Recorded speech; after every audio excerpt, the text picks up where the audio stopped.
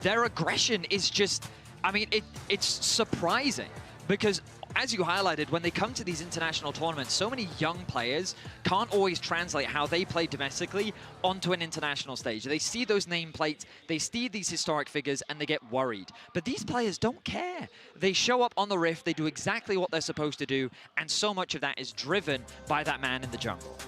Histo, a player that I'm personally so excited, right? He is the new youngest player. It was Hongq at MSI, the new youngest player on the stage. And going up against Inspired, this is going to be a crucial matchup we have to look at. But again, the youth, the confidence on this stage.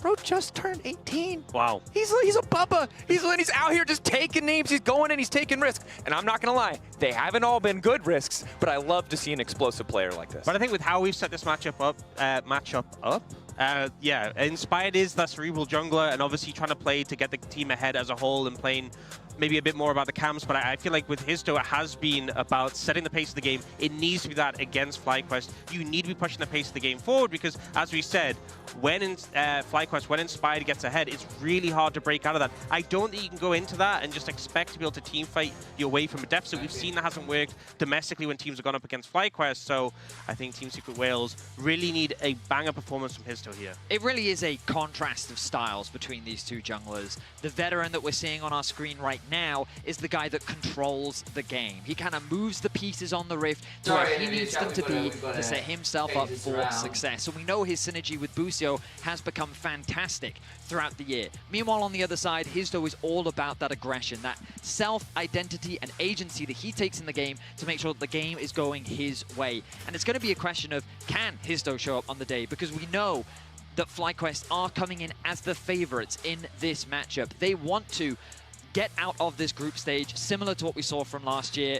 And I think that given what we've seen from them so far, I mean, I guess that's the big question. What have we seen from them so far? Because they fell short to T1. They had a strong performance against Vivocade. How will they handle this aggression this time around? And I think especially when you look at some of the other teams are in the 1-1 situation, the fact we have Gen G against T1, if T1 win against Gen G, if Gen G go to that 1-2, it is going to be really scary. You do not want to lose this match, potentially go down to that 1-2 spot, have to play against Gen G in an elimination best of 3, a team that have been so consistent best of 3s. A win here is so meaningful. A loss here could put you in such a dire position. And remember that FlyQuest feel like the strongest team that we've seen performing across LTA and LEC. I think they bear a lot of the hopes of the West as a whole, especially of the LTA. So to lose here would shatter a lot of that hope, shatter a lot of those initial expectations. And I think it's a super high stakes scenario to be in. Team Secret Wales, again, playing to surprise, playing to further prove that the LCP as a region, as a whole, can be dominant, can be that big force. But to be honest, we're just going to have to see who comes out. It's a best of one. Anything can happen. Let's get in to Swiss Day 4. Hell yeah. Do it. As Juro is just another target, Brawler was fed the hope of Gen G, but even he is not enough. They got the better of Gen G. We're going to change the thumbnail in a second too, guys. 발도전이라서 한 번 실패했다고 해서 더 이상 포기하지 않고 앞으로 계속 나아갈 수 있다는 마음가짐을 가져야 한다고 생각을 하고 있습니다. Faker runs back to the base, but this game's done. That one T1 loss, it ain't the same, is it? 저희가 오늘 지긴 했어도 그래도 저희가 또 보여줬던 좋은 모습들도 많기 때문에 상대하는 팀들이 많이 의식을 할 거라고 생각합니다. 지금까지 티어는 높은 산들을 넘어왔기 때문에 이번에도 그럴 수 있을 거라고 믿습니다. 저희가 상처를 입었지만 저희가 입은 상처보다 더 많은 상처를 내드리도록 하겠습니다. Very few people thought that they could do it, but they have just struck fear into every team that we're on. I don't feel any pressure. I just want to win every game. Top Esports able to do what BLG could not. We lost against TS because our mistakes, but I think if we play well, we can win next match too. Delight had us in the first half. The rest of it looked groundbreaking. 지금 로스터에 있는 선수들로 다 우승을 할 수 있다고 생각을 하고 저와 제 팀원들은 모든 걸 이룰 수 있습니다. 귀드 선수 빨리 집으로 보내드리겠습니다. If you think we are weak, remember, BLG thought so too. No? That wasn't the issue. 觉得今年其实3支 LPL 队伍都非常强吧。The LPL Goes 3-0 here on day 2. This is what you can expect from one of the best regions in the world. 这是我们的主场，所有粉丝都在与我们并肩作战。我觉得一干一池队的野，我们是基本没有什么怕的对手吧。A convincing stomp from BLG. Oh my god！ 我们会把你送下去的。We're looking to make everyone proud. Top Esports coming out swinging. They'll take down G2. But first, we have to focus on ourselves. G2 woke up and chose violence. We're going to show confidence, resilience, and we're gonna give it our all. Let's get the shattered. In best of ones, you have to be more clean. FlyQuest back to business as usual and finally find that 1-on-1. Unless you don't have Mistakes are permissions, high. no, I guess you must A do. singular mistake can cost you the whole tournament. Em cảm thấy khá là háo hức khi mình có thể được 1-1. LCP on the board first in a big way. Second seed, do it right. Tụi mình sẽ cố gắng về và tập luyện tập trung hơn để có thể Game used to go down in volume when we get into it, apparently. dù So. đối thủ có lại sắp tới Sam thì had it on a mere mình master tự tin settings, chiến thắng họ basically, 100%. I think. To our next opponent, believe me. Appreciate it. Yeah, I mean, we've been bouncing between different bits of content, so I had to shift all of my camera and audio gear into my room to record some stuff for Go to Vyote. And then I've just brought it back in now, which is why we're a bit slow to start today. So, I will go back to yeah, no, I boiled it for you guys. which is, yeah, well, yeah, I know, which is why when I boiled it, I was like, it was very quick. That's why I say the kettle's boiled. I'm not saying, Sam, I'm not saying I boiled the kettle. Technically I did, but I re-boiled the kettle. But I was saying, Sam, you'll notice the wording was, kettle's boiled. Yes, no, it's very kind of you, Sam. I appreciate it. I didn't want to interrupt you mid-flow of fixing things, so I am. Kobe sounds better, as you'll be alongside with me for 4 awesome games today, which I Oh, so Star's doing all of them today. teams are standing right now. We've got some good teams in this lineup. Yeah, and I saw Nuke up there already scratching his head. Coach of Oh, FlyQuest yeah, trying to that makes figure out what sense. to Wait, do is with that the true? pick bands here. Is that good or bad? I guess they can switch Honestly, out. That's I think it's good. good. Okay. So both, it's interesting because we always talk about Busio Bard, Yeah, there's that. but Taki plays Bard a lot as well, so we assume that is going to be pretty contested in this one. Last time around, you know, FlyQuest led the Bard through versus T1, gave it to Carrier. They bit the bullet on that one. Mid lane, though, is definitely a big focus. One thing with Dyer is he's not that great at, like, Talia and Azir. So sometimes you have to worry about that, but we'll see. Alright, so just gonna sort out some stuff in the background. I know we're into draft. I mean, we're just looking at as equals, like flipping stuff, right? Mid laners, and so taking those two out early. Wukong still up though, and to me, with the fall of favor of Jarvan, even though I still think the champ is fine, really liking early Wukongs. Even early Trundles have had a lot of success for jungle. And I mean, other 80 carries as well to mention for first pick, as Talia does go as well. If we're going for what could be blue side one, we have seen Caitlyn here and there. We've seen Sion as well. We know it's FlyQuest, and I know Masu feels like such a great Kai'Sa, but so is Eddie. So maybe there is some priority in taking away comfort for a single BO. Well, I got some lore for you because Bwipo always hovers Kai'Sa, and I know that too as well. Yeah, it's tricky. It's more of a shout out, but it does mean that the first pick is more highly anticipated here. Although dive comps are very successful. Yeah, there's the Wukong I was talking about. Really feel like that is just king of the jungle at the moment, just because your team fighting is so good. And Wukong as well fits into the way that FlyQuest like to play the game. Yep. They do like to be controlled and keep inspired on very efficient farming.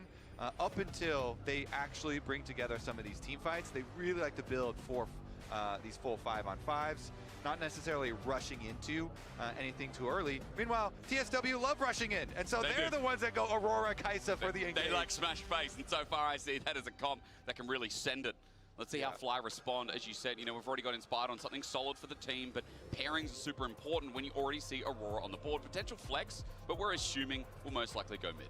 Yeah, you know you're facing just dive comp here, so preparing for that. This is, thankfully for FlyQuest, something they are used to playing. You know, they're used to playing 100 Thieves in the LCS, which is a very aggressive team that likes to fight a lot. Thieves can't play Azir or what? No, Quad definitely can. Quad's definitely played a load of Azir, but yeah, Azir, you're absolutely right. Azir being unpicked and is quite different. Brick wall of a front line. The Sion super early for Bwipo. and the Wukong already in place for Inspired, so I think they're feeling quite good.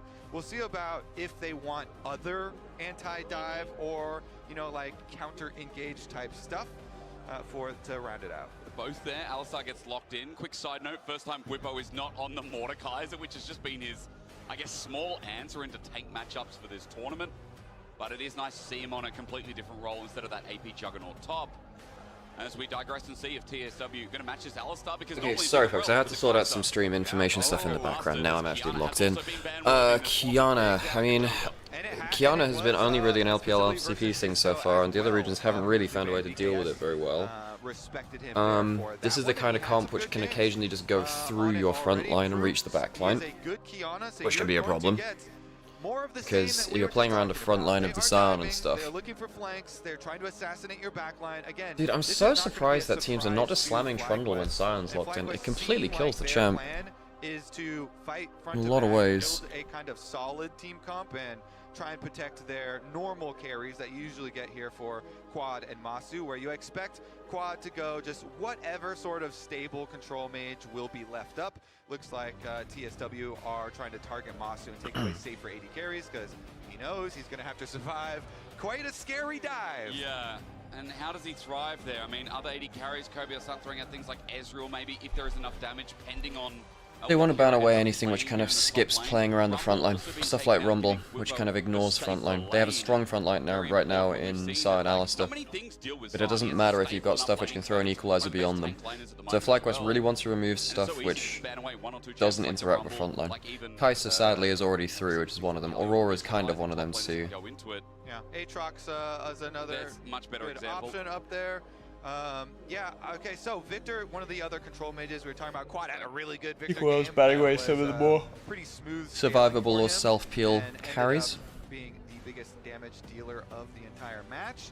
So, not too big of a surprise there, but let's see if there's... Some people are going to make out like bandits and channel points. Didn't Harold gain like 150k? Or something like that for the CFO T1 game? They do have the Alistar already, a little bit of protection. Yep, there you go, the Poppy. Support banned out. I think that's wise considering the Alistar and the Wukong that they already have. So you just pull out the Nautilus here, match into support, and then leave that Aurora still technically as a flex. I mean, coming from EU, we have seen it top plenty of times into tank matchups because it'd be quite annoying to lane. So I think when the lane swap comes through that it has been considered quite useless as... So what do you do that gets through the front line? I mean, Mordekaiser is actually pretty good. Oh my god, he's playing against the Mordekaiser now. Alright. Because I do like that though, I do like that. I think what Secret Worlds want to do is just have champions which just don't interact with regular 5v5s. Being able to remove a tank is kind of big, right? So what you do is, if you're going around an objective, you can actually just ult the frontliner so your team has a free chance to engage on the backline. And then Mod removes the front line? Exactly. Okay, so now you get the Azir. Hang on. This has got to be one of our very first Azirs of Worlds. We haven't seen any Azir pretty much, have we? Plenty of threat themselves, and so could become problematic for FlyQuest. But FlyQuest, as we said, want to build they might do the Taeyin swap if they lock in Vayne or something like that. It's not a very good Vayne game. It's fine, but not a very good one. Actually, it's not too bad thinking about it. I would have been. I mean, it would have worked better with a different team for yourself, but it's very good against like the Mordekaiser and stuff. Cap's lost on Azir. Oh yeah, true. Side note that we've gone past is Azir gets locked in, usually perma-banned in the tournament so far. It's been picked up one other game, and the fact again that we're just seeing it fly through to the end of stage towards Quad with the Corki you just mentioned solidifies that front to back you were setting up before for FlyQuest. What an easy draft to operate. Yeah, one of the big reasons for Azir kind of dropping priority is the recent changes, you know, kind of nerfing the early game. So we'll see about the scaling for FlyQuest. This is pretty often what they try and do. You know, if they're facing an aggressive team like that, they'll try and scale into some in terms of full fights. comps. It makes me a little nervous, though. Vietnam, I think Secret Worlds have ways to randomly get through the front line. The Rakan is also there too. If you manage to somehow ult out either the Sion or Alistar, and the other two frontliners are out of position, you can kill the carries. I think it's quite hard to get the golden road for Secret Worlds, though. It's very hard to get the golden road. Like the golden line in a team fight. where you don't have to worry about the Cyclone, you don't have to worry about the onboarding Alistair with ult on, you don't have to worry about Sun charging Q in your face. We talked about a lot of snowballing that could happen in this comp, and that's what you want to see. When Does LPL play Kiana as well as LPL? Well, Junjie from CFO does. Now we get to see if Secret Worlds gets to play that as well too. I am a little nervous for FlyQuest. I mean, again, they're very accustomed to doing this, but if you So Secret Worlds have a bit of a, this is an X Factor comp, right? And do nothing, and then you lose and lose and lose and lose stuff on the map, then it's very embarrassing. But if you scale, and then you win the mid-game team fights, then it's not embarrassing. Then it's great. Then it looks great. So we don't want FlyQuest to be embarrassed, do we? People will be ready to say, "Oh wow, you just you know, didn't do anything and then lost." But I love you covering all angles, making sure we're going into this one with everything covered. Welcome back to Worlds. It has been a privilege and a pleasure so far. I mean, it is delivered. Our 1-1 teams look great for the runner today. So, they're definitely expecting a lane swap here, as the Sion Mordekaiser matchup is annoying. And the ward in the side brush is already there, our expected lane swap detecting ward, but Whippo kind of shows to give false info, and he's going to stay up there. Interesting. So, Whippo is going to recall a little bit later. I assume he's recalling. Okay, good. Yeah, he's recalling. Masu's headed over through jungle. See if they actually complete it. Yeah. This comp comes down to, are jungle and AD good enough to outplay and carry the game mechanically? I think Mordekaiser is part of that too, right? And I think that, no, I think actually it doesn't, I don't think it has to be just play to carry. I think, you know, Aurora can get a lot of damage through the front line at points as well. We do get supports landing with bottom for... okay, so we get the Taeyoon swap. Corki very, very good in the 1v1 top lane. And we were talking about this a little bit before. So LCP and LPL have some experience, VCS as well, from the year before, and PCS from the year before, of 1v1s for side select. And we learned that Corki was really, really broken in 1v1s. Corki was pretty much permaban, or picked. Draven was in there too. Lucian, Heimerdinger, Jace, Renekton, who tended to be the big ones, a little bit of Volibear, tiny bit of Zed. Orianna is there too. Orianna's really, really broken. Pretty fun comp from Secret Worlds. So FlyQuest have really big frontline, but Secret Worlds have a comp which is like kind of designed to just kind of ignore the front line at best case scenario. So you can like use the Mordekaiser to ignore the front line at points. And then you've got a load of diving champions which go very, very deep. Yeah, they do as well with the Mordekaiser and the Kiana and stuff. Folks, in the chat, is game volume good? It looks great, and then you realize that you have instead, you know, been Kaiser passive. Is game volume okay? Yeah, it's actually kind of a fun lane here. Okay, it's good now? Perfect. Cool. The beef balls here versus a regular. And they're team swapping. Meanwhile, on the top side, I mean, we did see in the LPL 1v1 side slays that Corki is very, very, very broken in 1v1s. Yeah, he's pretty annoying. A little bit of a camera pan before, and Masu missed some CS, but still applying. Getting Rakan Qs is very good for lanes like this. You're actually losing push against the side. I will say, Whippo and BitVC have been doing a very good job of trading there. They have, actually. Although, this man might get a bit nasty. Kaiser passive. Hey, we're doing alright, aggro. Kaiser passive. Posture tech, okay. Posture tech, I can do that. There you go, it'll work well enough. Early money, you'll pay for it later. So they do back off. And they how are the rest of the lanes going? Well, Hero's actually picking up farm in top lane a decent amount, losing a little bit, but yeah. I don't know, oh, is the... maybe I didn't turn it on at the thing. Are they going to try and just sacrifice the Sion, get the zombie? They're going to try the very least. We've got instant flash, double matches, over back into the turret. Histo gets out because Eddie was tanking for the time being first blood to the Whales. Super good juggle of tower aggro there. Nicely done to get the kill as well onto Whippo, although it was happening. My bad, I was turning the power charger on for the... so it looks like the Kiana flashed in to make the play happen when with the longsword back. With the longsword back. Yeah, it's been kind of standard for 3-camp longsword back for Kiana. Which, stuff like Zed and Kiana doing that, it gives you an unexpected amount of power, because even if you're playing very strong early champions like Pantheon, Vi, Wukong, well, with less Wukong, Jarvan. If you're playing against a champion which is technically weaker at the same level but has a longsword, it changes the matchup. And that thing is really annoying because a lot of junglers move around the map assuming they win certain points in the matchup. But after 3 camps, you think, oh, you know, I could evade for their 6th camp or something like that, and actually they come in with a longsword instead, you lose that fight. The same with Scuttles is the big one for that. And I think that the other thing is it changes gank timers, because one of the reasons one of the things that happened probably mid-2018, arguably, actually, basically post the Camille jungle gank at level 2 arc of jungle. They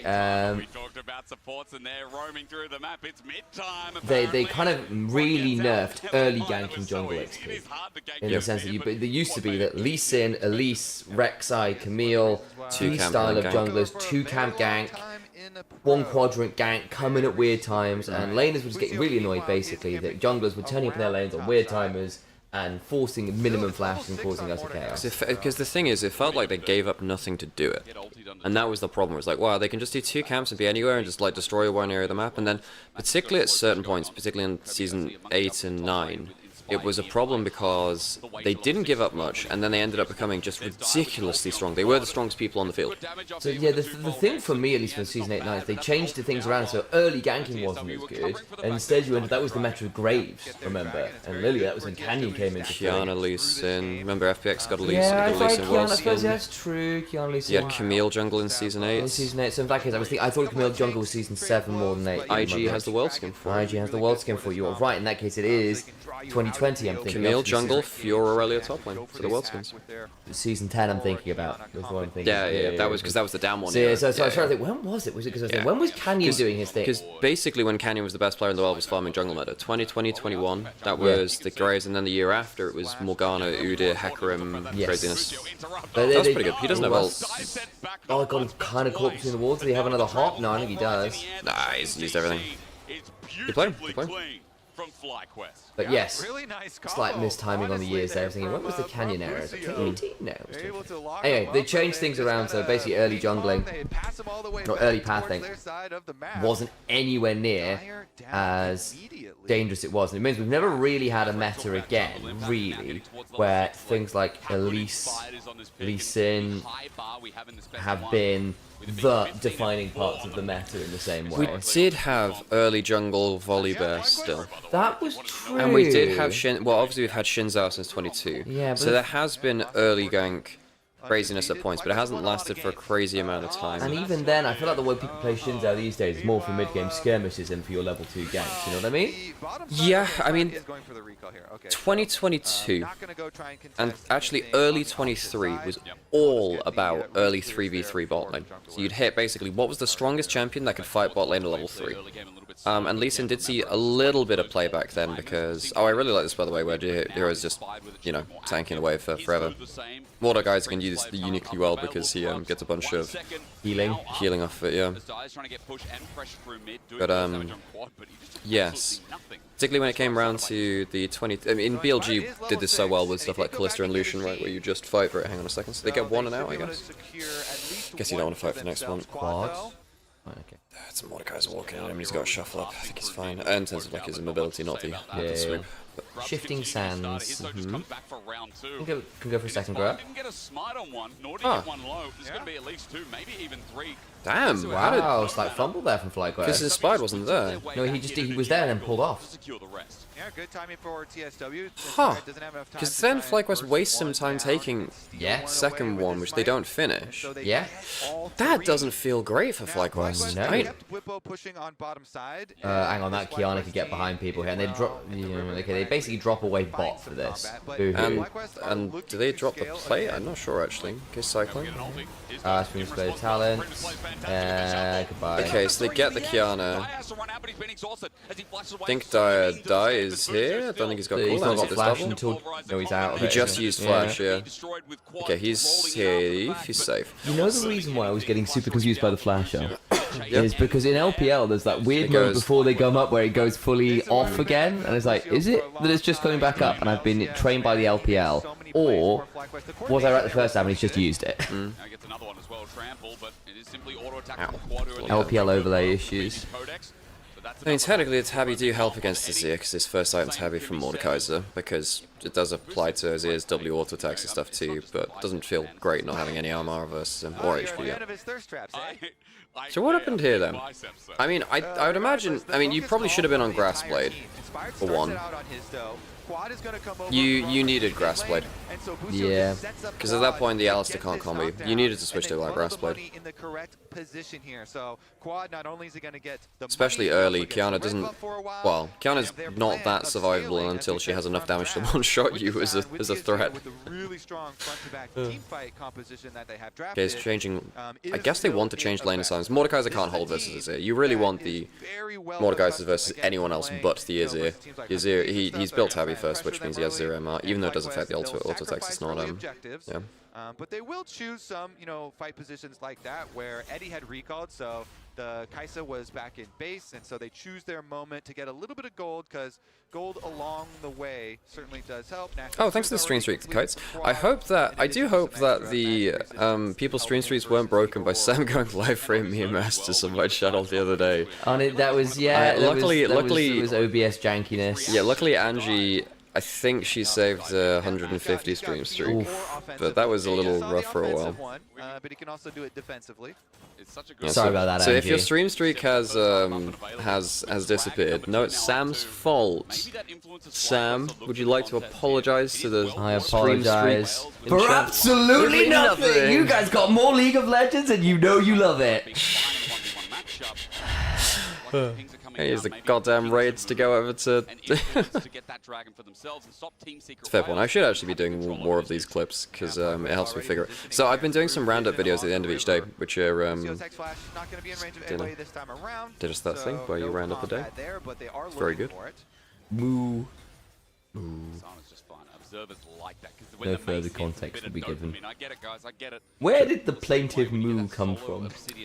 Alistar dying one point, and I thought it was a funny phrase. Yeah, it was. That's probably what it was. Yeah. It felt like a very mum phrase. Like, is it a mum thing? No, it was a me thing. It was a you thing, yeah. Oh, I'm okay, sorry about that one. Well, not that I can save your streak there. Sadly, I don't have the powers over life and stream death. Does he have full Trinity Force in base? Because Upload random videos? Cool. I mean, I'm not the best video editor, but I have sometimes funny ideas to make something pop a little better. It's just nice to be doing videos again. Okay, Busio has ult. I mean, you have an ulting Alistar here. You just want to wave clear his die. That's fair. Good play. Teleport in. They get a teleport and an ult out of that, and they get dragon. And I mean, Sequels get dragon, and they get but then the other side, FlyQuest get an ult and a teleport. I mean, this game's going fairly slowly. Decent gold lead over to FlyQuest. A lot of it's in mid lane on the Azir. This game is really going to be how well the Secret Worlds close down the carries before FlyQuest's front line and get on their case. It is, yeah. Compliment for Foxy Luxana. Trinity Forces and Corki is huge. And Quad was already accelerated, so the Azir was already in a fairly good spot. And they're kind of cruising up to build. Your name rings true today because you are the Lux, the light in the chat. A very efficient buy to go to into the a light in the chat darkness. Alright, it's not a bad trade there from Whippo actually. He took 60% of Dire's tank, by the way. Yeah, Sion. The reason that Sion is really annoying because he's so disruptive and does a ton of damage. Whippo could actually get ulted and die here. Yeah. I mean, Canic Rooker just already synergizes so well with Sion, all that extra health, but being able to do it into the double AP solo lanes as well. Is the gameplay stream lagging or is it just me? It shouldn't be. A bit janky today. Let me check. Nobody else can teleport in, so he's just running for the minion. He really wants the minion, so Whippo alters him at melee range. Dire decided to come back in. Whippo has taken a couple of turrets. He can't clear the wave. He can't clear the wave. Where's the sulfur? Yeah, he just gets a grass prop. Good grief. Easy as pie for Whippo on the tank. Hysterics, I was seems to be okay on YouTube. Like, cook up, what is the idea? Oh no, it is a little bit low frame rate actually. And the idea was, it's really frustrating to watch all my minions just dying at the tower. And so they just wanted to get in there. Let me go see if I can change some code. The video on your stream looks like the FPS is dropping bad. Yeah, we're dropping frames. Not allowed. That's a big loss as well. Quad was already getting top turret. Your CPU, have you got anything else on in the on background? means of hex gates here by Taki, but he's found on his flanking angle, goes back into pit. And it's not like there's a dragon or anything here. The next objective spawns topside. Just close down extra programs then. then. Having all that control on the right side of the map, now covering Whippo. I mean, It's a great early game. yeah, what optional programs have you got which are running? Well, some of it certainly did. Even with the E missing. Oh, he was having issues too? It might be Twitch being weird, Sam. It might be being... Well, but it's what happened on YouTube too. YouTube's... I don't know. I was watching on YouTube and the FPS is still low there. No. It's... Yeah, no, it's fine now. There was a weird connection thing. Okay, Call cool. me speculative. That was Weird. the word. Got me crazy. Fair evaluation. 1,700 gold lead between mid laners. Not only. No, the FPS is still low on YouTube when we're streaming to YouTube too. Solo turret and top side. Wait, I'm just gonna wave and just see if I can see anything on the... Even Whippo Is it the stream versus or is Hero it the... doing fine. And remember, Hero picked this into the side. Try to do the Whippo special. Yeah. And we'll see. You know, as the game progresses, it is currently going pretty well according Weird. to FlyQuest. Been very choppy. Restarted my phone. Yeah. Towards this mid game, they have a lot of gold in the places that they want. Probably even more than they. Maybe just change, close down. Is it a CPU thing? No, it's not. Okay, encoders. Okay, maybe it's just... No, it's not the feed, Monsters. It's not the feed. I mean, we're watching it fine, because we're watching it on our screen at high FPS, so in terms of... Because we're... Genuinely just that whatever connection to That is definitely something that you can count on, you know? Even if they are down in gold, they definitely will look to like fight their way out of a loss rather than sit back and not seeing any encoder issues. So we'll see if they are able to pull something out. Whippo currently just pushing on bottom side, and he has no But it's happening on YouTube as well, so... Yeah, well, Whippo's connection. But they're not contesting any of these Our objectives. internet, okay. Maybe it's just Right. smart play as Busio, never mind, finds a pick, sends Okay, it I don't know. I think that the front line's in position now, isn't it? Oh god damn, that's a lot of damage. But... Okay, alright. Damn, that's actually not bad from Secret Worlds. Even It seems to stabilize again. Again, they're going to send it forward into his toe, but it's only the two of them. The official stream works fine on YouTube, yeah. Massive flashes into Ooh, the bloody hell. Tucky gets out as well. Okay, Hitso's in a good spot. That Haiti carry is insane as Quad. Then here comes the ZR. Busho's close to dying. Now Quad's in threat as well. He'll... If he... Hang on a second. FlyQuest got bored and said, we need to fight. I mean, so they did have two people split pushing, and they... Do it again. Yeah, I actually want the comms listening, because they clearly intentionally Have you try got to anything make else this active? play with three people mid. Okay, right. And they do get burst damage really close to lethal here, but it's not quite lethal. And since nobody had time even for TSW to recall, they cancel their recalls, and he's able to escape, as is Taki for the beginning of it, and Inspired's down. And the two split pushers Weird. for Haven't had problems with that like the whole year. Oh yeah, the stream. Okay, yeah, the stream is really choppy. Clean up these kills. He does get one, but as far as your evaluations, Hysterics, I would say that was not worth, because you know, Don't know how to fix that. Quirky flash. I respect it. It might not be worth, but I respect it. Yeah. Okay. They're having fun, you know? Yeah, that's a good Might be sign, multi-streaming. isn't it? I mean, Maybe... still ahead in gold, despite the play. Massive flashing forward still gets a kill. So earlier in the year, there was a day where multi-streaming really hit quality. They really want to send it with this comp, with their Happened to style. both us and Yamato. Got a chance to do So that's why I'm mentioning it, so I wouldn't just dismiss that out of hand. Or it'll just They figured they could make you wanna- a, like 3v5 clip. Yeah. Do you want to And, cut I mean, my the burst- YouTube stream and see if a it lot of works? burst damage, but not enough. Hey, we're talking about earning legacies. That's how you start. You know. Massive Sorry folks Busio watching on is YouTube, but like we need to try and see if this will save the stream quality The elsewhere. question then becomes, can TSW punish this Corki now? Masu has no summoner spells. So honestly, I would like to see, you know, follow-up repercussions for that play. This Corki here is a vulnerable target, and TSW have quite a few engage tools. Their ults are back up and available, all 10 on the map right now as well. Fly look for mid cryo, and Hero comes from a side, while Eddie gets poked out a bit, and this third dragon again, all the focus so that Fly can stop stacking onto Dire. He'll get out thanks to the blast cone, but the small poke landing here, that is lowering the health bars. See if they can get any sort of poke damage first. FlyQuest with the vision, leading over towards I'm not getting any but encoding. nobody's Okay, starting do you want to just kind of, kill the moving here, and since Do you want to kill TSW the do have YouTube vision stream? inside the pits, Sorry, what was nobody's that? gonna get baited and walk too close. Okay, we won't do that then. Stand here. Histo comes from a new angle, drops the Herald. Quad retreats, and Fly are still in this brush. They haven't started yet. Trying to bait them in, and the lure eventually Okay, works. Whipper just gets a run at them as the front line, which is annoying as heck. Range advantage is going pretty hard here. Ult melee range. Hero has to ult in response, and it's Judgment Day for someone if he can get them in a 1v1, but it's only Okay, that's a big old flash ult, but I don't like that Dire. Oh no, they get the Azir. You know what, that's actually not too bad. I don't think it's good that Eddie is hitting frontline here. No, you can't be hitting frontline at that. Cyclone's finally in. Yeah, this is the problem. You can't really,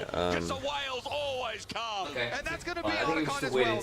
That was Dragon. The idea from TSW is good. They're trying to fight WoW. You know, Inspired is taking the Dragon, so... Do it again! Decimating Smash. Masu going to step up to this one as well. Valkyrie on top of his... Yeah, ISP was having a moment. Masu will get the kill. The slow onto Taki. Team Seeker Okay, Wales right, check fair the play. brush. Not once, not twice, 3 times, and they get punished for it. Okay, we're back. We're good.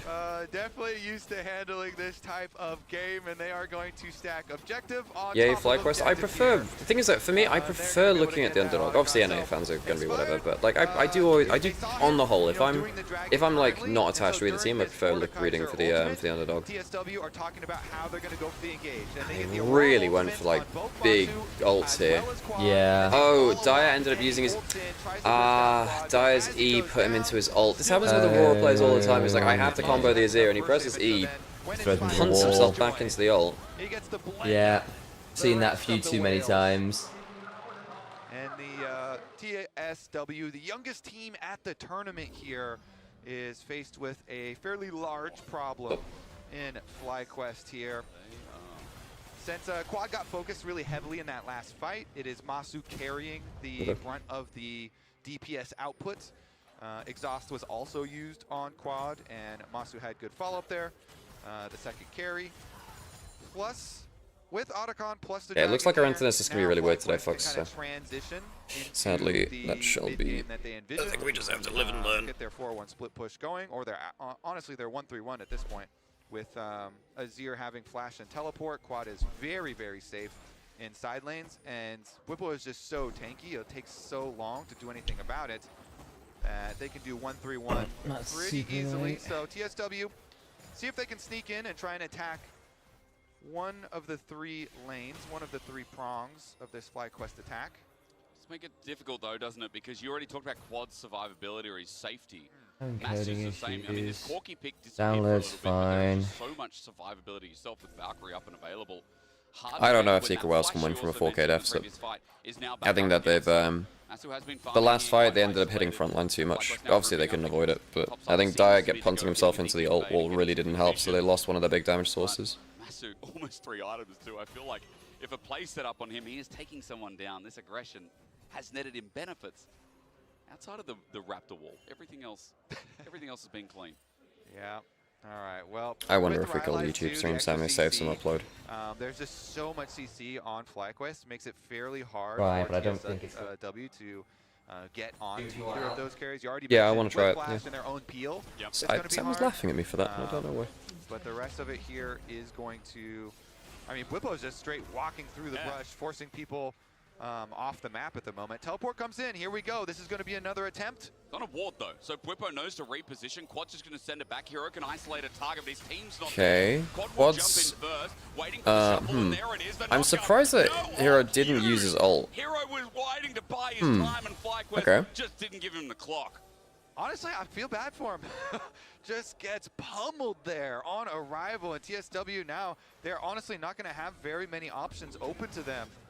FlyQuest, the steamroller in this game. TSW looking to see how they can defend even further. Taki Ooh, misses. Oh no, Taki. Okay, it gets a little bit in there, but not bad damage from Dire actually. Almost a very good pick attempt that. Not instantly pressing his ear, R on his ear was certainly a choice. I mean, I think the problem is if he goes into the Death Realm against his ear, it does just kill him. That is one of the issues with Mordekaiser if you're just against a load of people, which, maybe yeah. after the game they'll get the dancing TikTok. I don't know. Did Boostio say he was going to dance if he won? He said dance or flex, didn't he? Yeah, he didn't want to answer. It seemed it's a 50-50, yeah. He pleaded the fifth on that one. Okay. As an Australian, I had to Google what that was, Kirby. Yeah, it's just another way of saying didn't answer. Yeah. All right, Whippo up here though has several attackers. Okay, well there is an ultimate now for this dude. The damage on him. Okay, it's coming now. It's in the realm of death, right? Whippo is surviving for now, and I might be wrong about that because I think he came out a while. It's hard to see with Mordekaiser, but a shutdown nevertheless. Oh no, I thought that was the ult from Hero. I guess it wasn't. That's a kill. What can they work with? Baron's on the table. Looked like the particles though. Okay, so they've just killed Whippo just before Baron spawns. I guess they can't DPS it down, and there are other frontliners you can play around. Good flank angle from Itzo maybe. Is there? Thinks of an angle. Yeah, they want the objective bounty on the tower. I think that's a good call. Trying to objective bounty. You maybe should have flashed that combo. Zaya, my dude, you have flash, you flash late, you have ult. No, you don't have ult, actually, that's fair. Meanwhile, they do get the objective bounty for TSW, trying to get something back for themselves, but I guess he maybe got his flash comboed anyway. I think he can actually head away from his tower there and just go further away from the Azir. I mean, you could kind of consider Arm Guard the third item, so it's basically a 3-item Azir. Can be game defining. Oh man, they should be able to retreat to their dragon setup here, as long as FlyQuest keeps some sort of vision on Baron for the desperate Baron possible play. Then the dragon should be pretty easy pickings. Looks like it's stabilized again for now. Looks like it's stabilized again for now. Team Secret Whales are setting up for. Seem like it's going to be a possibility anytime soon. Double for Fly, and back towards the top lane, which Whippo has really been safeguarding up here, making sure Team Secret Whales again don't get any more vision control than outside of that one ward right now in front. Well, at least Secret Whales got some of the early dragons, so they're not going to go up an early soul. Yeah, I just really worry about. I mean, the Kiana's got some gold at least, but I just think the Wukong's now at a point where that's going to start blasting people quads. Actually, with Rylai's and Zhonya's and Nash's. Hard to get on top of, bringing a lot of utility. When you're having defensively ult as the Kiana like this, it feels really bad. But the flash down is a big tool. Certainly is. I mean, pretty much all. Yeah, that's why I gave the caveat that at least they haven't given dragons over. So every member on TSW. Does that make sense? I can get that too. They need their mobility. At least I was saying that it was just basically a silver lining that they hadn't given dragons over. Yeah. So while you were saying, all of these things which are very, very true and very bad, basically I'm saying that at least they're on dragons. At least, yeah. With Zhonya's on quad, which we already talked about the arm guard. I mean, realistically, you just need a really good Mordekaiser to pull someone out of the game for a bit. Ironically, probably the Azir. You lose the 1v1, you just take him out because he's not doing DPS and have your Kai'Sa blast the Corki with some friends. We'll see though. Boostio moves over back to Baron to try and clear this out. And FlyQuest could send, Whippo kind of deep here. They have quad on bottom side, even without teleport. It's because I'm really bad and it is. But Boostio, if you say it wrong, sounds like a very angry British person calling someone a... Yep. Yeah. A little bit safer, especially when you have that flash up and available. I did think that once upon a time.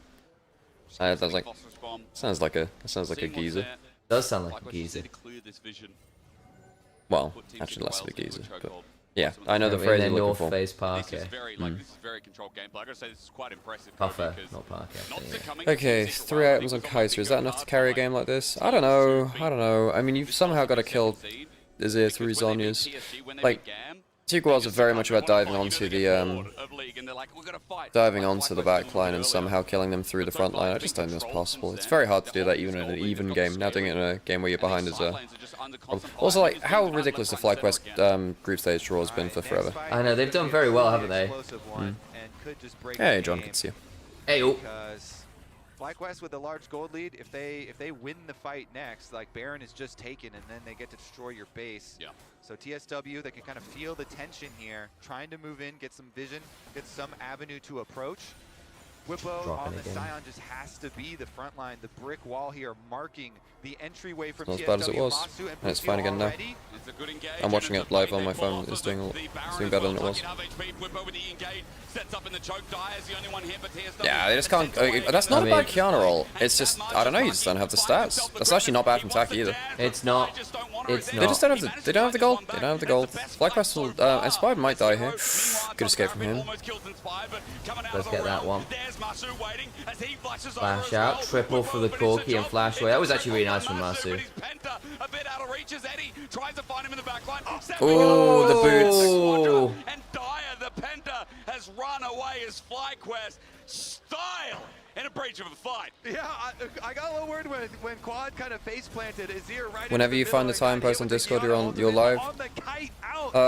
Sure. They get the return kills and they still get the Baron hysterics. Man, I tell you what, this tank unkillable, so annoying to deal with. As FlyQuest just send it in.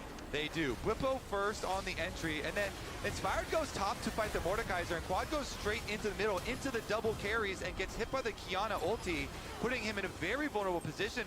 Then when you get the shutdown, and Eddie's able to pick up that kill, they start to chase you out. It's Busio again, who just gets this setup for Masu, locking up the Mordekaiser. Masu gets the burst kill, flashes over to Hello, safety. folks.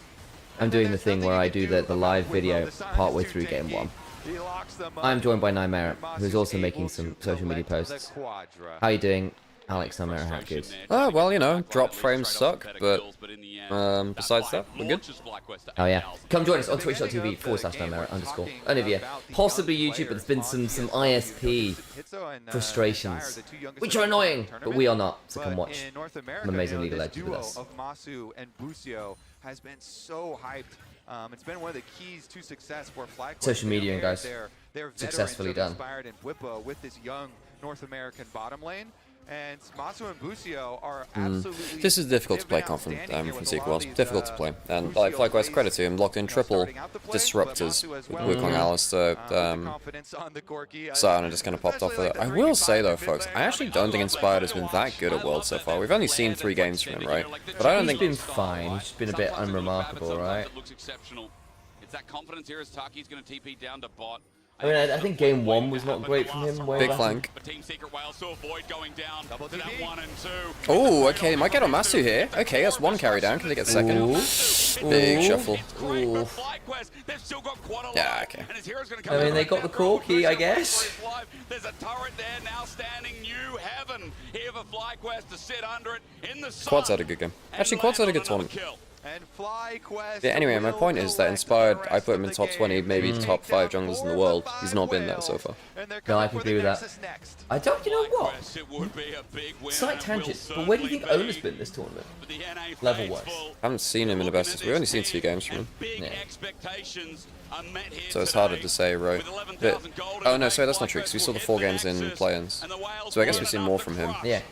I mean, versus CFO, he was one of the major reasons why they lost, right? Because he was very disconnected from his team on the Engage.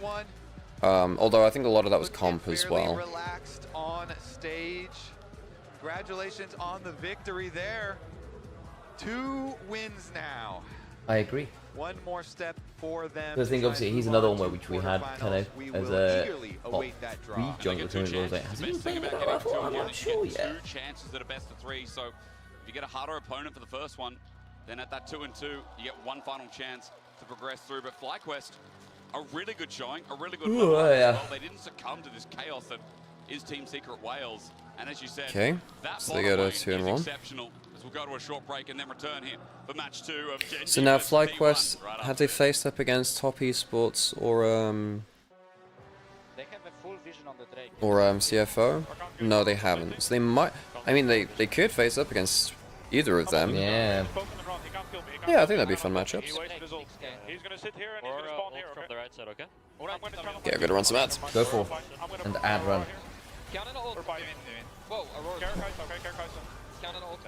Big Q here. No flash, guys. No flash, guys. Yeah, we're going. Guys, no flash. That's it for me.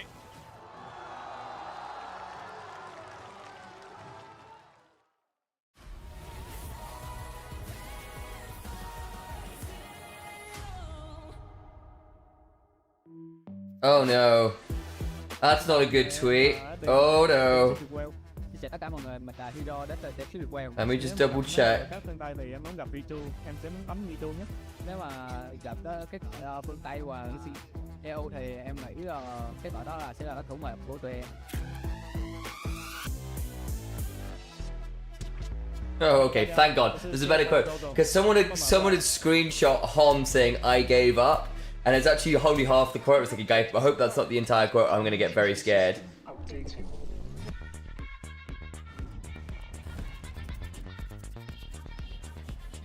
Alright, so I think it's kind of sorted itself a bit now, at least. Connection-wise. We'll see if it's stabilized. We might restart the YouTube stream if it works a little later. We will dance together. The future of money is here. I need to update titles as well, don't I, for the next... Red Bull gives you wings.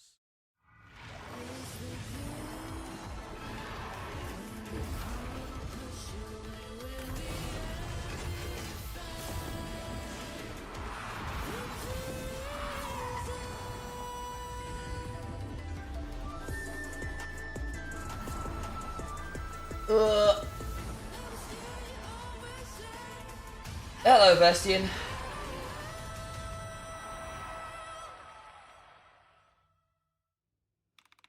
C1 versus Gen G, hell yeah. Oh, come on, internet. Send the thing.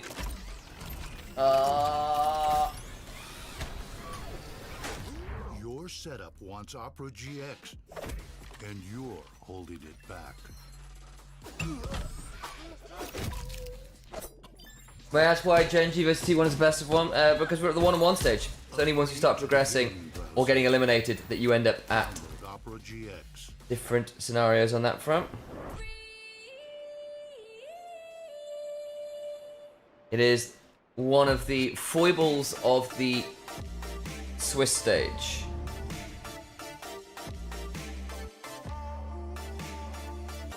Right.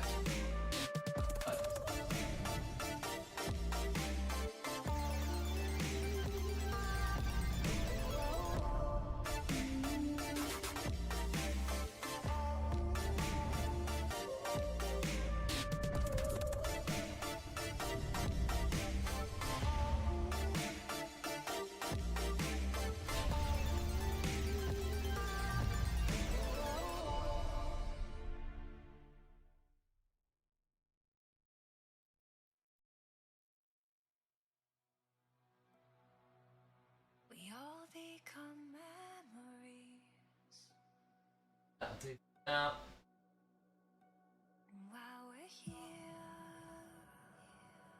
Ugh.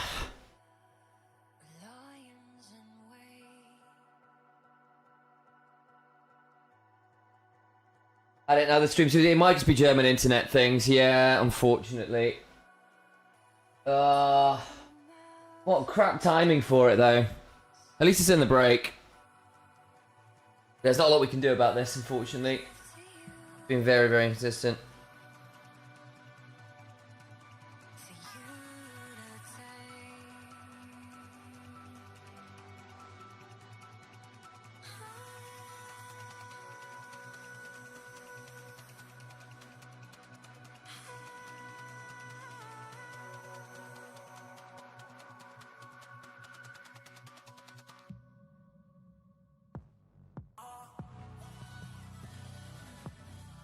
Oh, he's probably posting things into social discords and that kind of thing as well.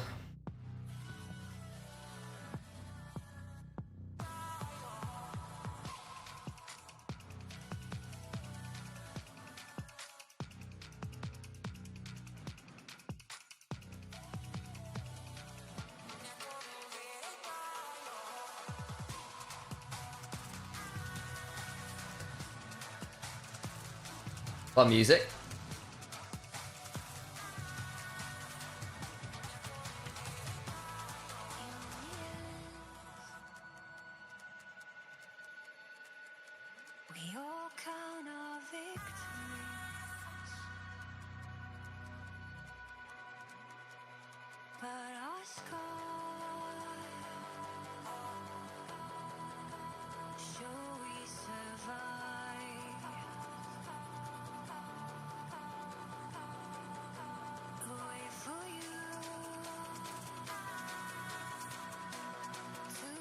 Don't know this track before.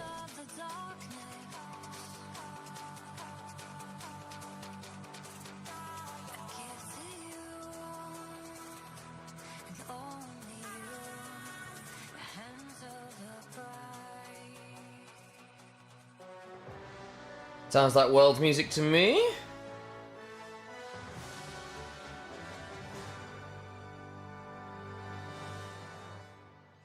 Welcome back to Worlds and welcome Busio to the Verizon post-game interview. Of course, you can see Masu being interviewed on stage. Hello, Busio. We're Busio. so happy to have you here, man. We were big upping you across so many of these. You were a demon in the early game. I think you were the favorites to win, but did it go to expectation? Did the game play out how you thought it would? I would say so. I thought we were playing pretty well, and we had pretty good tactics in the swap situation, so yeah, I would say it went as expected. Did you guys get bored? That Raptor fight, are we going to talk about it, Busio? Yep. I mean, we gotta go. Like, their ADC's in my face, and I make Q flash W into my team angle. I gotta go, even though it's like 3v5, we gotta go. It was 3v5, yeah. Yeah. But then did Masu need to flash into the Raptor pit? We'll see in review, but I respect it. I respect it. Okay. I mean, I respect. That's the correct choice, Busio. That's true. Yeah, that is true. He's a very likable guy, Busio. Busio. Because we expected Team Secret to come in and be like hyper aggressive. We thought they'd be super violent. Do you feel like you stopped them from that aggression, or do you just feel like they were playing a little slow today? I don't really think their comp let them be too violent pre-6. And then I think we just chose our fights well. And then we fought well. You know, we targeted the right champs, so there wasn't much they could do. Yeah, absolutely. And I think when we look back at your early game, it felt like you were really active on the map pretty early on. Seemed like you guys were comfortable. It's a very Dracos fit, that, with the collar. Was there anything special that you really tried to do in this game as the Alistar? We were kind of surprised to see you pick it so early, but it was a really good early gank. Yeah, I mean, I wasn't trying to do something in particular. You know, the opportunities kind of just presented themselves. Like I had a mid-roam, and then the fight in the river, top river early was very easy, but yeah, I don't think I did anything crazy. Yeah, I feel like we've seen Team Secret Wales a lot domestically. Teams have kind of tried to avoid fighting them a lot. Yeah. We saw you guys like give up the grubs, but then up for the fight, and after that was the comms, so like give them space, but you saw a window after that. Yeah, I mean, we used a 0 ult to kill the Aurora mid on my roam, so we didn't have the best situation for grubs. And then in addition, I think the Mordekaiser moved all the way up. So, you know, you get the grubs, but Mord moved up, so we're going to gain something elsewhere. And then with the tempo we gained from that, we got a good fight later. So, yeah. And of course, we had the 20-minute fight as well. We tracking on resources, right? Like, they've got plus Mord, you're down a 0. It's not a great fight if you take that. It really seems like there's probably nothing left. We can highlight it here. But I am curious because the secondary battle that you were interviewed about earlier today, dancing, thirst traps. What are we getting? What are the FlyQuest fans? What are the people of the world getting after a win this dominant? Whew. I'm not sure. You know, I normally do thirst traps, but like I can't just be doing the same thing all the time. But I'm absolutely horrible at dancing, so I feel like I need coaching, and then I can do some dancing videos. You could combine the two. You could do some sort of like flex dance, which would then impose both dominance. It's very tried to encourage Busio to get involved in sexy dancing for the fans. There's some people who really need to pay Palvetti for this. We can hit it up for sure. Just for setting this up. Like, he's got you guys back. Brother, we'll find it out. Aren't we told before I dance? Yes, 100%. But whatever. We'll figure out by our powers combined, we can find Shocks, who will be here eventually, and then she will teach you. You just have to keep winning, brother. It's that simple. I'm also wondering, because you posted that picture of you flexing in the elevator and said you were just in the elevator with Faker. Were you flexing while he was in the elevator? No. Okay, because we were wondering, you know, you trying to have an aura off against the GOAT? Sometimes you got to be willing to intimidate. Now, just turn up and go, yeah, Faker, how do you feel about this? Now, you guys obviously had the pleasure or displeasure of playing against T1. And I first want to talk about a little bit about Owner. The read, Vetty, that you had was kind of, T1 really does feel like they live or die by Owner. What's your opinion on that take, having played against them? He's definitely making a lot of space, but I think T1's just 5 elite players. They all have that playmaker in them, I would say. And in our match, I just think we weren't very warm, so it was quite one-sided. But I bet if we have a rematch against them, it'll go much better. Oh, that's interesting, because the thing for me is that Owner, especially when we think about the year for T1, has been so instrumental in both when they've been struggling. You were talking a lot about how in their regular season, even what in the hell is this segment? bad games, he was saving It's them. great. It's because of the lol. They've got Busio on having some fun with it. They've actually done the game breakdown bit. They're having some fun in between before moving on to Gen G. So they've kind of done the FlyQuest segment, Yeah, I mean, for sure. bit of lighthearted stuff, and then on to Gen GT and Gen GT1, which I think is a pretty good play. house. personally. I walked up to the Wukong and I got completely Got some good personality out of I'm Busio, like, who's great down yeah, microphone. play, He's a that's really, my really good bad. interviewee. You know? Look, it happens to the best of us. I do want to talk to you a bit about the support matchup. Ox, you found this out as well. Of course, we saw Esports World Cup. You guys were able to play against Gen G. You've now played against Carrier. What's your impression about these two players, the kind of the things that make them unique? Is there any player that you like more in terms of what they're bringing to the table or like how they play more? What were the two players? Carrier and Duro. Oh, okay. Support matchup. Yeah, I would say Carrier's more of a playmaker and he gets a little bit more creative, but then sometimes the downside to that is like his play doesn't work out. While Duro generally does the standard thing and doesn't make mistakes and plays very well, but he's a bit less of a space maker, playmaker, but they're both equally clean mechanically. Like laning against them, they have top tier mechanics on range supports, melee supports. So I would say they're similar, but just Carrier's more of a playmaker while Duro's does the standard thing perfectly. Having played against Carrier's Bard and being obviously a great Bard player yourself, was there anything he was doing, any things he did that kind of caught you off guard or really impressed you? I mean, I would just say he's just playing the champ Playing it really well, limit. yeah. Is there something specific? I mean, he does a lot of like cross-map ults to save his teammates and buy time, you know? So, you know, when he's walking around, he's always... How was the game? It was a good game. For, like, On the whole, I think FlyQuest were very clearly better. When it's at a great distance, But it was good for FlyQuest. A little bit sad for Team Secret Wales. But I am curious, given that this is a best of one. Now, does Gen G disappoint? Yeah, this is going to be a weird one because there's a very real world where Gen G or T1 end up at 1 and 2. Imagine if Gen G, tournament favourites, get partway through Swiss stage and are 1 and 2. That would be wild, man. For Gen G, like facing Gen G, if Chovy's having a good game, they have a very simple game plan. You know, he's pushing, owning, just developing an advantage just naturally without anything sorry, really good to see you. So if you put a stop to that, you have For T1 to beat Gen G, hopefully. It'll be an interesting one. Game. And then for T1, I would say they're very like snappy with how. Tony Frozen are back-to-back world champions at 1 and 2. Exactly. It's a wild day. Sure they're not overly taking space when they can't, and making sure they're always aware of where their teammates are on the map and not giving T1 pick opportunities. For you personally, if you were to go to knockouts and you were to draw into either of these teams, which do you think your team would match into better? I would say T1 because Gen G this year has like on average been a stronger team. But we have faced Gen G many times, and like each time is getting closer and closer. So I'd like to face them and hopefully beat them eventually. You know, we're due. So like, surely this time we got them. You're so due. Either way, you are due. For the sake of the West, I will say I'm open to see it as well. What is your prediction for today, though? It's a best of one. Obviously, it could go either way. But do you have any strong predictions? Is the world's magic there for T1 yet? In a best of one. I'm still slightly in shock that Veri managed to try and convince Busio to get into thirst trap dancing. Like, that is a wild having one or two statement. good plays and snowballing that hard can win, so I'm going to give it to T1. I completely agree. T1 only ever lose a single game in the Swiss group stage, and they've already lost it. I love that. I don't think it's possible for them to lose History, again. narrative, statistics. Ox? I think Gen G are going to lock in.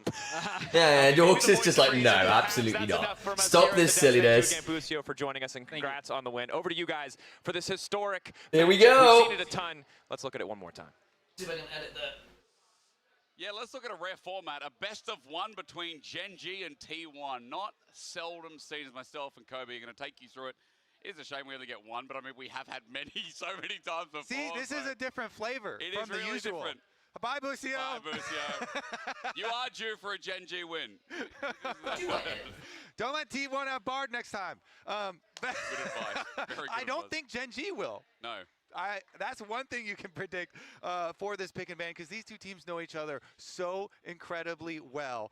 Definitely looking forward to it. Of course, there are legends on both sides, and we have the current reigning world champions versus the current reigning MSI champions. True. International superstars. Gen G, of course, dominant throughout the year, apart from the ability to go to first Sam, which Humber Life won. But best of ones you can see, not often do we see them first. One. It counts as a series. I love it. Series one. Well, games one. Are T1 going to be able to answer back in the best of one category that we have here between these two juggernauts? Credibility on the line, in a best of one. It's crazy. And let's not forget as well, it is just crazy that we are talking about T1 and Gen G both in the 1-1 category. Like, to get here, T1 lost a CFO, which right now in the tournament are the biggest dark horses you cannot deny. They of course beat FlyQuest, but for Gen G they lost to AL, who recently also advanced out of the stage, and beating PSG, yeah, that's decisive, but now it's the biggest question of like who's going to move to 2 and 1. That's some crazy games. Historic matchup between them, and who right now are the most exciting, most entertaining, one of the most historic, again, matchups in the LCK. Yeah, and T1 should be a great series. At Worlds. Gen G, they found their success at MSI, but they really have been chasing, you know, Faker, especially Chovy here, looking for that World Championship. So this, of course, is very early on, just a single best of one still in the Swiss stage. So not going to have the end effect that they're looking for quite yet, but is a very tantalizing appetizer towards what very well could be two teams that could end up in finals. I mean, could be, right? Of course, they're going to climb their way out because the loser of this is going to be in elimination point. And just imagine you're a 1 and 2 team, right? You're trying to find your way out, not be 1 and 3, not get eliminated from Worlds, and you have to fight either Gen G or T1 in a best of 3. Yeah. That is very scary. Like, that sucks for whoever that is. And again, you know, after watching Team Secret Wales, they're going to be like, oh, I hope it's not me. I hope that it's just a restart and they don't have to do a whole new computer. We got a PC issue, do we? Yeah. Well, Kobe. All right, let's go. Yeah, No, that's important right now. Tell me what you're kind of excited for. I think 100 Thieves beat HLE. That would be quite funny. Looking through things like the Ambassador priority, the Caitlyn Pro. I suspect there may be some rude awakening happening there as Dokla is introduced to Zeus, but we shall see. Like Rise or something, early pick. And I think Peanut and Delight might be an interesting pairing to manage. Not that River is bad. In fact, River is phenomenal. You know, very good for both. It just works in a lot of team comps. You know, maybe we get one of these, the Gen G like special team comps. Those are always fun where they have just like a bunch of bruisers and one carry, and then they still just make it work. Yeah. Because Ruler, you're gonna have we in draft yet? one person not quite yet. on Just about to start, I think. Carry. Ruler's a pretty dang good carry to stick on that on that champion. Meanwhile, maybe I just hope for one of these explosive T1 comps. That they use where they just go full attack mode, something where we get Owner to really shine through again. But we'll see. You know, best of ones. It was phrased as IG have reached verbal agreements with most of their roster. I'm surprised at that. Huh. Yeah, apparently a few have already signed extensions, so not even just verbals, a few have just signed. That's partly because the it sounds like free agency is really changing next year. So, but that doesn't apply to like extensions and. Yeah, because the rumors are going pretty wild on that front, whereas actually might just be like teams just pick from a pool and players get like very little choice about where they go. It's not about pick from a pool; it's bidding on players. Yeah, well, that's what I mean. But yeah, but it's like but no, you don't pick from the pool. It's like highest bidder wins for the person. Yeah, and then the players don't get a lot of choice, basically. Not good. Not great. But there's also sort of like there is a sort of I think there's supposed to be like a bit of a drafting system in as well. As far as I'm aware, it's a bidding system. I probably butchered it, but I'm pretty sure that just means. So you have to bid on players, and then well, the teams bid on players, so the players are not really included in these conversations. Really, I suppose they might have conversations with the teams to say, "Yo, can you bid this amount for myself and this other guy because we want to play together or whatever." So they're more likely to play together. But yeah. Like a fantasy football auction. The thing about that is like a draft is like someone gets dibs on a player and then you go down the list and people keep choosing. That's not the way that this would work because multiple teams can bid on the same player. I thought there was also an element of like teams getting priority, not just from bidding. But I can't remember all the details. Anyway, it was a whole thing. What do you mean by getting priority? As in there was a draft system actually, you get first dibs to make an offer. Type thing. You sure it's still highest bidder wins though? Story turned into me being wise. No, but true. Apparently TwitchCon has been very, very heavily criticized for its security again. Again? Oh boy. Yeah, sounds great. Can I ask how old you are on broadcast? Will you tell me not? No, okay. I'll just tell you I'm 30. I don't know why you think people should be picking Belveth, Hero. They should be picking you instead. Oh, very good. That's your compliment. Almost as many years as T1 has you did miss Veddy trying to convince Bucio to get into thirst trap dancing. Right. Possibly past the tech issue. At the first game go, it was very one-sided, the FlyQuest. Of T1 versus Gen G. You know, this is only the second best of one that they have played in the Break longer than the game time, maybe. We'll find out. These two teams, which does lend an extra little bit of excitement. Does. And so we will jump into the picks and bans, and you know, you're talking about the picks and bans, and our first prophecy, as FlyQuest just finished competing, is that Gen G will ban long time between games. Bard It is. versus Keria. It That's is. probably all that we know for sure. But a lot of teams like did ban even more champs against Keria. He has a lot, but like Poppy and well, there's your Nico Gen G T1. Indeed. Ooh. Okay, well, they got two of the three. What? They got the Bard The and UI Nico. is having a meh. Oh yeah, it's flickering all over the place. Has been a favorite for him. They banned the Kiana instead, which the LPL teams have shown us is dangerous. Yeah, it's not too bad. It's like, Someone's throwing ham in the servers. They have to go back to the old dead pick ban overlay, maybe? They've had a lot of UI problems this They month. have. And I say that, you know, like LEC used to have a lot of UI overlay problems, and it got better actually this year. This year we didn't really have many issues with it at all. Last year was pretty bad, I think. Yeah. Rise and Oriana both up. Last year it felt pretty permanently. Oh yeah, we need to do the camera. They don't have to go It's the old overlay now. Just the Oriana early. Very true. Okay, so. Do you think 100 Thieves can miracle run? What do you consider a miracle run? Getting out of Swiss, or making it to like 2-2, or What's what defines a miracle for you? What do you think? Like what does that count as to you? Okay, well you've given Oriana to Chovy, which is very strong laning phase. Owner is a very good Wukong player. Poppy up. My personal favorite jungle. If this was HLE, they'd probably pick Poppy, I think. And so getting Owner, one of these primary picks, is huge. He has just been so. Yeah, I guess Oriana first pick worries me a bit. 'Cause I think it's just very just strong in general, and Chovy's incredible at it. A couple of speed bumps here at the tournament so far. He did run into a. Making it to no, I mean making it to finals. I don't think any Western team has a hope of doing that ever really. Rise it since right now. I think there's a chance they can make it out of Swiss, but I don't think there's a chance any chance in hell they make it to finals, because you have to get through multiple best of fives versus best teams Some of the best in the world. If they do, it'd be an extraordinary run. Oh, you've already picked the Wukong, so you can't stop the Sion being mega as well. I think T1 have messed up by that early Wukong pick. Yeah, well, Sion's been very strong at the minute. Sion is super strong and only really cares about Trundle being in the meta. And lane swaps being so prevalent, this always gives you more options. Well, it's not like T1 have got a bad set of pairings to blast someone here. It's just the Sion is going to be very annoying. We do get Doran and Vesa. So they're going full dive, try and kill the back line. You do have a lot of ways to get beyond the front line with these picks, in fairness. You have to ban Xayah, which you've done.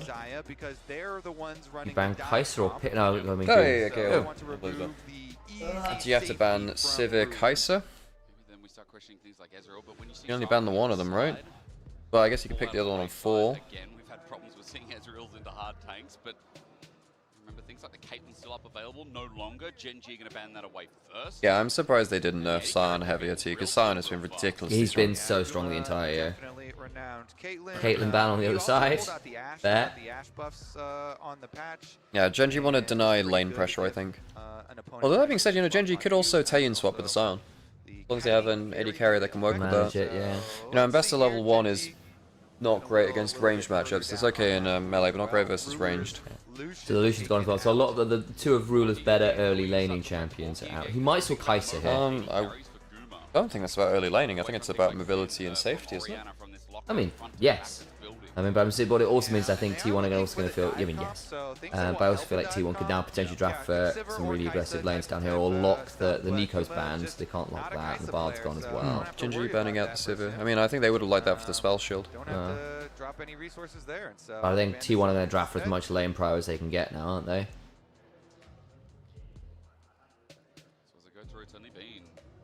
I don't think you can Ezreal, can you? Guma's I mean, no, really he's not even an Ezreal player either, and guy. what am I talking about, yeah. Do you Kaiser? And it's Guma. Does he really lock Kaiser? I mean, the yeah, time's true. gone. I mean, Jin is something you always think about with Guma. Jin? What is happening to the UI, man? Really struggling with it today. I guess they have to go back to the old one again.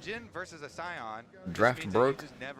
Yeah, that's a fair point, because actually I would say in that draft you'd like to have, you know, follow-up of something like the Kaiser. Yeah. I know, that's why I was like, huh. Cover those bases there. Yeah, I do actually wonder whether that point of the draft that's actually a bit of a... missed their pick. Oh no.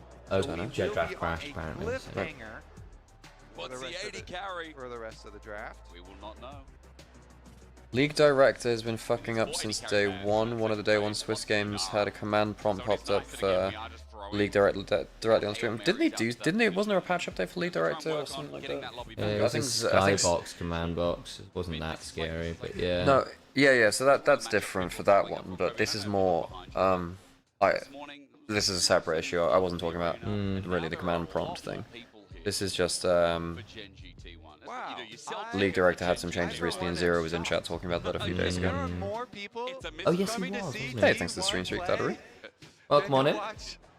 To watch like AL or something. I mean, it is Just got out of a horrible solo queue game where I got hostage by Blitzcrank Teemo bot lane. Damn. Which rematch would you prefer? CFO versus T1 or T1 BLG? So you can't rematch T1 CFO in Swiss stage, it'd have to be in best of 5. big shout out. And you have had T1 BLG. I mean, as it stands right now, BLG would just get blasted by T1, and I don't think that would actually be a very fun matchup, sadly. I mean, it might be fun at 2 and 1 to see it in a best of 3, but I think in a best of 5, I don't want to see BLG playing against T1 right now as a BLG hopeful, I suppose. Well, I had a layover, and then there were some complications. Oh no! That we won't go into. No, fair enough. I thought you came to Berlin or something, you dropped by, then you went down to Italy, and then you went up and around and came over to China. Well, Sion has been breaking this tournament a little bit. They were not my, well, okay, fair enough. Derek's putting Kobe in a difficult position. Wait, what did you just say? Get in the zone. There was basically like there was some issues Kobe getting here, and his face said, "Well, what happened?" Hey, it was just issues or whatever it was. I don't know what issues there were. Oh, maybe you didn't know and he was genuinely asking. That was the thing. Yeah. I lose focus. A lot of people have heard me before will know I lose focus a lot. That is some of the problems. Sometimes it's hard to say. You know, like sometimes I'm in a game, I'm seeing a fight happen, and there'll be a lull time, and I'll think, man, did I buy groceries for my pregnant wife before I left? And oh, she's run out of eggs. I hope she gets some eggs. Well, long time between games, eh? You should like do a delivery app, send them over. No, we did. First game was really quick too. I made sure that's right. Oh, I'm kind of surprised that he's got the tiger necklace because that's often that's a Gen G thing. Looks very expensive though. Like in Australia, they do that. That looks like a very expensive necklace. I'm not gonna lie. Woolies. Yeah. Ruler's always worn his chains actually as well on the other side. Oh, that's the name of an app. Yeah, but Woolies is the thing. You don't need to hear from me. Kobe opened me up from this one, but I'm so sorry. We're going to hand it back to the desk while we resolve this tech issue. Significant break then, if there's... Okay, yeah, it's a significant... Wait, but... Kobe, but unfortunately you were just yapping but they've just seen half the draft. So do they have to go from that point in draft again? Does that mean that you get extra time to think about your... Well, presumably you obviously do. You get more time to think about it from that point. Come back to the desk with us. We just said goodbye to Busio. We heard from them all about the history of the matchup, and we're wondering what that next pick in the draft is going to be. Yeah. Because again, we were both... So actually, what would you want to see on 4 here? I mean, I would like to see Kaiser, but... I mean, I guess the problem is you have to blanket the bot lane. Maybe you pick support and you have to counter-pick early carry, but... Yeah. Ash consideration? I think he played well on it. With the buffs on the patch? Really operate around it well, and it's something I don't think you blind pick Ash. Jin follows up well. Rad versus Sion. Something he's been practicing, he's been playing well on. So that is the question. So I think you're running out of options a little bit. So I would have liked to see Kaiser to follow up with the Mbessa or Crazy Dive. How's Goomer's Ziggs?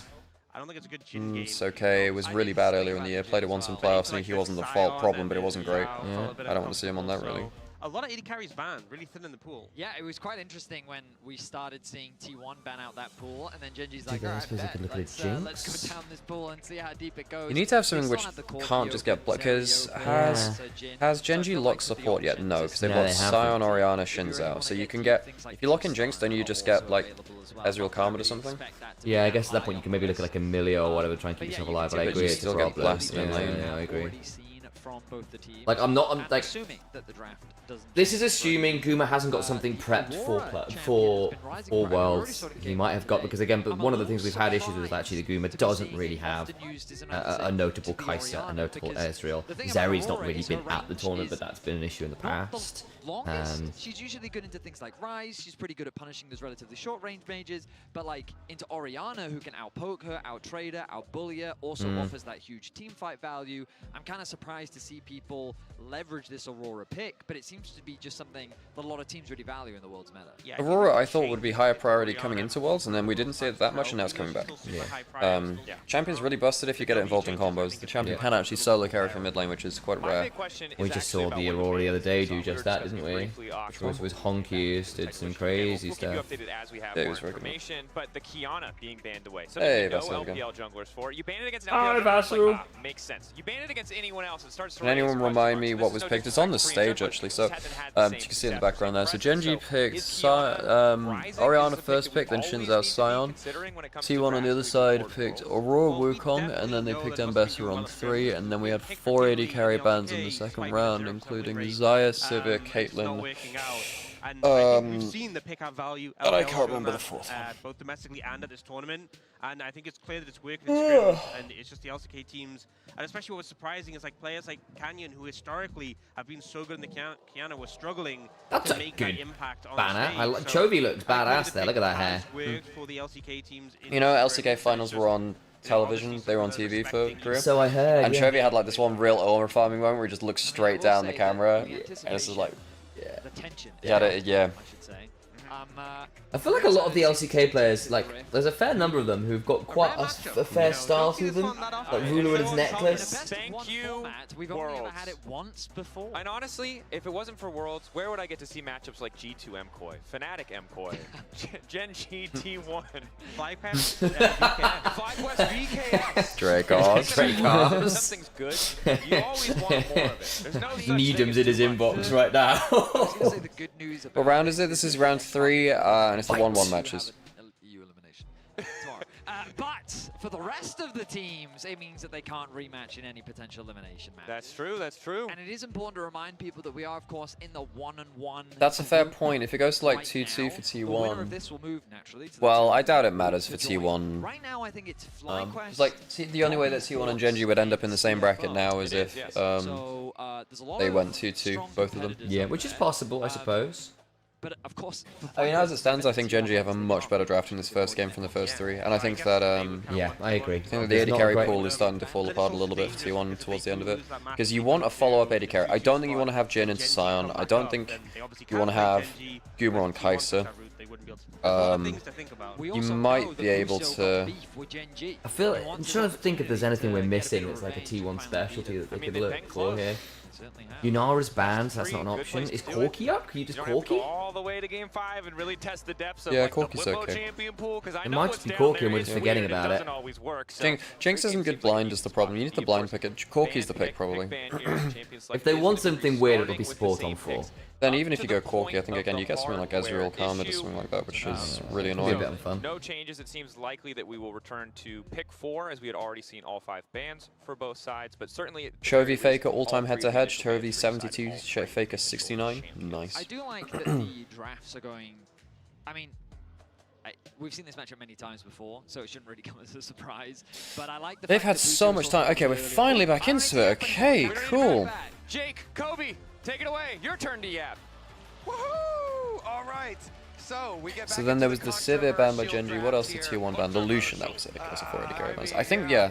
I think they Corki on 4, right? I think Corki's probably the pick. Okay, so we catch back up. All the You're still AD then carry blind bans come right picking. back through. You have no Bard. What Bard was is first it going banned. to be Guma here? 'Cause I It is Kai'Sa. Okay, so they slam the Kai'Sa. Okay, it's a Guma Kai'Sa. Right. Okay, I mean it's good for the comp, it's just not good for Guma. And now problem is you get Corki'd, and Corki's good into Kai'Sa. Do you Corki, you could what, Corki Karma? You could also Corki Leona's fine as well. Alistar. Yeah, I think you're completely fine with this now. Especially since Kai'Sa is not that strong in lane, you can pick a less good laning phase support. You could Alistar here, and you'd be very happy. I wonder whether Carrier goes for some shove, and Poppy's looking for. We just saw Poppy screw Ruler's Kai'Sa the other day. Carrier's going Alistair. I mean, Carrier Alistair is scary, but into Poppy, it's kind of rough. Certainly is. I like how quickly we finished the picks and pans out. They had a lot of time to think this through. Poppy has huge value. Yep, there are 5 dash champions on the other side of the rift. Everybody dashes. Now the problem is there are so many dashes you can't block all of them. Even before Yeah. the Corki and Poppy, but the Corki Like and left side Poppy draft a lot more. Yeah, me too. I think that T1 are... I don't know, I don't think their lanes are particularly good. I think that top lane is a wash. I think mid lane is good for Orianna. I think Corki is good into Kai'Sa at all stages of the game, really. And then I think in terms of team fights, T1 will have to find those miracle flanks, which they're specialized for, but Gen G are very, very good at protecting their carries on the whole. I agree. What I will say is there's a lot of ways for T1 to get beyond the front line. Aurora ult's very good at it, Wukong ult's very good at it, and Bastion literally skips the front line. Alistair on a good flank can do very similar things as well. So I do think there are ways to get to your targets from T1, and Gen G, it is very possible to have your front line fractured, but I will say the floor to execution for T1's comp is higher, for all they can definitely pull off some pretty scary things. The problem is, like, yes, while it's easy to, you know, get beyond the front line to a certain extent. Actually, I don't know if that's true. They have, because you can't do that through a Poppy very well, and if someone can just ult onto the first person in, Poppy ults someone out. I mean, Ambassador goes through front line, Aurora ult goes over, that's my thinking at least. Poppy ult. True. I mean, Poppy's just a really good pick here, to be fair. I'm not taking it, I'm not disagreeing. Or a world title of some sort. MSI for Gen G, T1 defending world champions. This draft ain't bad, but give Kai'Sa. Yeah, I mean, I don't like. I think it's five champions. T1's comp works pretty well together. I just don't think it's fantastic against the other enemy 5 champions. And I don't think it's necessarily best for their players. If you look at Gumiko, I mean, like the rest of them are fine. Yeah. Nice electrocute trade from Faker level 1. He'll recall in time to get back full HP to lane, so it's not actually that important, sadly. No, I know, it just feels good. In fact, actually, this actually ends up being better for Chovy, because Chovy gets to recall, come back on full HP, and he has a mana flow band stack. This Faker's not running mana flow band. He doesn't have it. So actually, all that is a mana flow band. Mana flow for Chovy and nothing else. So it is actually better for Chovy. I see it. I see it. Good old greed for mana flow level 1. My meaning, but it is pretty standard for the Sion. He's flexible either way. I think especially for Doran, he wants to be in this 1v1. We'll see. Yeah, top side down start for both junglers. Rip to the 1-tier bracket after this game. That is a very true comment. We were talking about that yesterday actually on stream. Yeah, Guma is about to get level 1. You know, I half wonder whether we might see a Dure full set there against the wall. Poppy level 1 poke is actually kind of annoying. The auto. Yeah, Buckler. Not super strong early on. Obviously, that was a better electrocute trade. That one's actually important. Still gonna try and go for the headbutt here, and they. Oh, if it has bone plating too, that's also why the first trade looked worse. Not this one, but yeah, the second win. Sorry, second win, not bone plating. On their side, but still gonna have. Although Orianna's also running it, so I guess that should be a wash there actually. Probably, maybe not. It's just electrocute over phase rush difference, I guess. Mana flow is the thing for the. Oh, sorry, for the damage right now. Yeah. Oh, a lot of the time the. Oh, nice.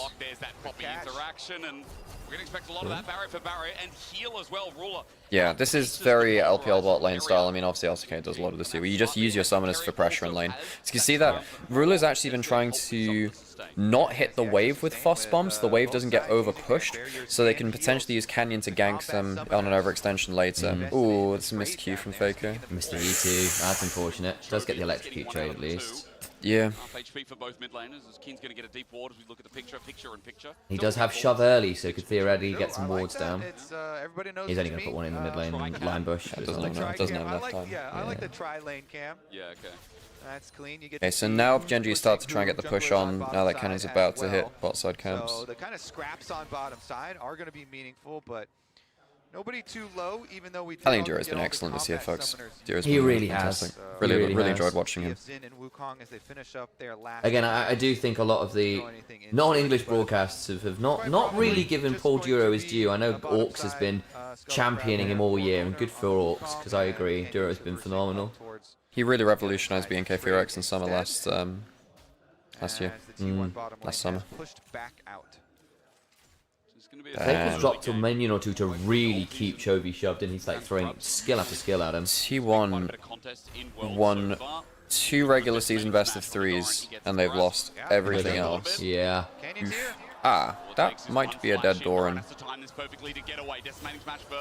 Okay, no, just flash down. Alright. Nicely timed.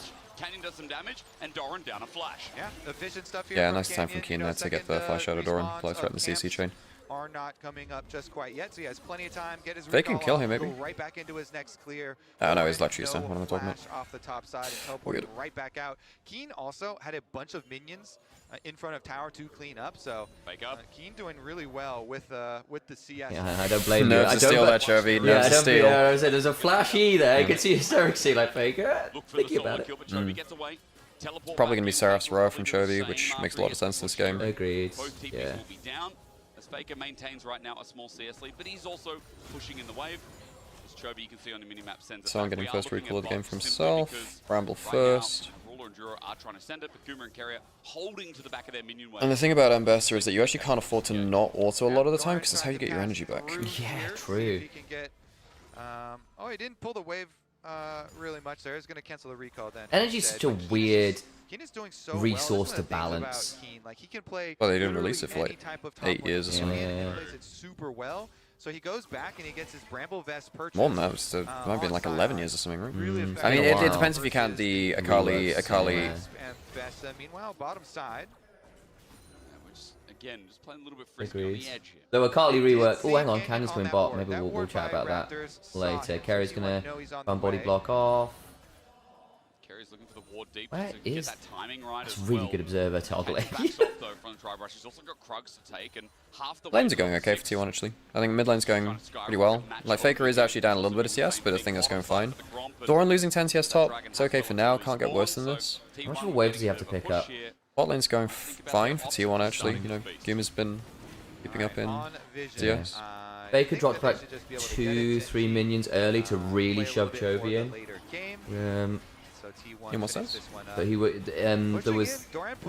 Because if you're shoving the wave quickly, you shouldn't be dropping those minions. You just kill them quickly. So he was just chunking Chovy and like dropping minions to get a lot of like. So that's not about push. That's about trading. Then he also shoved really hard and was basically looking at it on Chovy, but just basically then was not being particularly careful about picking up CS while he was doing it. First dragon of the game goes to T1. As bot gets a push in here, but it is a cannon wave, so Ruler won't lose a thing. Again, this Genji so Catalyst for Chovy means it's very hard to remove from lane now. I mean, sorry, go on. The Faker still had TP, which I hadn't realised actually. Value of the front line has been huge. This is his second. No, that wasn't a TP then. That was probably carrier then. No, Faker TP. It was him. He on his first reset, he just walked back to lane by the looks.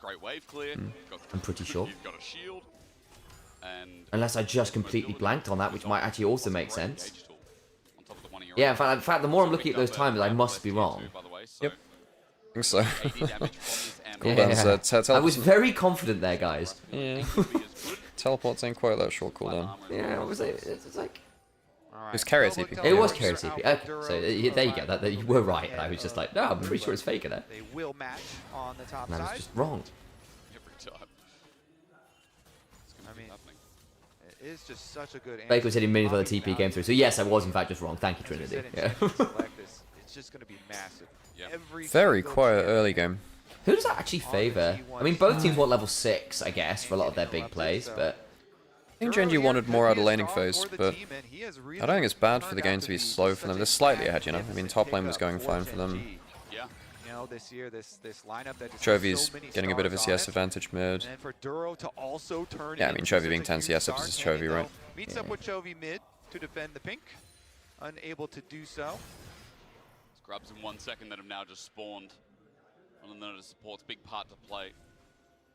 So I think Genji, you reach an even game at 15-20 minutes. I think they're way happier than T1 because I think they have way better ways to play our team fights. That's a lot of damage on this carry actually. Half HP now. Genji have better health. I think this Poppy pick could end up being a real... Yeah, I think Poppy is very, very strong. I was very surprised that some people saying, well, you know, why is Poppy getting banned in the earlier days of the Tournament Champions? Very, very strong. So they're threatening the Keen ultimate. The Scion drive Chovy using the fact that you can just sustain a bit with Catalyst. Yeah. Not sure about that one, Keen. Does Keen not get turned on to? No. Yeah, probably not.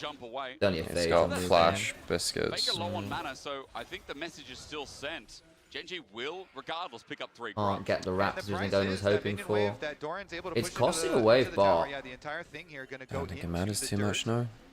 So a Gain's little still bit even of a with price Doran, it's not there, like it's but changing that 3 matchup any. I clubs picked up for Gen G. think it's better for him to roam up river and make sure that there's no angle towards efforts. Grubs. Agreed. Here. Even if the ult misses, it's whatever. He's in the right position, which is the most important thing. I mean, it's just worth noting that there is a cost to it, right? Even if it's the right call. If it was a crashed wave with like 2-3 waves, I would have called that. I would have called that, you know, bad or whatever. It's one wave. I really don't think it's bad. This is him as CS advantage, I guess. There's been attention from supports. It was even just before Grubs, I think, though. But Chovy in isolation, he's got a CS lead for a reason. People think this Aurora is an answer, and so far it really hasn't shown that. Oh, nice from Roulette.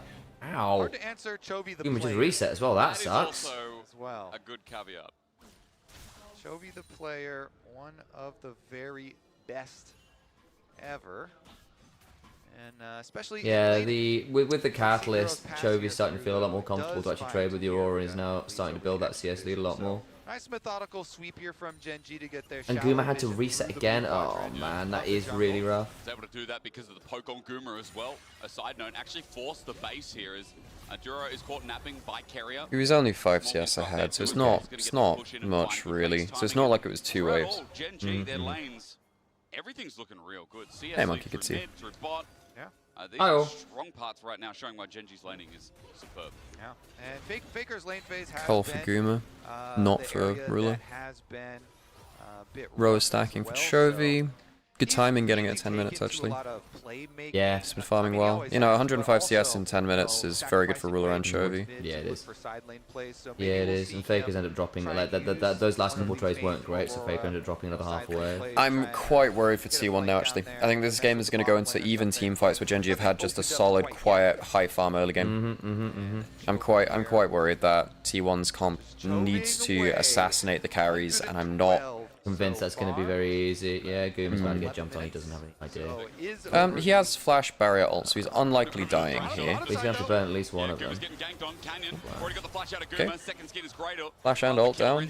Doesn't get much of a trade there. Doesn't use his barrier. Canyon's gank is not that successful. No ults used from Gen G. Carry right before Dragon spawns. Yeah, that's just And he can't play the fight now, can you, without the that's ult? just a very low investment from Gen G. They just chuck back a Canyon bot because Dragon's spawning anyway. Really nothing changes from that. Try and enter at all. We will sacrifice the dragon. Keen, I think, is just there trying to stop Doran from doing like a freak TP anywhere, I think.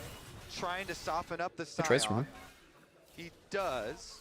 But what is Owner going to do about this timing window? Taking a Just drops jungle off camp. the I mean, board. Canyon can get bot scuttle, so he doesn't care about losing one cam.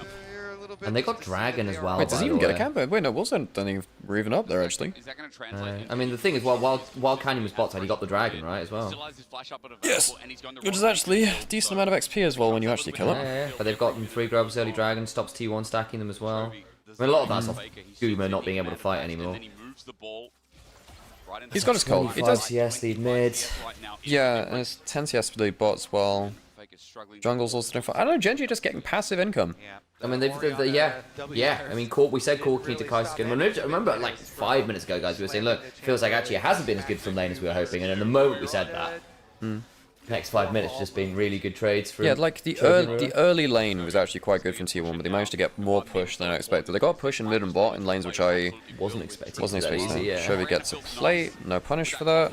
He's like, wait, guys, Chovy's 800 gold ahead with 0 kills at 12 minutes. What? He's literally 25 CS up. Huh? There's no first strike or anything. There's plate and 25 CS, guys. That's That is actually 2 kind of kills worth mega. of gold, by the way. That is kind of mega, actually. Because, you know, He's just really good, guys. So as soon as they start to get their 1 items in, then you can start to look for, you know, those engaged plays. And they do have a heavy dive comp here. I have to say, I have seen a fair number of Auroras fall behind quite a bit of CS over the last few months. Setup for it. Get some more It feels like because she's relatively short range, for all she's got quite a nice shotgun combo, it's very possible to just end up eating so much shit going for combos that it really sucks. To try and make their play on. But it is just crazy even that, you know, one of these 2 teams is going to go down to the 1-2 bracket and just... There's just going to be an extremely fearsome opponent down there for everybody else to have to deal with as we are in our 1-1 bracket at the moment. And then I also think Duro's just been wherever Carrier is, and so Carrier's not been able to get anything done on the Alistar, like, at all. This is what they think of this classic. First 14 minutes, no kills. Boy, and this is another gank from Canyon. Nice public execution, but He has flash. Ooh, maybe that does save him, actually. Canyon can maybe flash E. Okay. Good shield's not gonna matter. Oh, Nice, it's it not does. bad. He has the slows. Extra. He's Okay, out. yeah, yeah. He gets a second flash as well. Not bad, Doran. Yeah, it's pretty good. Top Chovy five. dies here now. Chovy does die, yeah. Ooh, Good shockwave. Good shockwave. Oh, Right. and the phase rush. Damn.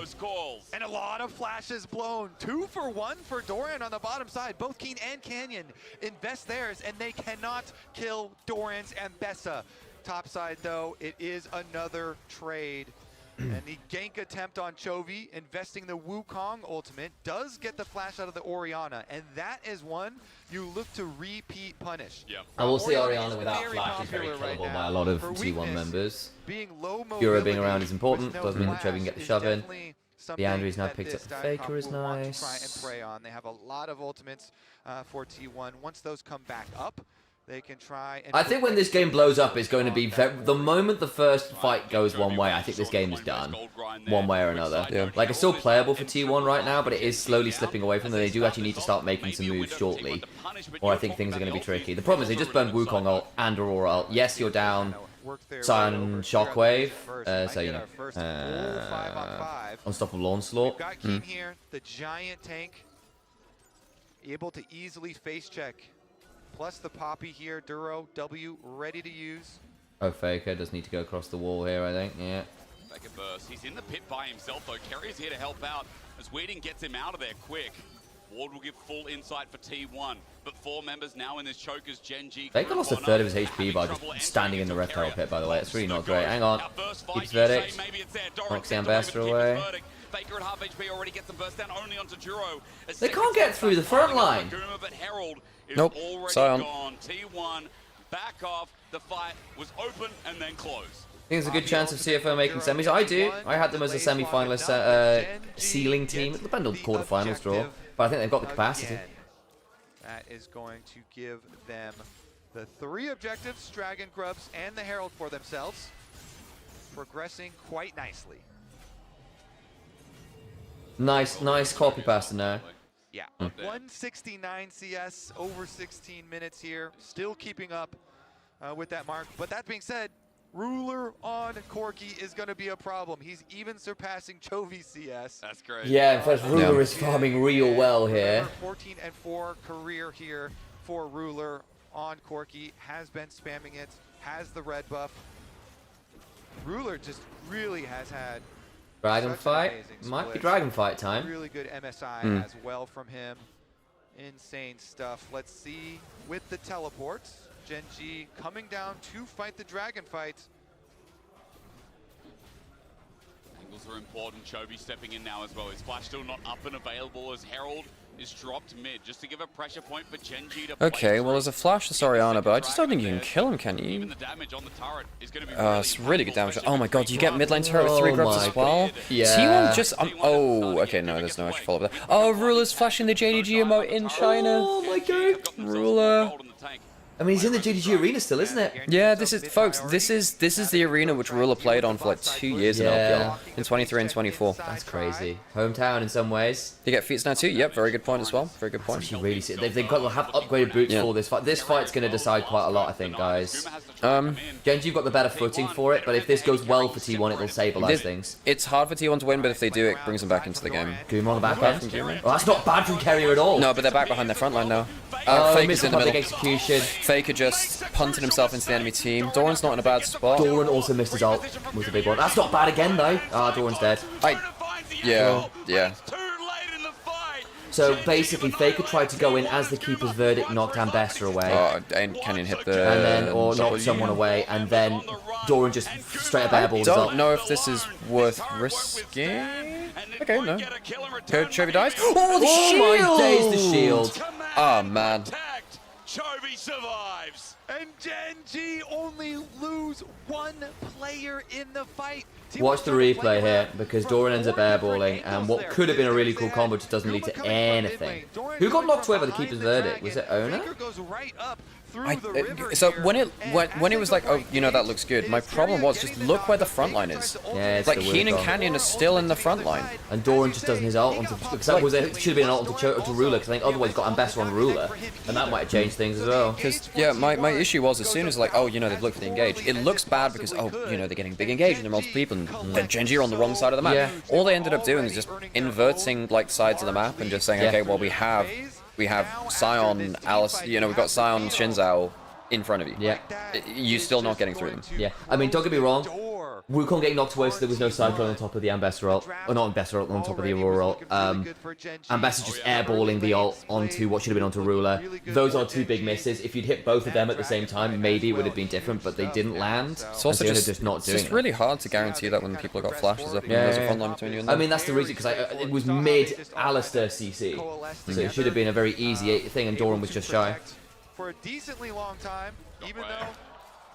Chovy just, and folks, this is another problem too. Orianna never used to be able to side lane. I think macro's improved to the point where people have learned that you can actually side lane with that Orianna. Because people are like, oh, but she could never escape if you gank her. Yeah, but if she's left alone in a 1v1 and you support her on strong side, Orianna just wins the 1v1. Wins 1v1s. Yeah. Orianna's been one of the strongest 1v1 champions in the game for like the last 2 years. I think the other thing is like, things like the Roa builds have given you more HP if you do need to brawl your way out, and Phase Rush is your escape. Yeah, and that's why Storm Raiders was really broken on the way back in the day too. Alright, we flip it out to come. I don't know, T1 is starting it, and they're losing a lot of HP.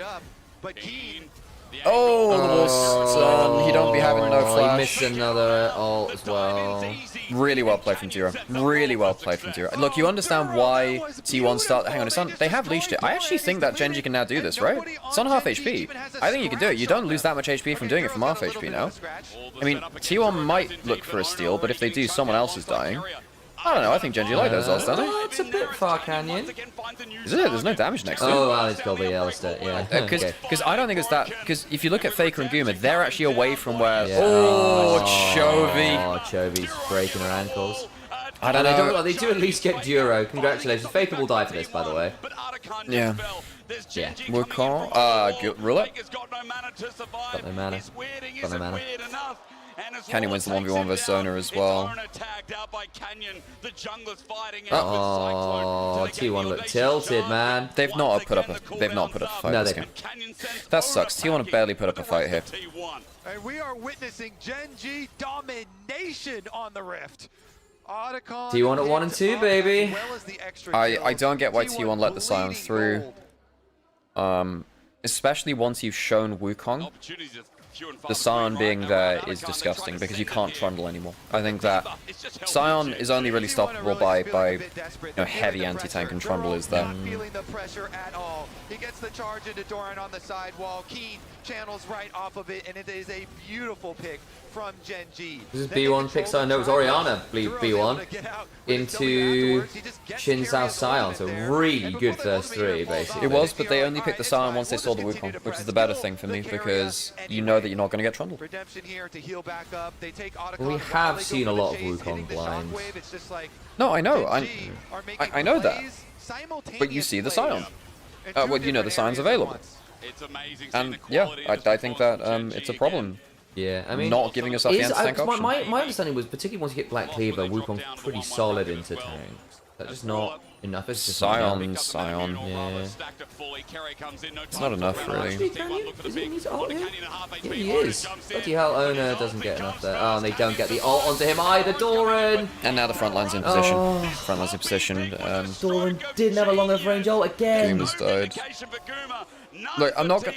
Yeah, Doran's not had a fantastic game, but my problem is, like, I don't think this is an individual issue this game. It's not a bad escape for Faker, actually. He probably does get out here. He's got flash. Oh, I am wrong. Yeah. I am wrong. He has died. Like, there's been no fight from T1 this game. No. Folks, T1 are going 1 and 2. Folks, this is the first time that Faker will have ever lost 2 games in a preliminary stage of a tournament. They've never got lost more than 1 game in a preliminary stage of a tournament. Watch him come back from this now. They look to continue that trend. Keen's going to run it up a side lane. It's not even time for Baron. It's 23 minutes into the game, but it is a 9 0.5k gold lead in Gen G's favor. Holy moly. A dragon on the way. I did not expect this. No, I didn't either. I mean, have we seen any proactive T1 moves before they fell miles behind? All right, let's take a look at it. No, they had. The thing is, with the early lanes that they had, in terms of the way that they performed, I thought they'd be able to do more early, and that just wasn't the case.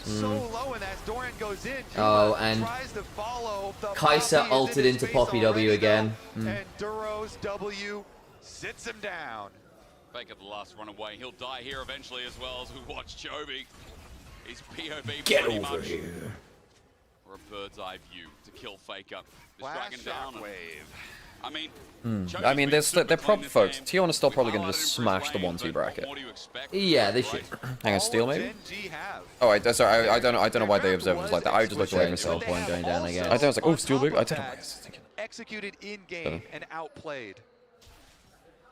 But yeah, like we saw the attempt on Chovy and top lane, who then shockwave and got out, so nothing actually happened. It's a 3-level advantage mid, by the way. I'm going to correct myself, Kobe. It feels like Wasn't Chovy Orianna considered bad? Yeah, it was at a point where Chovy Orianna wasn't his favorite champion for sure. He was like very good at every mage except Orianna, which he was fine on, but not great.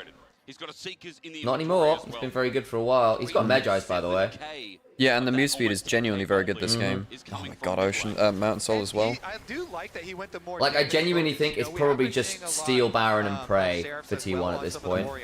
But the Horizon focus buffs as we're I mean, look, George did. That's not bad. Hang on. Oh, they played the Keeper's Verdict knock away. And Faker's gonna die. Yeah, and very good Sonya. Oh, another W. Guma just flew into the Poppy W. That's the third time this game. Not even close. I don't know. I don't want to see Guma on Kai'Sa. I just don't think he threads the needle the way he does on other champions. Yeah.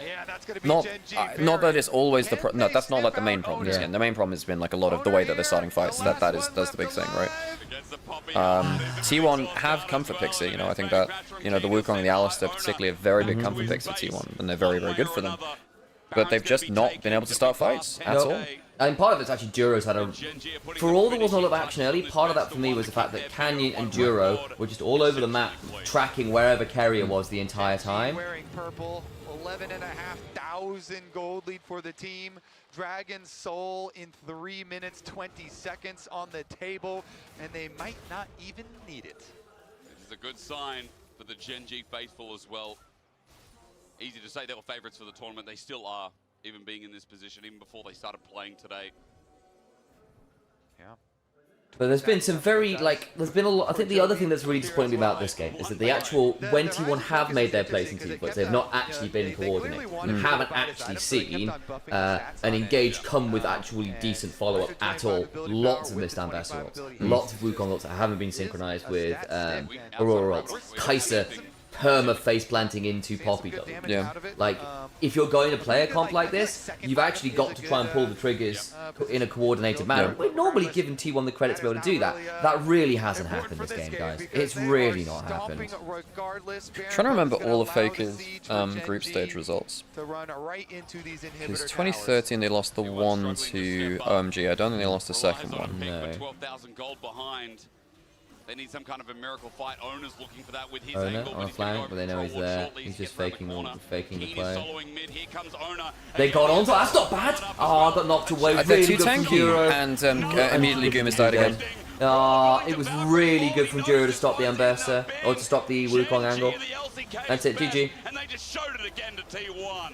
Oh my days. That was pretty insane. Galaxy flare there as well. He's popping up the Samsung Galaxy and JDG as well. It was well deserved. It was well played lanes. It was Gen G returning to form as they moved to 2-1 at Worlds 25.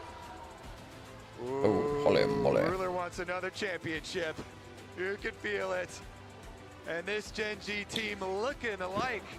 Look at the Ruler flashing that emote is very cool. They came in as tournament favorites, of course, and this is just the best of one, but they look quite good. Zoom. Same with the followers, guys. If you've not done so already, please do consider subscribing on the Twitch channel. Much appreciated to all who do. Follow, like, subscribe, share it with your friends, your family, your loved ones. Have them here in the coziest co-stream of all. Here on twitch.tv/9merit_. Pretty scary. They locked in. They really locked in. I like how Kobe described it as quite good. They looked quite good. Probably all of the group stage results. I think there's a lot of 5-on-1s for SKT. Yeah, a lot. This man just dominating from start to finish. I feel that if we had more time to really break down how the 1v1 played out, there were a few like very small but crucial moments that Chovy really used to Boomer's Kaiser over 28 games with a 36% win rate, by the way. Yeah, it's not his best champ. I mean, maybe they thought they should just try some new champions this time. Whatever. He was just dominating the Rift.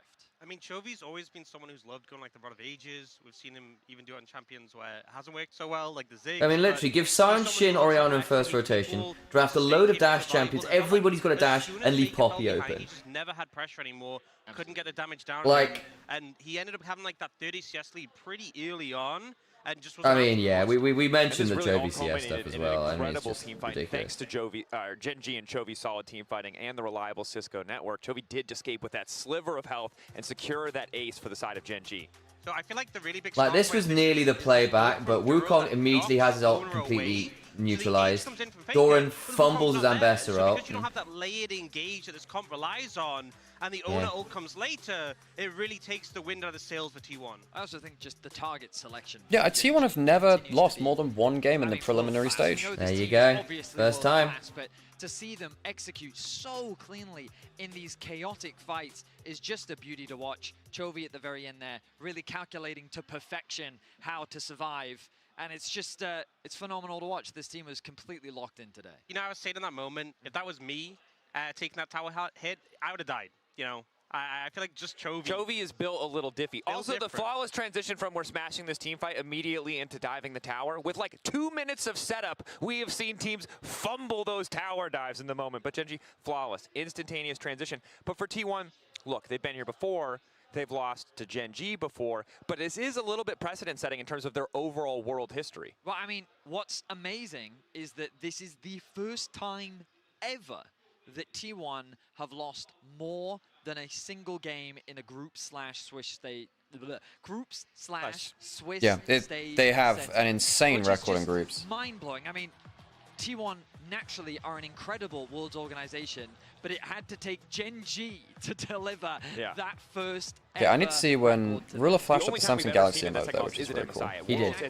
Did he flash up the JDG one as well? Of course, to how dominant T1 are, but also how kind of weird the situation is with T1. We believe in the long-term faith of the ramp-up, but maybe an indicator that Gen G are when he did it. When finally did he that do step that? ahead One of the other big on the fights. world stage. But I think what makes the stats so crazy is, I feel like with Swiss being so recent, you can get a lot of crazy stats out of that, but the fact it's Swiss and groups, and T1 have been present at so many worlds, it really shows how long they've been so consistent, and this is really unprecedented territory. And I mean, of course, the loss to CFO was a question. I need to find that JDG but I think emote. that the sheer When did he do domination that Gen G showed against T1, to me, I still have some question marks around their drafting.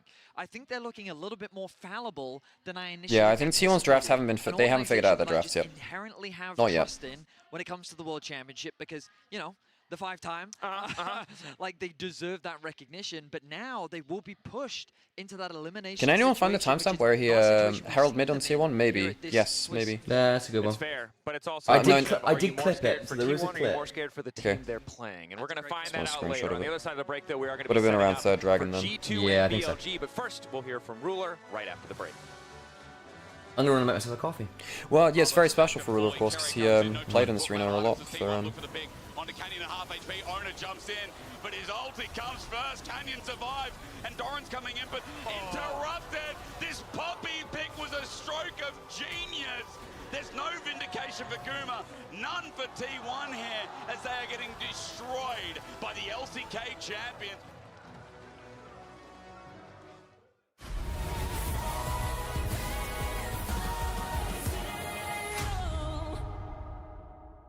The greatest players in the world are here. They can just burn this one down. Oh my god, forward by 9! You are going to see them like you've never seen them before. Rocket Will as the Arcane Storm doing so much work in Gen G! They are just going to ace them! I need more caffeine. I shall return. All good. Cool. Well, need to run some ads then. Apparently, Otani over in baseball Yeah. just got 3 home runs in a single inning. What? And this is after 6 shutout innings against their opponents. So so Ohtani has more home runs than they got allowed hits. Oh my god, that's insane. It's like the most dominant playoffs game of all time. Navanian asking, help, I have a question about Orianna. Why does Orianna in LCK, LPL, LCP, LTA, like, it's basically dead? Why no one picked? That's not true. Orianna's been first pick banned for most of this year in LPL and LCK. So that's not true. And also, LEC's played a ton of it too. It's been first pick banned for a lot of this year because it's so lane dominant. And very blind pickable. There's not a lot of you play into Orianna that will manage Orianna. You can first pick her and go, yeah, it'll be fine, whatever, you lock into it. Yeah. Yeah, no, Orianna has been played an awful lot.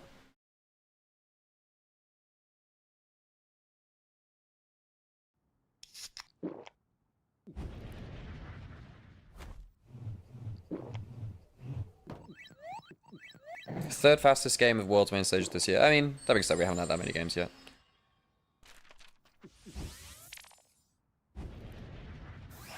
Red Bull gives you wings. Every moment of your journey. So what game we got next? Landscapes, absolutely stunning. Close-ups, sharp and full of vibe. Group shots, packed with detail. Zoom in on one face, still flawless. Colors so real, every scene, every smile, unforgettable. Oppo, find X9 series. Yeah, thanks. Which game we got next? Zoom into detail. I got this old thing and the bill from the store. Is it 100 HLE or is that last? I think that's last, right? Is it BLG GT then? Is it GT BLG next? Guess you're not as cool as Verizon. Bring in your AT&T or T-Mobile bill for a better deal. You don't know that? Cool. Red Bull gives you wings.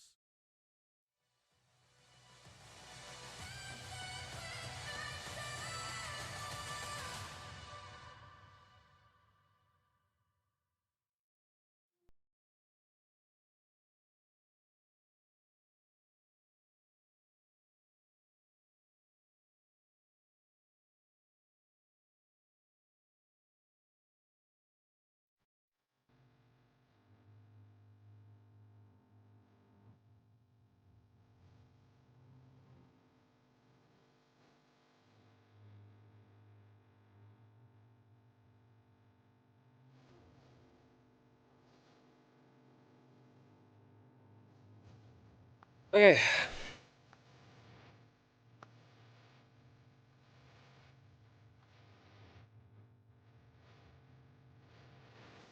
So BLG G2, I mean, it's the best of one. BLG, they're playing Shadow. He did look very good on the Neferi the other day. I think BLG's early game is exploitable. Their early game is exploitable.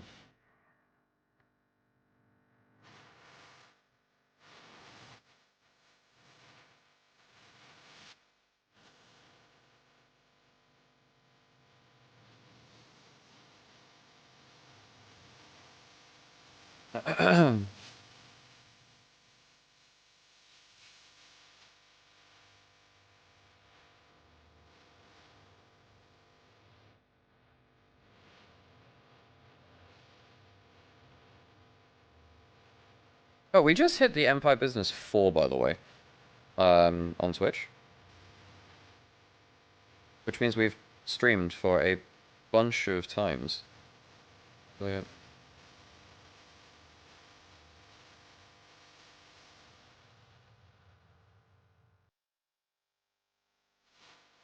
Given what we've seen how far, how would IG have fared in Swiss? I think they would have been fine to good. Look, I think IG would have been fine in Swiss. I think they'd probably be in the 1-1 bracket right now. They'd probably be here. Like, their early games are shoddy enough that they'd lose to some good teams, but they're good enough for team fighting that they'd probably win the other ones. Especially if, I mean, if you replace them, who would you replace?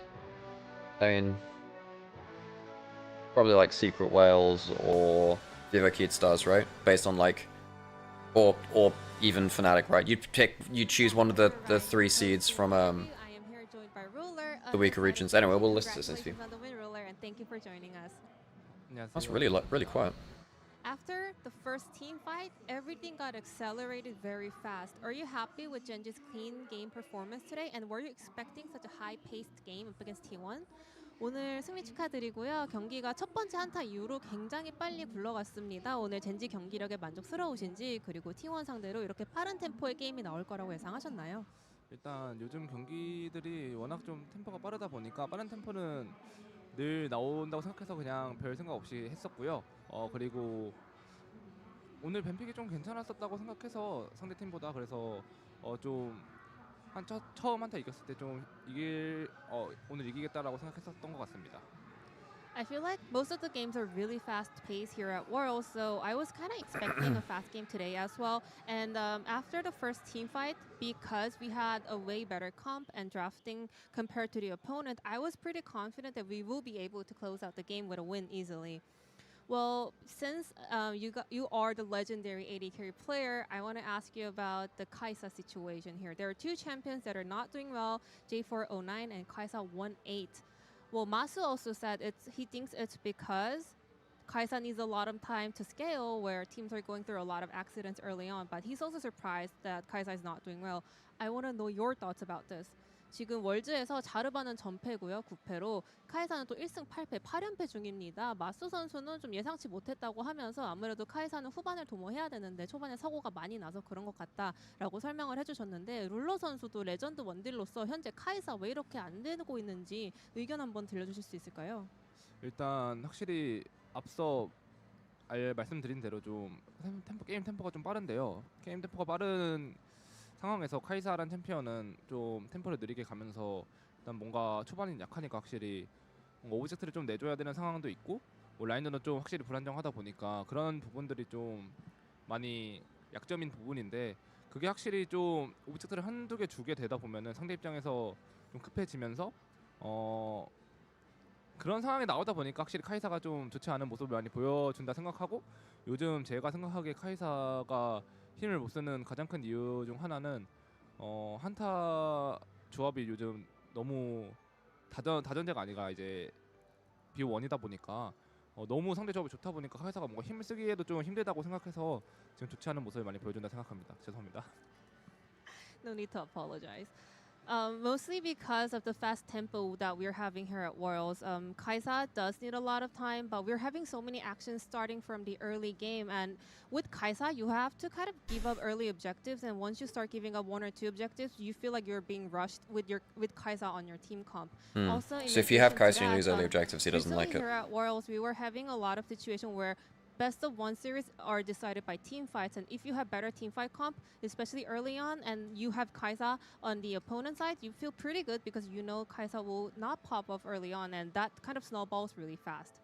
Thank you so much, Ruler, for your insight, and now it's time for our Mercedes-Benz featured matchup, G2 versus BLG. Okay, G2 BLG. It's not a World Swiss stage without G2 drawing into BLG. And in round 3, they will face off in our featured matchup presented by Mercedes-Benz. In the past 2 years, these teams have met in the final round of Swiss, with BLG knocking out G2 both times with a 2-1 scoreline. Yeah, the Elk Ezreal.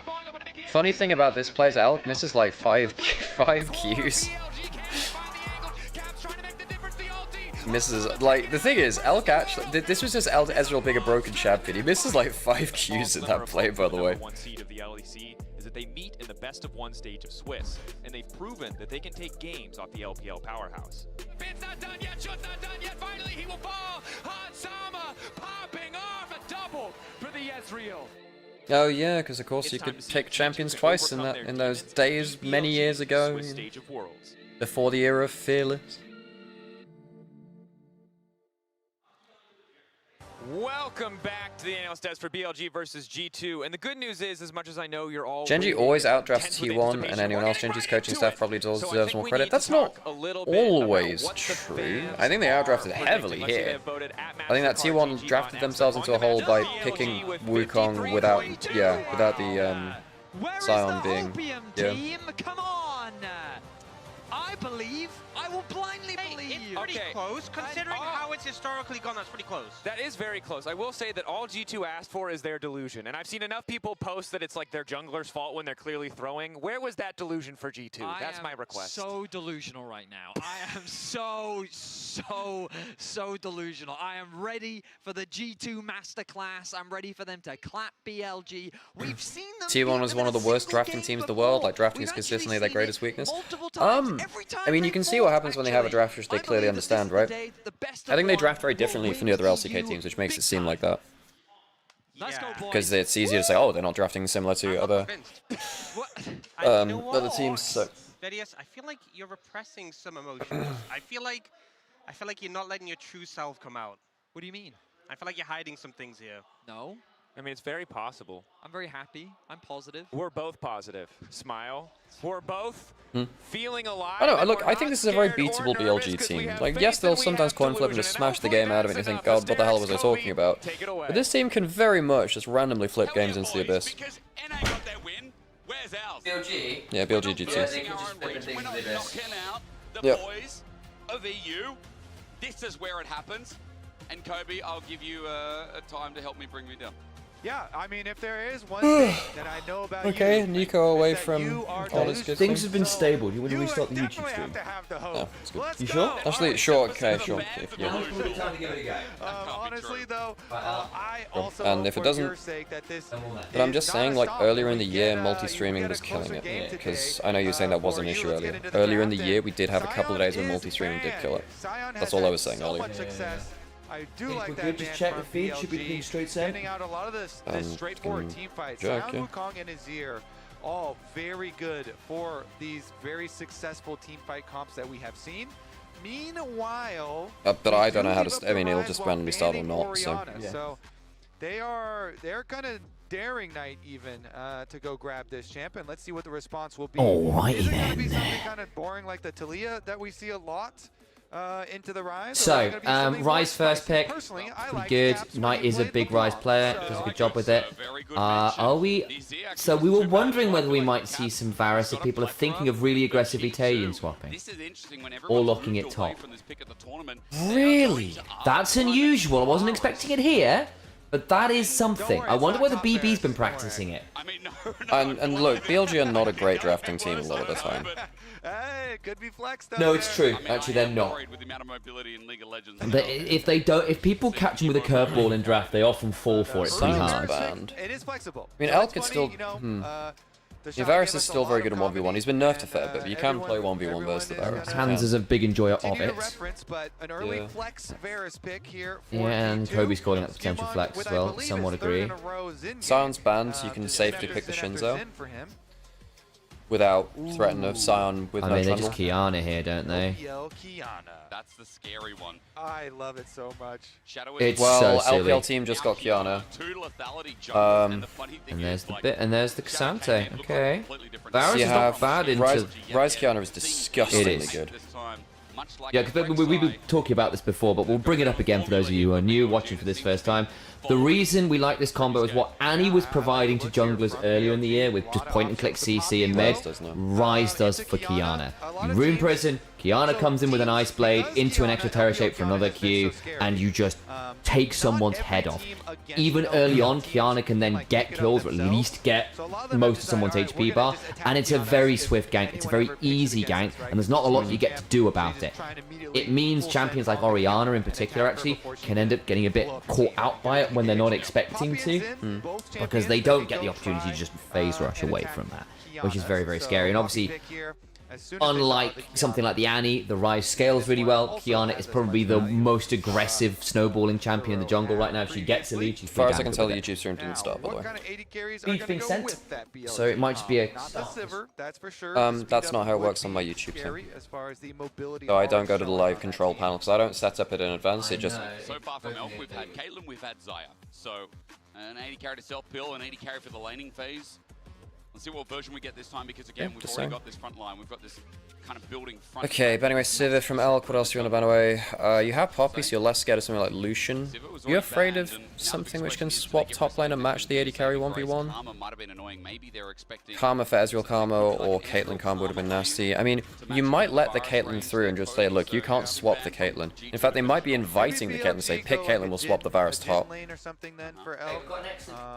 Lots of possibilities still up for him. Okay. You know, Lucian lanes. I mean, Yunara is available. Talia or Cassiopeia banned away as two of the better matchups into the Rise. I guess you have Galio. Caps. That being said, if you go Galio, you're very low damage if you go Galio. And you need to like Ambassador on 5 for Broken Blade, and I don't. I don't want to see Caps on Talia. Yeah. He's pretty good Talia. Caps has so many pocket picks. You're going to talk about the LeBlanc being one of them. What else do you want to see? Things like the SARS on the belt? Maybe the SARS, okay. Not. Yeah, I think a little bit early for. If you go Galio, I think it's a problem. Oh, we get Onivia!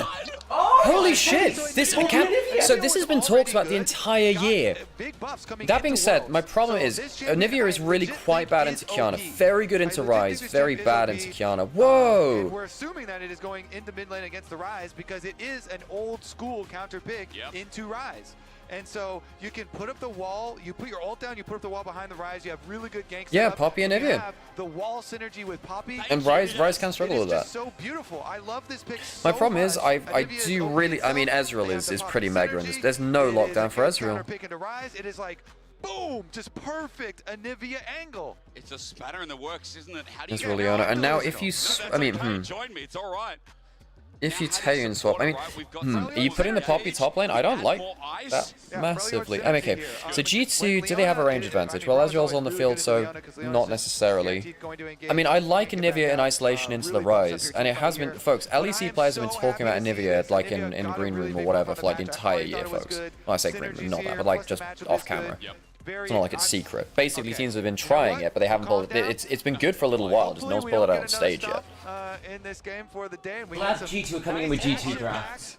I'll give it a second to see whether it connects. BLG has a very strong. Yeah, I'm just saying I don't have a, and I don't set. Okay. I'm getting excellent connection on YouTube. Yeah, no, Sam, I mean, I've been I talking about this before, but I don't have like a go live button on my YouTube stream, so I don't set up the stream in advance. I just go live. I know. I'm just saying, like, it's want to see what. They do have the LPL Kiana. Yes, they do. That is a fear, and especially since Shadow came in to level with everyone. That's maybe an Perk sign 2025. Well, you got to remember that the LPL has a traumatic memory with perks in China. And even Knight started failing because the team just fell apart. 100 Thieves, not to take away from the win, it was Whenever I see that smug mid laner's face and all such memes like that. From the West as well. So they get a good pat on the back, but I think I like GT's draft. I think that they struggle to have engage unless they hit long range CC, which is not great onto Desante. You need to have these counter matchups need to do like really well. Enough is enough. Our region has been suffering, Kobe. Our region has been suffering. I mean, BLG, maybe they just have a shit early game. Maybe that's your hope. I think there's also a world where like the zone control gets really frustrating with walls and Onivia Glacial Storm and Poppy W. But then they need to get early objectives to make the most of that. Yeah, but I think if they do get objectives first, like BLG are relatively short range with the exception of Elk. My one slightly nervous thing is reminder Onivia wall does work for Kiana ult, which could be an entertaining prospect. You wall wrong, Kiana could just end up getting a stun for free out of nowhere. I mean the same with Poppy and Onivia wall, to be fair. So. Didn't get the dub then, but let's see. I think Poppy top is a little bit fake, folks. I think it's a little fake. Are we going to see the Taeyeon swap? I don't think so, I guess. With the phase rush. This Onivia skin is so shit. I mean, this is just Onivia being a very old champion. I don't mind this one. It's like more bird-like than the others. I think Papercraft is my favorite these days. Carnival's pretty good too. I gave it that. I literally just. EU mid's playing Onivia there. I'm just saying, somewhere out there, Froggen approves. All right, let's get into it though. This one EU mids, man. Will be exciting. Where is Froggen? Solo laners. Is he okay? Some synergy. So huh? Unfortunately, is he okay? Is he all right? Meet up and use their Onivia I went for the Poppy combo. Doesn't matter. Super early I think I went for a random. Star Wars reference. They'll be in as I am for quite a while, want to do. It's Poke Varus. Some early interactions. We'll be fine either way. Poke Varus has been kind of crap for a while. Ever since the nerfs, it's felt like Poke Varus has not been fantastic. You don't have the early lane pressure anymore. And your poke is not nearly as good as it was. Agreed. And regardless, as we said in Champ Select, Onivia is just good into Rise anyway. Yep. As the Onivia into Rise is good. Yeah, that's fine. But then the question is, can you actually make that into like a game plan rather than, oh, in a 1v1, you're good into Rise? I guess there is something to be said for just playing from miles away with the Varus and the Onivia zone control. I'll also say as well, play that way out. like, Phase Rush makes this matchup a lot more playable for Rise. Yeah. Bottom side here, though, going in and getting the heal out, but heals from both sides used and invested. I think G2 might have overcooked a bit. I think that DPS is very conditional, and I think that Kiana Ezreal particularly can have a really good time against this comp. I am glad that they've come in with something prepared, though, you know what I mean? Yeah, I don't know. Oof. MSI Worlds 23 and Worlds 24. That's nasty. Also, quick side note, Elk is It's on our Ezreal cursor on playing screen. worried about this, especially when Oh, it's only for it doesn't say show on BLG stream. That's fine. eliminating G2 at international events. Visual Recently, it's curse been is a little just on bit my rough. OBS. Now, of course, that is best of It's not on threes, your the OBS. best of fives there for It's MSI on the bottom though. 2023. Not mine. Yeah. This is the best of one. Good news is also this isn't elimination. It's not on OBS though, so the rules are So it's not showing on completely different. stream. So it's not on YouTube. It's our cursor on the projector. Oh, I see where it is. Yeah. In the brush, and So basically, folks, you didn't see that, but the cursor was left no, on. sorry. For some reason, I thought you were talking about the spectator. Oh, this is very bad for Caps. I don't think he dies from this, but he loses egg. Hang on. Scumon's here. Plant has to flash over the wall. Okay. You lose Summoner and Passive from the Onivia, which is really not good. Yeah, that's very gankable again. Yeah, I think Knight made the right choice to flash there. Just don't get chunked out. Get yourself your free early phase of lane. That's one of the funnest parts. This is the fake Poppy matchup in laning phase where you don't get wave control. It doesn't matter that you have a W against so many dashes. Like, Cassante just has better wave control. And he actually can just not dash against you sometimes, too. Yeah, just his Qs are enough. And especially in early game. Minions away from you.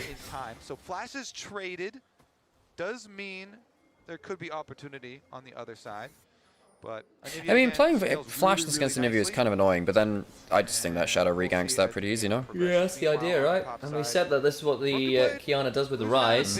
No one's around mid, so Knight's actually safe here. He's playing around his ward. Since the loss to 100 Thieves, like the Renekton game was insane. I feel like helped single-handedly, not single-handedly, but his lane was so dominant to build up that lead that. Oh, there is someone running mid now, but really didn't come out of any good. So top lane was the worst affected. yeah. Has the I don't know, Knight just has full control of this lane, which is a bit rough for Caps. Yeah, that thing is just melting minions right in front of G2 Tower. So minion wave in a very nice spot here, getting held by Hans, and Bin gonna have to go walk. Yeah, it's not gonna be the most fun for bot lane. They are gonna have to get over there. Meanwhile, the I know Elk just resets. He's got a bit of a wave to pick up. That's potentially quite a scary CS lead, but. Lebrov trying to zone. Wave's really. I mean, he's going top lane alone, which is okay. How much waves do he pick up there? I mean, Poke Varus is. It's not as strong as it was by any means. It's a good. That is a good freeze there, though. Actually, that is a good freeze. Bin does not want to walk into the Braum passive. G2 are pretty damn good at figuring out lane assignments on the whole. I mean, first top piece was you didn't get to see it because the Scion was dunked on. Sun up, broken blade. Here we go. Sends it away with the steadfast presence. There's a nice W from on, and there's also Shadow had to go bot, try and break the freeze, and sort of done it. It's slow push out now, I guess. Yeah, no, it's fine now. He'll actually get farm now, which is fine. Shadow might just poke him out, and yep, shows Okay, just aggroed it. Oh, I missed the Get key. the double hit over the edge of Ishtal, and Scumon just getting hit by Dragon as he runs away. Most annoying of the dragons, the Ocean one with the slow. It is really obnoxious. I hate taking Ocean Dragon. Yeah. It is very possible to think you're okay to do Ocean Dragon and try and leave and get slow. Might see a big fight around Braum here. Yeah. Caps can get some big walls shenanigans here, especially with no flash. Lavrov's at half. That's Ghost on. He really just wants to run beyond them. Just to get Dragon. Q misses from Onivia. Bin still doesn't have level 6. But he can get a decent W. I don't love this from BLG. I think Ben is completely into this, no? Yeah, no, I'm with you. I think they have. That's a bit far, Q-Months. Oh, that's a bit far. Yeah, I don't know. Both teams just took it in turns insing there, not gonna lie. No, they dragged it on under the turret. Does it matter? No. Oh, Spell Flux almost kills him too. So you get Dragons, but you lose too early. Well, they realm warp, they are. Bloody hell, son. Oh, that's not a bad Q. Yeah. Oh, it's so close! And Rise gets triple. They should not have stacked up for the triple stun. Yeah, but I the don't. Flash Frost was really very bad. Oh, I know they've. Oh my god. It's all on Knight. And they don't have. I mean, Poppy and Onivia is the only way that they. I mean, Poppy's not even at these fights. I don't like Poppy Town counter pick. Top pick. I don't like Poppy top. I know we did mention last year this, like, well, can go top, whatever. This is the reason I don't like it. Yeah. You lose so much. You can't get involved in skirmishes like this where you're actually the strongest in the game. Yeah. This Poppy, like level 3, level 4, disgustingly strong. Without the Ezreal as well. So No, Ezreal's just goes in and no, oh yeah, he's top. Yeah, you're right. well. Sorry, yeah, you're right. Yeah. Shadow just instantly punishes them. It's really good from Shadow to insta-punish, actually. He had the Water Blade from River, so just immediately freezes Humond in place. And then this is actually a bit risky, folks. Yeah. They get away with it. Yeah, just about. I mean, Shadow very nearly dies there. He had an Audacity out. But there we go. Ooh, nice camera shot. No? The golden left hand. Oh, God. yeah. What has happened to G2? I think it was looking alright, and then they have that one bad fight in River, and it's all falling apart a bit. That was just poor decision making. God, EU is in shambles, folks. We could end up with all our teams at 1 and 2 minimum. T1 might draw G2. And then just knock G2 out, yeah. Could you imagine if G2 knocked T1 out at the 1-2? I mean, the thing is, right, G2 very clearly said that they felt that they reached their peak with the Ike and Mickey. They wanted to do better internationally. They tried some changes. Now, what could happen is them finishing their worst result in Worlds for this era. Yeah. When was the last time they did this poorly at Worlds? I mean, even the Shannon we did roster did alright. Was it 22? I guess 22 they didn't get out groups, right? 22, so yeah. That was the Targamas Flacked lane. Yeah. And even then they did pretty well at MSI that year. Yeah, they did well at MSI that year. They went 1 and 5 at 22. Dominant hand left in music videos. Yes, no, excellent, excellent. This is how we give caps. I'm surprised they didn't put Knight in there, but I guess they were doing like more historical Worlds at the world. The thing about the Worlds music video is that it's meant to be historical for Worlds, but it didn't feel like it covered that much history because there's only so much you can do in an MV like that. And then it's like, well, okay, you know, how much recent / older stuff do you do? I mean, folks, you know, we're obviously getting a little doomer about G2 and BLG are playing very well in the early game, but then the problem is, you know, BLG do throw pretty healthily in mid lane. This could be bad late game, Alex. I've seen BLG gets leads much bigger than this and throw them significantly harder than this yet, guys. No. G2 enjoys it. It's not over yet. G2 bros. BB's going for Sundered Sky. Oh, he's going Sundered Sky into Fimbulwinter. Oh my god, Elkins is slaughtering him. What? He actually might kill here, by the way. Not quite, but close. On. They can cancel that back, right? I think On might just ult him here. Oh, he doesn't have ult. Can't do that. Standing there, menacingly. They have 3 grubs as well. Oh, they have 3 grubs! Okay, Poppy health regen is kind of nuts, actually, I guess. Yeah, at least he's not very good skill shot accuracy, though. I mean, On went in, just stops him with the YouTube stream just didn't start, looks like. Without the Q then for the actual dive, they're not going to do any sort of dive action. Let's see how many minions on top side, though, he misses out. G2 is a really bad matchup for BLG. G2 keeps winning games based off of late game throws, and BLG keeps losing games based off of late game throws. Proof to that. You know, I see your thought process. I mean, yes, but then also how much of that is on MKoi, who also are just not great at closing out late game, and they throw a fair amount. You know? Is that a G2 thing or an MKoi thing? Like, I believe in Onivia scaling, Alex. I'm really quite worried for G2 when you've got, you know, this Kiana, which can... I think Kiana just destroys their comp eventually. I mean, even though the Poppy is typically very good into that, one good Kiana ult just ends the game. Yeah. Dragon, are we just doing this again? Certainly is. Teleport right back out for the Rise got the rower. They do want to try and catch someone. I mean, and a tier that's stacking. Damn, didn't know you could do that. 420 minutes, guys. Incredible, didn't know you could do that. I know, I didn't know that. I thought that was illegal. I thought you just raw dogged the blank Archangels every time. Right. Recall. He's got a blast gun, he'll be fine. Blasts him away. Dragon's still the focus. Camping on brush, but it's on a ward here, so. to be a little bit dangerous. T1 just lost to Genji, and knowing T1 usually usually perform differently at World Stage, do you think their hope for the another title is diminished? They've not. Like, if you look at the Swiss Stage before, Genji have beaten T1 in Swiss Stage before. Yeah. Like, was it in 23 or 24 they did it? And then they, yeah, I think it was early on in 23 Swiss Stage. That's not great from Shadow. Yeah, I think that's just a very Shadow was. What the hell did Shadow just do? He just ulted into a Braum shield. I guess they just feel like the fight is now. Ben gets stunned up immediately and he's going to get blasted. That's BLG. a big in. Okay, all right, there you go. did BLG things. So, by the way, for everyone who is atting me being like, oh, they only play well with Shadow, they have the same issues with Shadow's Spectrum. Now, this is not a Shadow issue. This is a shot function. I don't want people to say like, well, you know, it's just. Oh, Knight's not having fun here. Flash Frost after. Oh no, he's not got flash and he gets knocked up as well. That's really lovely. Very good. Okay. Good G2. And now suddenly G2 right back in the game. Yeah. And I just want to. So obviously, folks, next game Beige1 will be playing now. Okay, really good from G2, but also just like what the hell was Shadow and Bin doing there? And again, like people were saying, you know, they play so much better with Shadow. I think if people just say they only play well with Shadow, they didn't watch LPL because realistically, we've seen the same issues from both junglers. Now, I actually like both Shadow and Beige1, and I don't think it's a problem with either of them individually. But yeah, I think that. Oh god, what was that all into the Braum shield? It's just not it. I agree. Because I guess Bin was teleporting in and they just have to do that. Oh yeah, we got the Knight hater in chat, I forgot about that. I don't know how you can look at that and say that's Knight's fault, sadly. Sadly for yourself. I think right there, that's just like a bad team call, right? I mean, they're clearly going for a play because Bin's got the teleport, but yeah. Braum value was huge to that fight, absolutely. Yeah, blocked the Kiana. Plus, you just saw the combo. Even though it was a wall already pre-existing, Kobe, like the CC chain when Broken Blade has ult, when Caps is able to land Flash Frost as well. I actually feel a headache coming on, and I choose to blame it on this game. That's possibly fair. Well, GT now have 2 dragons and they're even in gold. Yep.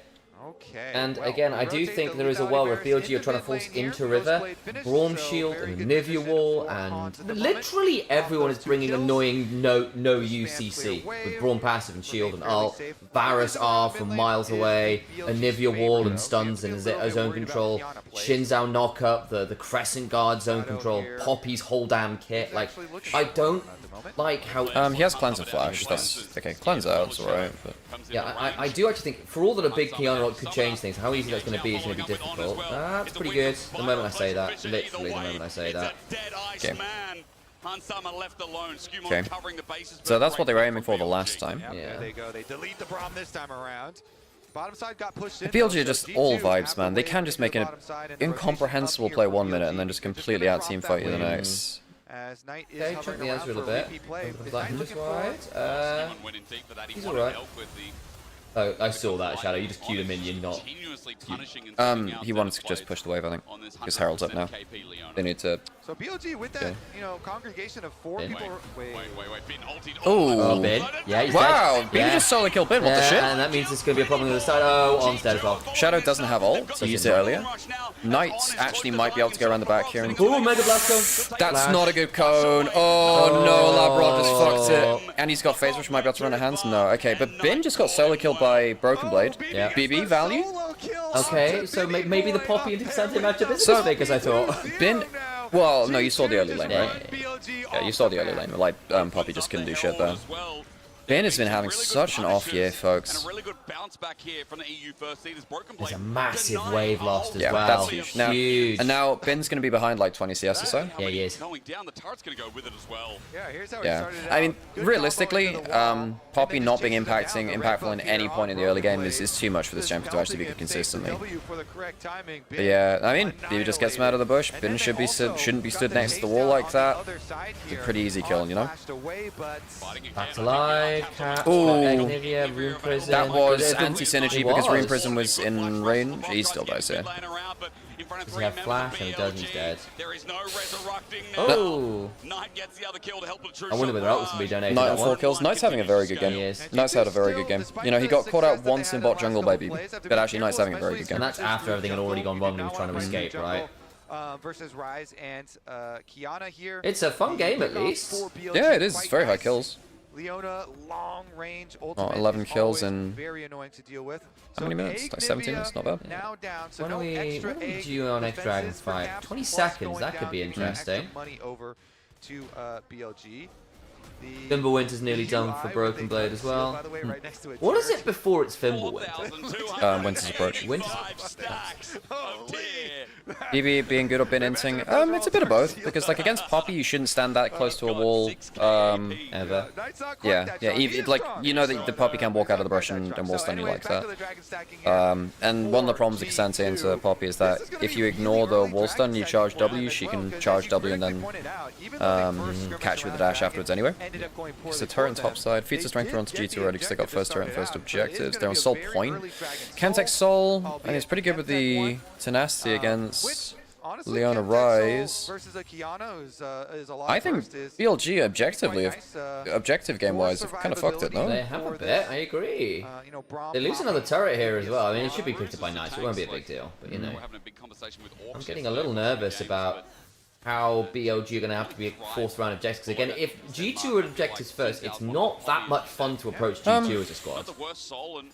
I think BLG have the tools for it. I mean, you've got Kiana, Leona to get some huge wombo in. You've got ways to find different angles with Rizal and Cassante flanks. I don't think, like, it's obviously a dangerous team to approach, but I think they have the tools for it compared to others that we've seen. G2 already a bit nervous about what happened in the river the last time with the Kiana. Whoa, that was just Shadow randomly throwing it all into a Braum shield. That's like not... But I feel like that could happen... That's not a comp thing, that's a play thing. I feel like you could end up with that happening all over again, just with various bits of CC and zone controls making Kiana's life hellish. Right. So they don't get shut out of the area. I mean, if they're in first, I think it probably is a different matter, because I don't think it's as easy for G2 to enter an objective first. But Onivia farming top with no teleport at the moment, so G2 just have to be calm, collected, focus on the minions. You do not have a timer right now. And Braum defense is very good. Yeah. So Caps is able to finish up the wave on top side, get his reset off. And no further blood, although there will get the tier 1 down there. That's pretty nice for Knights. Yeah, this Rise is getting a lot of gold. Now, so you're really hoping that you CC the Rise early in fights now. Very true. This is probably the Seraph's completion on back, isn't it? Fights again into Braum, Onivia, Poppy, Xin. Lots of annoying frontline to deal with, so yeah, it is. Okay. BLG should really index fairly heavily into their side lane prowess. Really leverage the split push advantage that they do have. True. Because you ain't never getting through mid-wave if there's an Onivia there, if I can speak properly. Hans has constantly been mid. It's usually surprising. I feel like Onivia is one of the most set up a camp and never leave kind of champs. A nest, if you will. A nest would be so much more relevant. Protect the nest. That is an eagle. You're right. Wait, you're talking about best mids of all time? So Faker, Chovy, Caps, Rookie, BDD or not? Is that for now or is that all time? If that's all time, because if at that point, why are you missing out Xiaohu from the equation? You know, because he has to. If you're looking at all, look, recently obviously not as good, but this guy absolutely deserves some props for his career, right? Yeah. And Showmaker's in there too. Showmaker, Xiaohu in terms of all time. See how they move their way in mid-priority. Pawn didn't quite have the longevity and he fell off very poor. Yeah, Knight does need to be up there, I think, at this point. I think his peaks have been insane. Yeah, and he's been doing it for enough years at this point as well, that he's kind of just been really, really, really good for years and years and years, right? Yeah. Bottom side tower's already dead even before Herald. Atacam, Battle Herald angle. Started up. So G2 with I mean, yeah, G2 managed to set up on this, and BLG are not good at approaching objectives. Hang on a second, Capsum is just completely into it. Oh, he's flashed into the He's just dying for this though. But they get Atacam for this? They get Atacam, but they waste Herald. On does not have Spellbook Smite. On is very separated from his team. Okay. He's looking around more pen, that's why. Right, yeah, that's fair actually. They don't get much out of that on BLG. Okay, I mean, Onivia is not happy with that. G2 get to 23 Paddle. It's not actually the most Paddles, 23, you know? Is effective. He flies into the face of BLG, knowing it is a one-way ticket. Well, he was kind of hoping that it was going to One be for Shohu's never comes to mind. I've never been an LPL guy. What about the 3 MSIs he's won? He's won 3 MSIs, yeah, and role swapped to do one of them. Yeah, what do you mean? Like, I'm not much of an LPL guy. Xiaohu won 3 international events and made it to World Finals in 23. Won a lot of domestic titles, yeah. Yeah, but MSI, it's an international tournament. Oh, and arguably God. MSI is more competitive than Worlds, by the by. I think, yeah, when they won in the, I mean, they, yeah, no, not well, since 23, not, yeah, and which obviously he won before that, yeah. I mean, even before that, you're right. I think sometimes MSI was just ridiculous. You won an MSI, that shit's fake. They beat T1 to get there. It's not fake at all. That one's actually one of the more legit ones. Yeah, and I agree. And then also IG fumbling the way they did. And I think people just underestimate how good that G2 era was, because again, they literally then got to World Finals that year as well. Because they do still have the extra teleport on bin. Shadow better than Knight. That's, I mean, in terms of his career, his achievements, we have to hang on a second. Ooh, Shadow. Shadow. Oh, well, thank you, Shadow, to your EU brethren.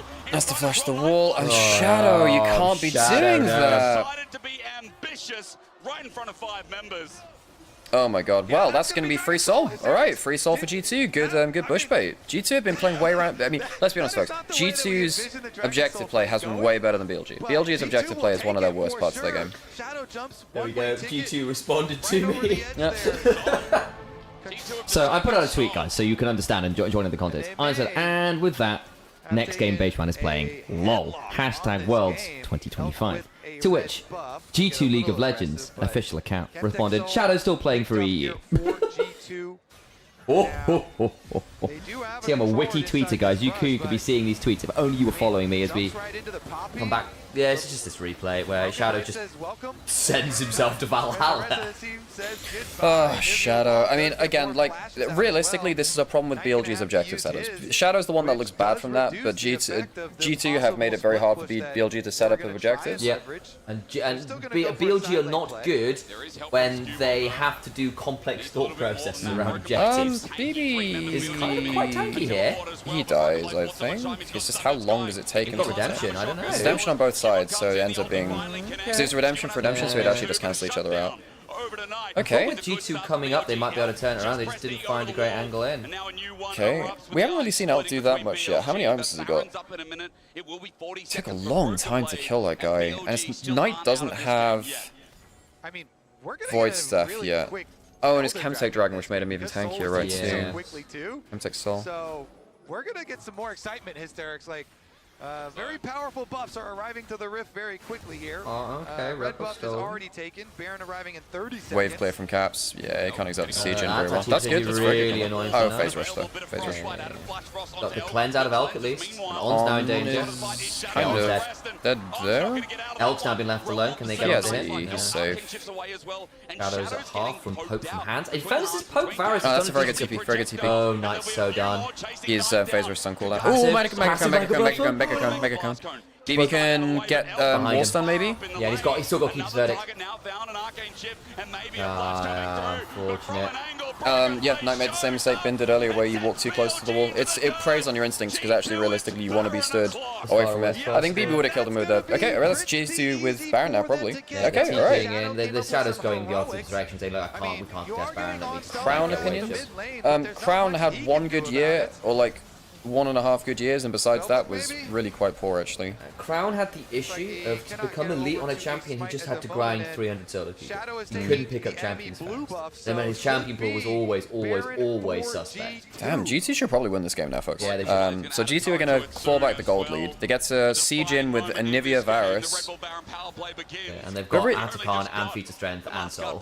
But like, goddamn, BLG are playing like some dirty enters today. They are. I mean, Gimgoon the collective Gimgoon the goat. Gimgoon. Goat Gimgoon. The tools to make this game a win and beat down BLG. Gim what? Much like 100 Thieves. Huh? It might just be Arsenal fan? for the West too. And BLG are going to quickly be. I love how many internet Arsenal fans there are now. There's so many gooners around, guys. Elimination already from World 2025. They all come with like these crazy anime pictures on my timeline. Yeah. Like they're going to push them there with the Baron buff. So G2 are going to get a gold advantage off this now. Elk needs Cyrilda's ASAP. This Elder Dragon fight, 2.5 minutes.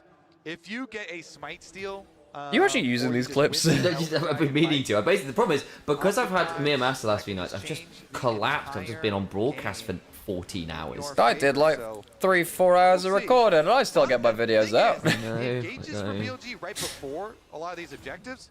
Like one of the early. It means I'd have to look for them later in the same way. Yeah, that's fair. Then having Bingo in as well, and then the previous one with Shadow jumping in, getting deleted, have been really rough. I still found that Misfortune one that got my break the other day. That's a pretty good Leona roll. On's actually been doing alright. It's just now you have to dive into this comp. Where's the Kiana roll? That's not. It's not enough. Not enough. And Broken Bait's about to turn up. It's just they don't have enough items on Ezreal. They don't. And also they just got to try and break their way through this insane CC lock. There we go. All right, G2 gonna be BLG. Quadra kill for Skumon, by the way. Man. Okay, G2, we're getting a little bit of pride back for you there, honestly. Damn, BLG have been pretty okay. Not gonna lie, folks. BLG kind of did this to themselves with that early game play. I think Shadow had a couple of really big missteps. Oh my god, he's actually keeping him in the fountain. Oh my god, they're keeping him in the fountain. Oh, he's in the baby cage. G2 really deserve this. They really deserve this. Great game from BB. Great game from Skumon and Labrov. Mom and Dad are fighting, Alex. Yeah. You and LPL. G2 win against BLG. That's some trauma dealt with.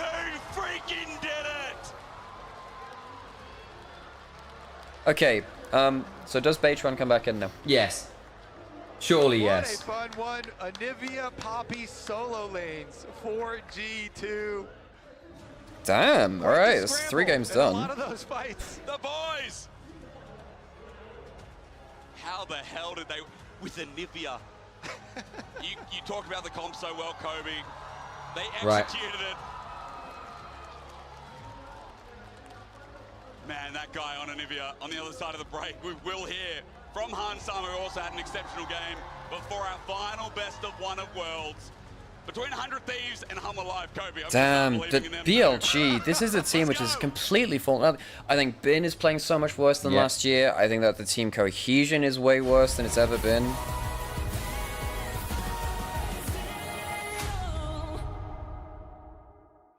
I don't even think that. Look, that's not an unplayable draft. That draft is still fine for for BLG. Like, you can just see that the early skirmishing instincts are just well off. I can't see this BLG team sticking together after this. I made that tweet early in the year.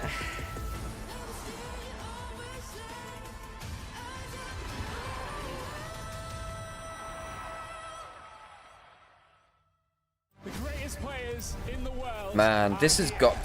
BLG are in such a weird spot where people still have a lot of good memories from last year and they don't watch LPLs. They haven't seen the trials and tribulations of BLG besides MSI. And they haven't really been filled in on how... on how poor BLG have been with their flaws. And yes, they are LPL champions, but like... that was somewhat in spite of their flaws. The flaws are still there. It's not like they sorted them, you know? The flaws are still there and they can rear their head at any time. I think Knight either leaves this team or they completely rebuild around him next year. I think Elk and On did fine that game. They weren't the problem. I think particularly Bin and Shadow had a bad game. But realistically, my problem with BLG is not individual performance primarily, although that is an issue too. It's been on and off. I think realistically, it's about team cohesion. We could get FlyQuest versus G2 to proceed, by the way. Huh? 2-1 FlyQuest and G2. Sam, we could get Sam, we could get BLG T1 at 1 and 2. Yeah, we could. Get BLG. Yeah. And I hey, think Andrew, thanks for the resub. Hey, good welcome back. Wahoo. Wahoo. Yeah. I just hit 50 months, by the way. Because I actually think that Knight had a pretty good game. I think On had a pretty good game. Elk was quiet, but it wasn't his fault. It was Bin and Shadow running and also, it's just hard for the Rise to do that much against the Onivia. It's fine. Like, there are some points where you can realm up, and we saw him actually get some good value out of it, which I think was actually pretty impactful. If it becomes skirmishes rather than straight objective which is what they would do. Yeah. You know, when they killed the Poppy top lane, when they got Onivia on bot lane, I actually think Knight was pretty good at that point. And I think that on Leona was actually pretty impactful too. I just think that Bin individually did nothing that game on the K'Sante besides that one kill top lane in the 2v2 against the Varus. Yeah. Shadow had some big missteps. Don't let his KDA fool you. He fumbled the bot river fight and then the mid lane play just before soul fight as well. But realistically, the biggest problem with BLG is their objective play has just been very, very poor. Guys, there is an actual world where we lose both world finalists in the next round. Jesus. Both of them could drop out.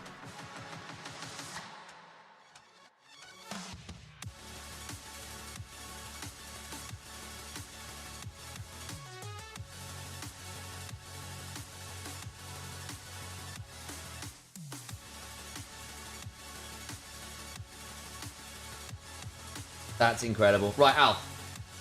I'm going to run and get us a snack. Yeah, cool. Look after people, get everything sorted out. Chat, make sure you're following and liking and subscribing. We love you all, but love us more with your attention and gifts of subs. Right. Thank you. Like Angie, who resubbed. The whole 2 years. That's almost a year. 24 months, that's almost a year.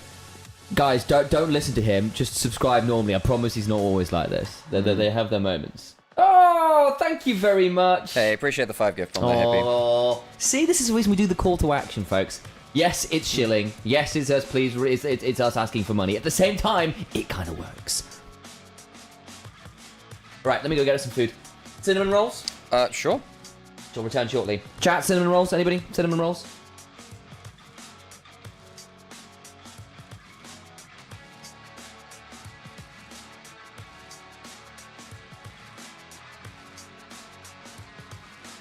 Oh.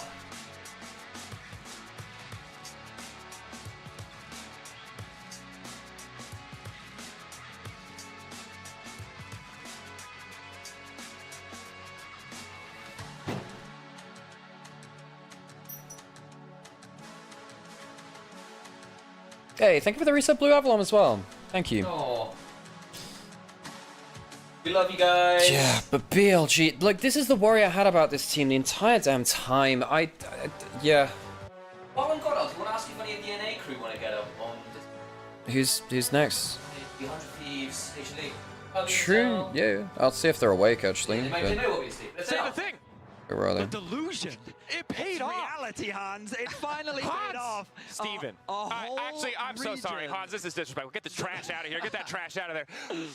You've given a whole region just a tiny bit of hope. It's only a best of one. Is there anything you want to say?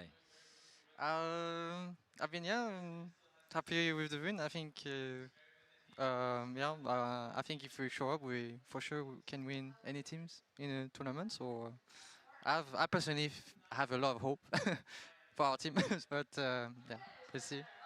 With the history of how BLG against G2 has gone in the past, was there any like nervousness going up against them? Yeah, it feels like every time we face BLG, you know, you have like in the back of your mind, sometimes you think about like the time where they eliminated us, but I feel like I think like recently we're more ready against this specific team, so like we are really looking forward all the fights that they are playing, because maybe it was like they are a very aggressive team, right? They play very proactive, but I feel like we were really ready to take up the fight, you know, not giving up anything for free, like the position, the control, and yeah, I think the fight in early was a bit sketchy, but yeah, I do want to ask. We looked a lot at that 6-minute fight where it felt like you guys got a little ahead of yourself, you got a little over eager. What were the comms like to kind of calm the team down to put you back in that position where you could really take over the game? I mean, losing like 4 kills there is for sure hard, but I think my team did very good. Like we all did very good to stay proactive for the game. I feel like we kept making plans what we actually can do with our champions, and I think we don't always do that.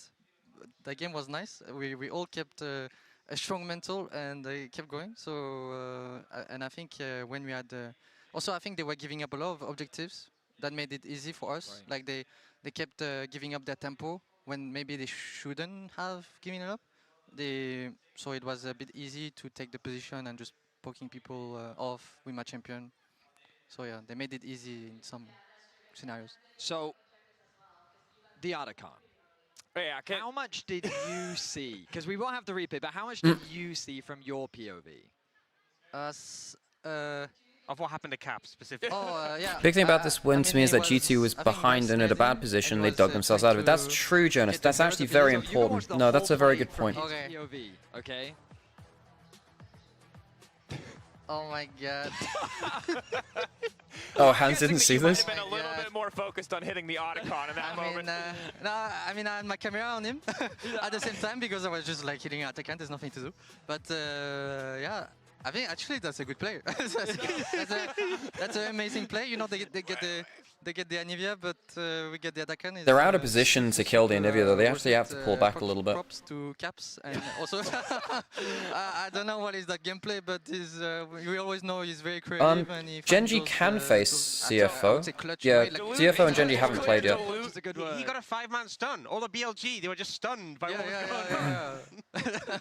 Delusion, not just a branding thing. What was his comms like in that moment? Did he just say, unlucky, or guys who got the Otacon, or...?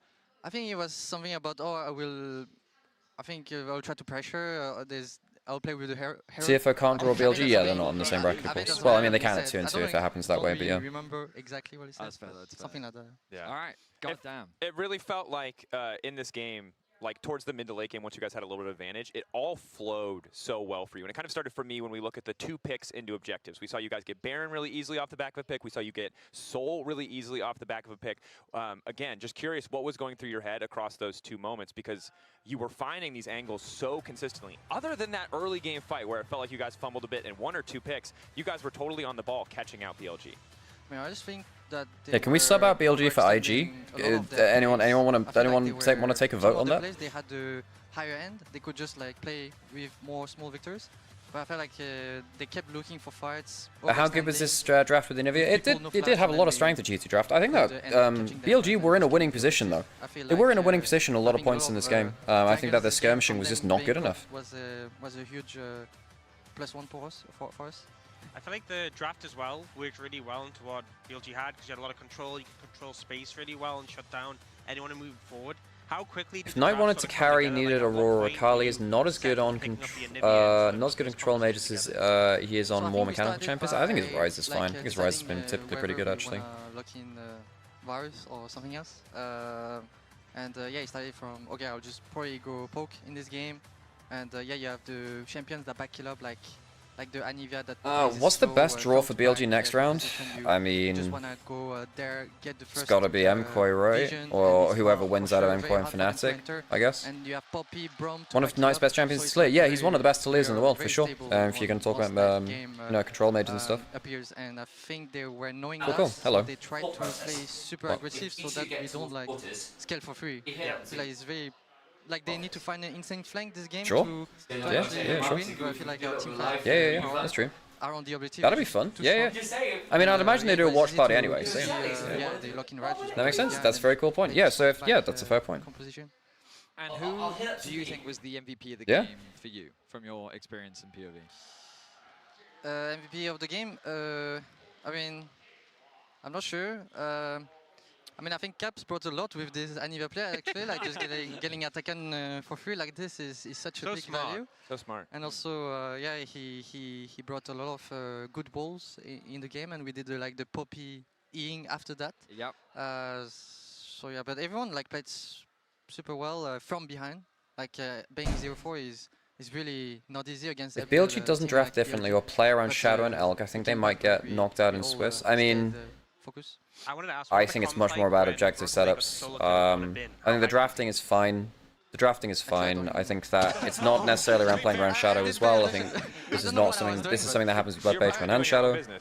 You ignore top lane, as is your right as an AD carry. We all do. Did you even know we got a solo account? No, I mean, I did that. Good job to you, man. Nice, let's go. Hans, we're getting ready for the next matchup. It's HLE versus 100 Thieves. I want to ask you specifically about Viper, obviously a legendary AD carry. Do you have any thoughts kind of on him as a player, anything that you think he's doing well? Ox has called out Viper Life Esports a ton, but I'm curious what you think about Viper and if there's anything that he does especially well that impresses you. I mean, he's very talented for sure. He's one of the AD carry. Sometimes in my free time, I just watch how he plays because definitely he has. BLG giving the West enough hopium to last the next decade. Yep. So yeah, you can always see him moving. His BLG is character, 1 and 2 after really, facing really 3 fast, Western teams. Oh even if God. nothing happens, but yeah, Didn't have to phrase it like that. He's really good AD carry, good at pulling damage off in a team fight. So yeah. Solid stuff. I think, Hans, we just have to say again, congratulations. I know you guys have to focus on the games in front of you. You're thinking about G2, but you're winning for all of the LEC right now. So as representatives of the region, we're not exactly doing much winning right now.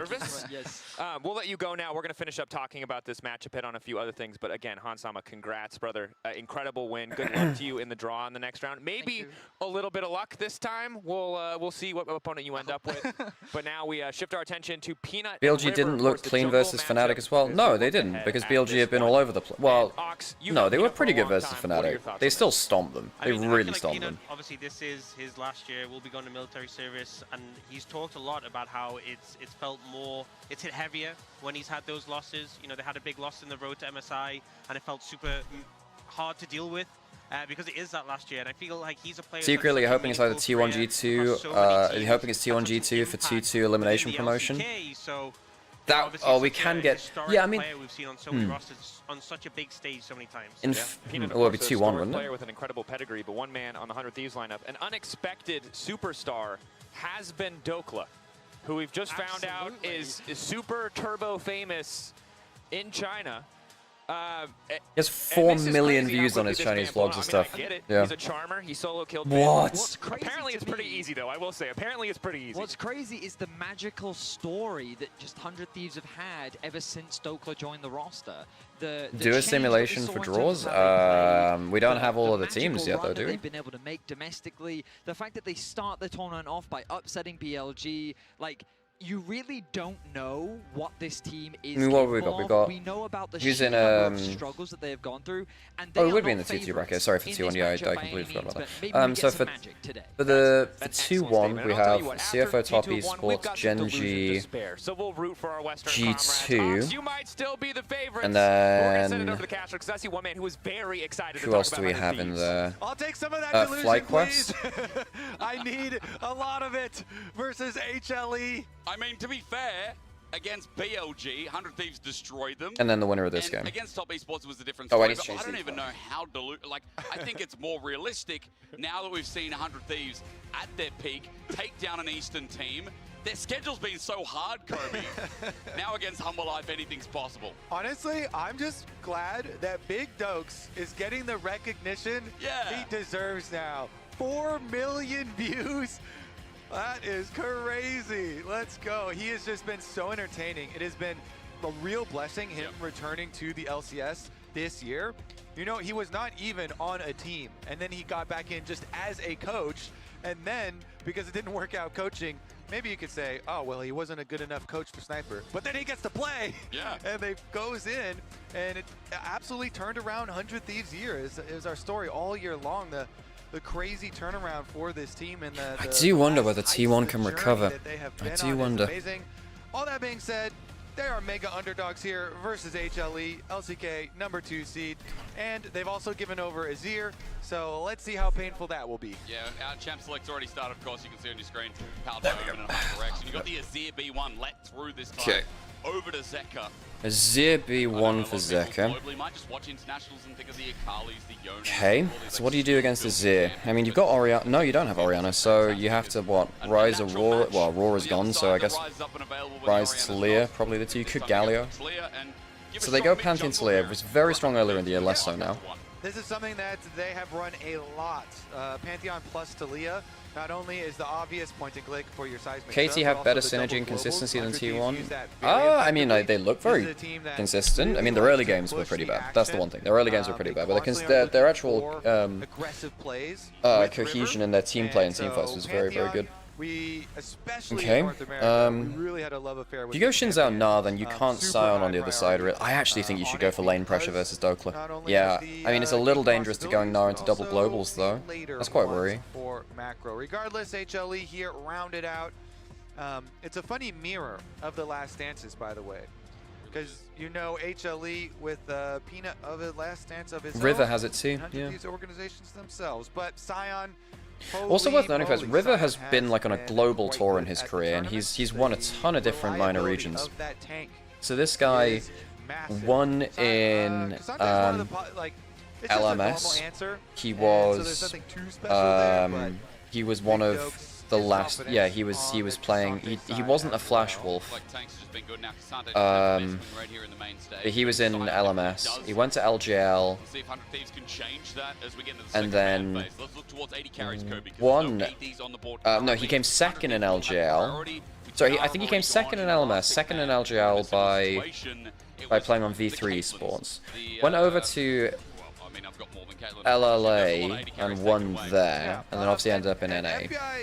There was a guy called Boogie who you might remember playing LCS, who followed it. He was basically the Flash Wolf chasing his tail, because he was the last Flash Wolf, because Flash Wolf disbanded after his season.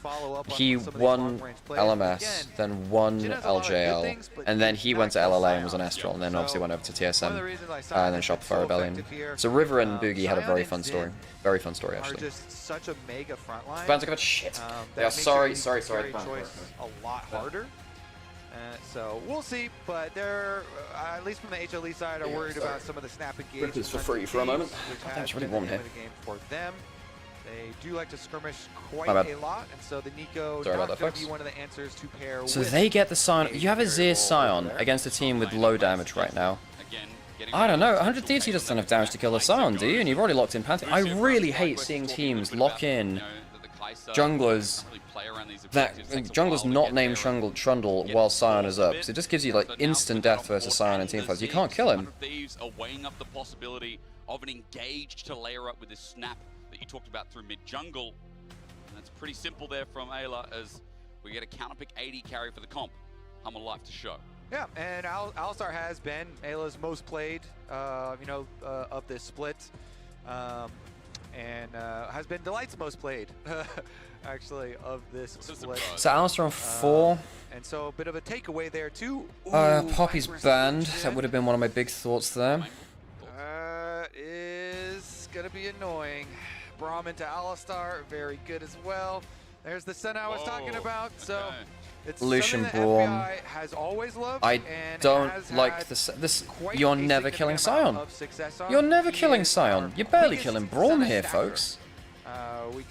You're really hoping that your double globals carry you. You're really hoping that your double globals carry you, because this is not an easy comp.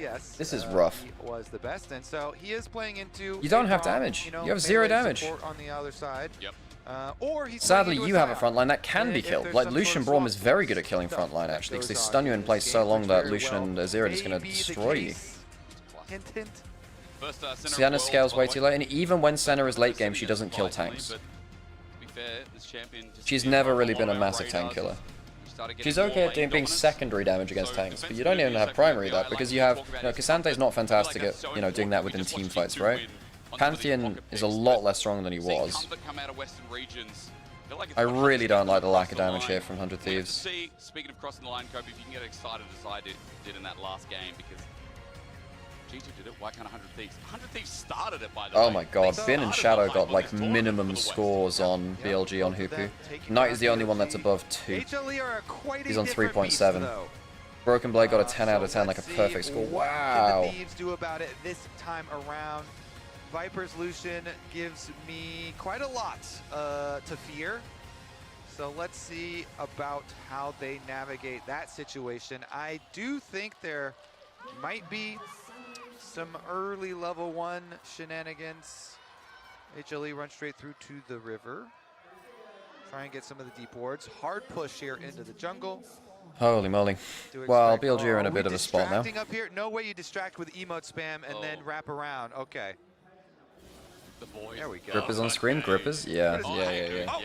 Each of them got 1 tap, 1 touch. They have the same emote. And they can't do it again. Did they coordinate? Oh yeah, first slap, folks. First slap. Content. Yeah, tell me. So he actually leaked his strategy that he was going to I think HLE is so comfortable with this draft. 100 Thieves need to get so much done. I just don't think they can. This is so hard for 100 Thieves. They need to snowball the fuck out of this game. I'm going to use Zaya's skin. but are they gonna Tayin swap? There's a Braum right behind them, no? Didn't actually come up with that strategy. They didn't go for it though. Are they invading on Raptors? What the hang on? Whoa. What's the plan here? Where is Lucian going? So Lucian's going top. It's a Tayin swap. Which means that's they're going in for the invade. Viper's gonna go top lane. So this is gonna be the Tayin swap. That's what we were talking about for the lane swap. It does come in. The split on jungle is actually defended here. And it's a Braum as well. Braum's passive actually does a significant amount of damage. If you can get the Q in it. Wait a second. River's actually in a little bit of trouble here. He'll get level 2 and he'll probably be fine, but he's now like half HP. Not a moment too soon, as with another rotation, I fear for The Lucian is so happy in top lane. Hang on, can you steal that with Q? No, not quite.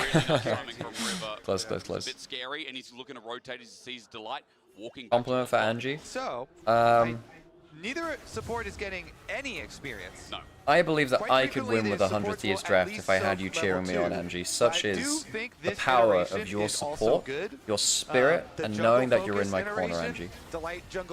I could win with 100 Thieves comp in this game if I knew that you were cheering me on and then bringing good vibes the way that you bring good vibes to all the chats you're in. Being as annoying as possible to River. Hell yeah. Look at the difference in speed. It is a full camp difference in speed clear due to Delight's. Maybe they'll actually win now. Yeah, maybe that's what'll trigger it. So dive onto the Sion Braum is just not possible. Doing a 2v3 dive against the Sion Braum is just as hell. You're not doing that. Just not sure about the Braum. Braum is insanely good into the triple melees of 100 Thieves. Are those two of the worst champs to dive in the game? Yes, they are, Kobe. Yeah, you're completely right. Definitely so. Regardless, they will continue on with the split. Was Orianna banned? Yeah, Orianna was banned, Aurora was banned, so kind of fell back towards Pantheon Talia. I really didn't like the Pantheon Talia early rotation. A little bit early. He only needs to soak 1 minion though to get it. Hmm. And Quid is gonna face. Light is 0 XP, by the way. Scrying the wrong way, by the way, in the end. Doesn't even get the wall. So Light not getting any levels is criminal. So this is one of the reasons why the lane swap is kind of coming back. Support rebound XP or whatever it is, catch-up XP is really high right now. So you can basically give 3 solo lanes for a while with this swap and get a bunch more extra XP onto more important people, and then the supports can get, you know, whatever XP they can catch up later, which is actually pretty good. 0 XP, girl, how? He gets a tiny bit now. He's been allowed 1 extra level. Okay, now it's getting to the point where lane swap detection is falling off. So, while River can go camp their second respawn, it is significantly delayed, and they can come actually fight them on it again. Are they actually going to cross, though? Is River done with the Raptors? All right, he's had a lot of time. He probably should be done. Just waiting to see. There we go. 100 Thieves not getting a huge amount done, but then again, I guess the Lucian is just surviving himself right now. It's not like he's doing that much against Doppler. In fact, Doppler's off in CS comparative. Quote unquote, will respawn a little bit quicker. Hey, Sam. Going for Krugs now. Peanut wants a little bit more, but this is on the swap back, so that Krug, that's a little greedy of a Krug take from Peanut. River has reset back with Dokla. Might. That's the face check, right? Some a flash or something, but he finishes it pretty quick. Wait, can you steal it with Q? Almost, not quite. But against the wall. Get the little one. He now has to flash out now, yeah, okay. But he does get Krugs though. Don't do Krugs, kids. Stay in school.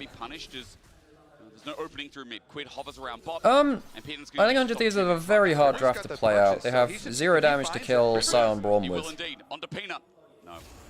which makes me a bit worried. Peanut has no flash. Okay. Oh really? Nice. I got a bloody red velvet. Harass him again. He's going to stop him once Do it. more. Do it. Use him. To the moose. You get another spear. He can't go too far because there's a Braum up in the top side. But yeah, 100 Thieves don't really have damage to do the whole killing frontline thing, which I think could end up costing them this game. Is a tenacious Hi chat, did I miss much? Invader. So 100 Thieves using Sion to build center stacks. That's actually a fair point. That's actually a fair point. I actually do wonder whether the standard lanes would. Do they just fail the combo? He gets out. No. Damn, you're right, that is a very bloody red velvet cape. Ooh. Okay, how many flashes that cost? 3 flashes. You got the kill, I suppose, it's not clean. And it is successful. Now, is the 3 flashes going to be being down going to cost that much? They know that there's going to be no extra defense for Zeka on the dive because every other member of HLE is accounted for. So it is a surgical plan here from 100 Thieves, and they do get the kill. Enables a good reset timing from Quid as well. She said, River, an exceptional play. Goes pop here by FBI. Just walks it back, gets a little bit of souls, but as he sits solo up in topside, in that play led to Peanut being so Triple global from 100 Thieves is going to be quite good if they can continue to just jump on people. Fantastic. Jungler does have level 6 available, but my worry is it doesn't matter against the Sion. Sion just doesn't care. Yeah. He just ults out. Very hard to pick off Sion. You can just continue bringing the Azir down though, or the Lucian, that might be an angle. So, yeah, but I think they should be on Light. side. She dead? Oh, okay.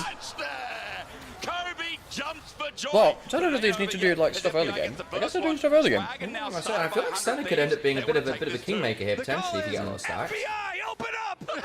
Here comes the dragon fight though. An ultimate melee range. Hang on, is it too early? Hang on. Senna, oh, River's dead. I think they've just given up the dragon. That's a huge issue. The early gold was necessary. That's good. Giving up the early objective means that they can't just push the pace of the game forward. So I think the later this game goes, the better it goes for HLE with Azir, Sion. In the end, they get the objective. But topside, again, FBI and Ayla here going aggressive. They get the chase down. They kill off Delight to grab the extra kill. So now it's one more kill for 100 Thieves for the Feats of Warfare. Although the objective lead now taken by HLE with the early dragon. So here's another look at it again. FBI, again, as we said, comfort pick from mana from Champ Selects, and Viper has no mana, so they say we are going to take out your support. Flash for flash answered. Nice. Golden Glue and Spooks, the coaches here, 400 Thieves. All in. Oh, lovely. Very good, Quid. Really nice. With the layering of zone control there, Zeka can't get his shot. I tell you what, Quid's turned up really well at this tournament. No, I disagree. The later this game goes, the stronger 100 Thieves will be. I mean, I think you think that because they have Senna stacks, but realistically, you are just not killing Sion, Braum quickly enough. And Azir is disgusting in this comp late game, you know? Flash on the Senna could be punishable, and diving into Pantheon, Sansei, Alistair into this is really hellish later on. I mean, if Senna hits like 150 stacks and has Black Cleaver, Peanut, he's a good aggressive guard. It's only mediocre. I think there's a dead Peanut. They lose Senna. Senna's dead, so they've lost their AD carry. And Braum. Yeah. Braum. That's not a bad combo. River's gone. Oh, good shuffle away from Zeka. Braum Valley goes mad. Yeah, Braum's about to murder more. Yeah. Braum Valley just goes mad like that. Well, that is the problem with diving into this comp and going melee range against a team which is very good at meat grinding you. Yeah, I don't think you want to go into a mosh pit versus a Sion and a Braum. Kobe's just having the same composition you are. Concussive blows, he gets stunned up, his Pathmaker won't save his life. Mosh pit with Braum and Sion. Agreed, Kobe. 1.3k gold lead now amidst. The 100 Thieves, well, they scramble a little bit too hard here. How many cooldowns do they use on Shinzo? Smite, by the way, Combo? River hasn't farmed as much, so his was only 600. So River W. That's why they had backed off early. Senna W in that too, I think. Look at your screen. They arrive quicker, and they just immediately delete Almost back up against. It's not the craziest thing. That Senna with no flash, and so it all goes down. Unnecessary fight. I think 100 Thieves feel like they need to fight early. That's why they're taking. Plus, also, if they end up getting 3 grubs with a global comp, they can start pushing on side lanes really well. Again, already when we were talking about the beginning, I thought that positioning was going to be very tenuous. 400 Thieves, the Senna who did not have flash from the previous play, and it's a good job by HLE capitalizing on that. With Viper and Zeka coming over from mid lane. Last dance partners. River and Peanut. The advantage for HLE. But the damage carried there. Zeus, again, if you're in a and I went through the story about how, Sam, you've got some on your forehead. It's always going to be really hard to get out. It's on your fingers, Sam, so right there, Sam. You probably need to go, like, it does look like you've just... I've probably got someone I'm gonna go wipe red velvet off my face. It does look like you're bleeding from your forehead, so... So much on the line for the organization. And versus Peanut as well. When I was eating with a fork. Sam, I don't know. I don't know, Sam. I'm not going to question it. I'm just telling you that it's happened. I'm not telling you how. Essentially last of a world, hopefully I mean, he could do the maple. The last nut for Peanut. Shut up, monkey.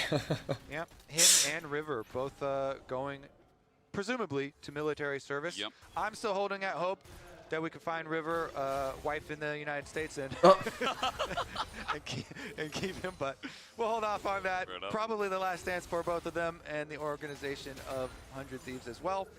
But this game has a lot longer to go, and after that last grub fight, it is now pretty solidly in control for HLE. They've got scaling Scion and Azir team fight. That is a recipe for success. And then they've got Viper on Lucian in mid lane with 2 kills already with the early Essence Reaver. So they just have so many options. It means that both your side lanes are very good. With the Lucian with the Scion. and Azir are very happy with this game so far. Yeah, Zek has dropped some farm, but he's fine in terms of gold. And you just unleash combo after combo. So 400 Thieves, they still need to. You know what I just realized? Because there are 3 chats, and like no one's gonna have all 3 chats open at once. I can just respond to any comment that I think could exist, and like you're never gonna be able to tell them. Last guy also going to favor him too. As Dragon's up in 20 seconds, the River. Whoa, you said what about Ayla? Wow, I didn't realize that person in this chat. Sector, and it means that no flank possible here with potential. Sam punishing his microphone. It is, yeah. It's not that balanced. It's not very heavy mic stand, unfortunately. Not too many options, honestly. Yep. Needs more weights to be more stable. That was a good cinema roll. I like that. I've heard that large streamers do that. So Northern Lion, when he records videos instead of streams them, sometimes replies to comments in chat, and actually it's just he's just recording it. So there's nothing there. So he's like responding to comments which aren't there. The thing is, he's so natural at it, you wouldn't tell the difference. It's fantastic. He's like a professional, but he's just a professional hater. Rage baiter. He's not a professional hater. He's a professional rage baiter. NL is very, very good at that. The FGC one recently was exceptional because this guy was like mega into fighting games. He's a hypothetical destroyer. He loves hype. I've been watching him play through an interactive Chinese, feudal Chinese novel. Apparently, Ludwig's got in touch with their socials guys to do an IRL one, and obviously he's one of the very few streamers who has regular contact with Northern Lion. No. Oh yeah. Oh yeah. I want to play this Road to Emperor's game. It looks very entertaining. It is very entertaining, but it's also what the fuck. Oh boy, I think HLE just winning a really good team fight. It's a good flash away from Quid, but it doesn't actually really punish. And again, the Scion is just unkillable. HLE have 3 grubs, 2 dragons, scaling advantage, gold lead, 100 Thieves everything. Viper can step up like that anytime he wants. His FBI is running low on the doesn't do anything. Yeah, full control here for HLE. Ayla here with no ultimate. Bot lane. Oh, it's the divorce bot lane? Oh, yeah. On the front lines. Yeah, Lucian's coming out better in this divorce. It's such a good answer into Alistar, and if you trade ults, can still operate. Souls. With his unbreakable, how many souls is center at? Actually, I've seen. I wasn't checking. I'm not gonna lie, Sam. It feels a little bit decorative. I agree. Even with missing the Q, it doesn't matter. I'm trying to find the silver light for 100 Thieves. Even though he does get stunned, and the teleport comes through. Divorce, but Lucian had a prenup. After After reading Apothecary Diaries, I was saying to me, yeah, exactly. I watched Apothecary Diaries, and I was watching NL play Road to Emperor's. It's just that. It's like. It's actually kind of, this is kind of peak. If you, the bit with like get stabbed, like, no, it gets stabbed in the stomach, and he says, no, that's where I keep my soup. There's a point where one of the bad endings is like you get stabbed in the stomach. He's like, no, that's where I keep my soup.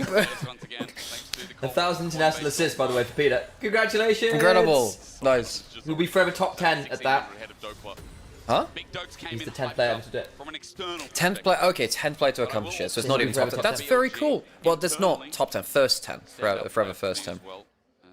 To be in the top 10 players who have ever hit 1,000. No, because I'm trying to give him a way in here. Because people maybe in the future hit more than that. Yeah, I know, that's kind of irrelevant to the point I want to make, Al. Stop undercutting it by your facts and logic. Yeah. And superior phrasing in this particular with his instance. 1,000th international assist as well, in possibly the final year. Rafael does go down. If they give Heralds to a 3-grub team, which can also just walk up the tower. They've already got 2 dragons as well. 100 Thieves need to punish it. The way that they somehow win this game is they punish an overpush with their triple globals, or they open up an angle of attack which gives them just a massive headache at Atacon. There are very few games that can't be thrown at Atacon. Zeus recognizes the rotation and teleports. And right, so HLE win. Gen G versus HLE. They'll be demolished on a Genji loses, goes to 2-2. T1 go to 2-2. They can't fight each other again. The other 2-2 teams are screwed. I mean, it's training versus single Taliyah pushing though. So single Taliyah pushing does not even. That's my prognosis, guys. See what the trade actually looks like. Ayla getting chunked by Viper. Delight pulls out the Glacial Fissure again. Remember, he can block Darling's really nasty. Dawning Shadow's not bad. It's only damage. They have actually 0 damage. They do not have damage. This is something that we highlighted, and this is why I think the later the game goes, I think the worse it gets for them.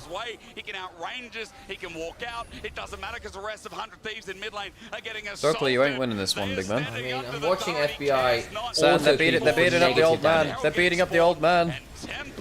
I've really enjoyed Dokla's like VODs, by the way.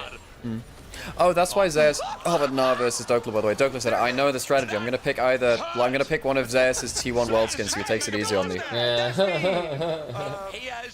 Why was Santa picked R5? I don't know. It was just not good. The Santa was bad. Like, it gave them 0 damage. They needed a hyper carry.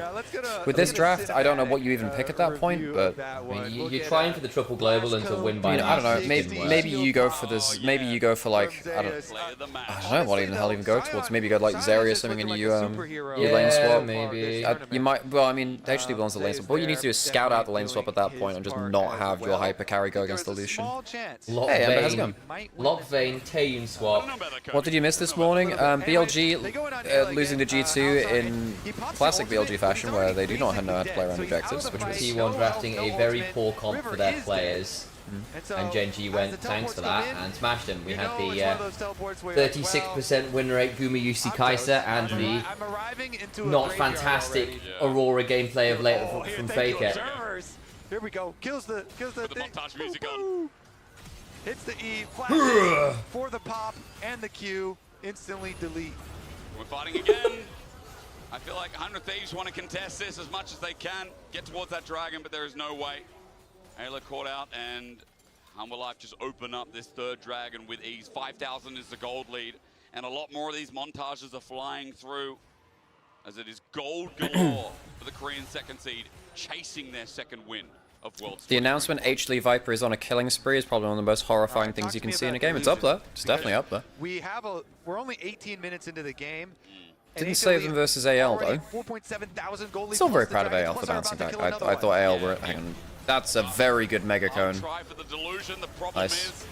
This keeps happening. Zeus is mega bone now. Record for damage done by a Scion in the first 20 minutes. He's swinging that big stick with the Scion Q. Let's track this. Well, you know how many all-time most kills by a Scion? It's not. Well, he can get that. We can actually all hear it make a different sound. No, that's what they just edited it. You know?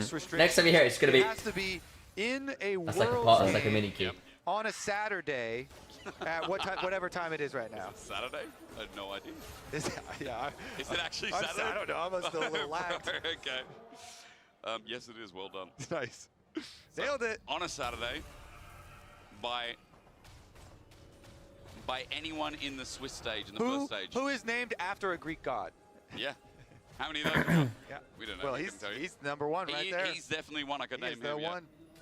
All right, well. Artemis. 100 There's Ares with an extra S. What do you think? Where's your delusion at? We're racking our brains right now. I'm sorry, he should just be called Ares. It's a better name. It's better for branding. Like I know, I've always been someone who's been on the train of just like say people's names in like the appropriate way, as close to their name as you can, even if it's from a different language or whatever. Which feels like this might be harder for you. But if it's in the case of this is better for branding, sometimes you got to make the branding decision for them. We're gonna TP onto. Maybe he can kill Zeus. Maybe he's lost half his HP. He has all. He's just ulting away. Okay, jumping on a Viper. And now Quid is on his own trying to kill Zeus. Yeah. This isn't bad from the Pantheon. Not bad from the Pantheon. Quid's having a horrible time. They have a Zir turret. They have a Zir turret to fall back under. Wait, Zeus lived. Zeus lived and he teleported back in. What? So, about that whole it's better for 100 Thieves late game, this is why I was worried about it. I just don't think they can ever kill the Scion. Like, the thing is, to get to the point where you actually threaten with damage, you are obligated to get an insane amount of resources in FBI, and that means time for stacks, time for gold, time for item. And that just isn't a reasonable option. Late game, maybe 35 minutes when you've gotten that item. If you're already miles behind, you're on 2.5 items a center because you've just been starved out of gold still, then it's still a problem. And like, how many stacks is center on? 75 stacks at 20 minutes is fine. Not exactly exciting, is it? It's not leave. I'm once again asking, what does 100 Thieves comp do?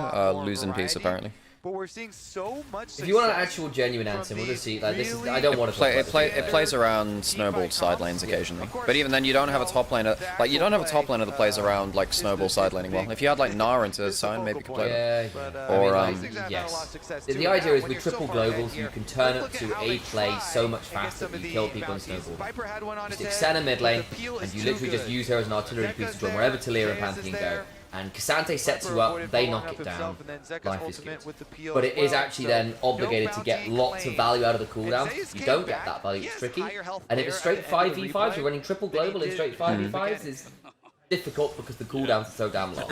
Yeah, realistically, I mean, 100 Thieves needed to hyper snowball of this game. It's just, yeah. Or have it slow down so much you just get really good stacking from FBI, and that hasn't. And even then, we already said why that was going to be tricky. And was it's actually not awful. They can punch him over the rocks. So, oh, they don't even kill him. This is gold lead. This is gold lead. Yeah. Zeka would die in another fight there. But obviously, as it is concerned at this point, it's a 10k gold lead. You get the luxury items at that point. 100 Thieves will not feel safe under their own inherent. This is so strong. I'm not gonna lie, folks. I think the biggest lesson that we've learned from this Swiss stage is this BLG are really bad. Yeah. I didn't think they would be that bad. I thought that would come up later against better teams, but clearly their flaws have just exploded. Their flaws have just exploded. Can we clip that, somebody? That is the learning from Swiss stage. And they'll call it a day after that one. Go for the reset. They are very rich. Go spend the rest of your money. And walk it on back out. BLG bad, Sion most broken champion. Don't pick jungler when Sion's... Yeah, I think one of the biggest draft learnings that we've learned is one about the level 1 lane spot from CFO. I think Caitlyn Pryor needs to go down now. I think we're starting to see that a bit more. And then I think that... Oh, thanks for... Wow, Sam, 50 months. That's almost a year. Thanks for the resub.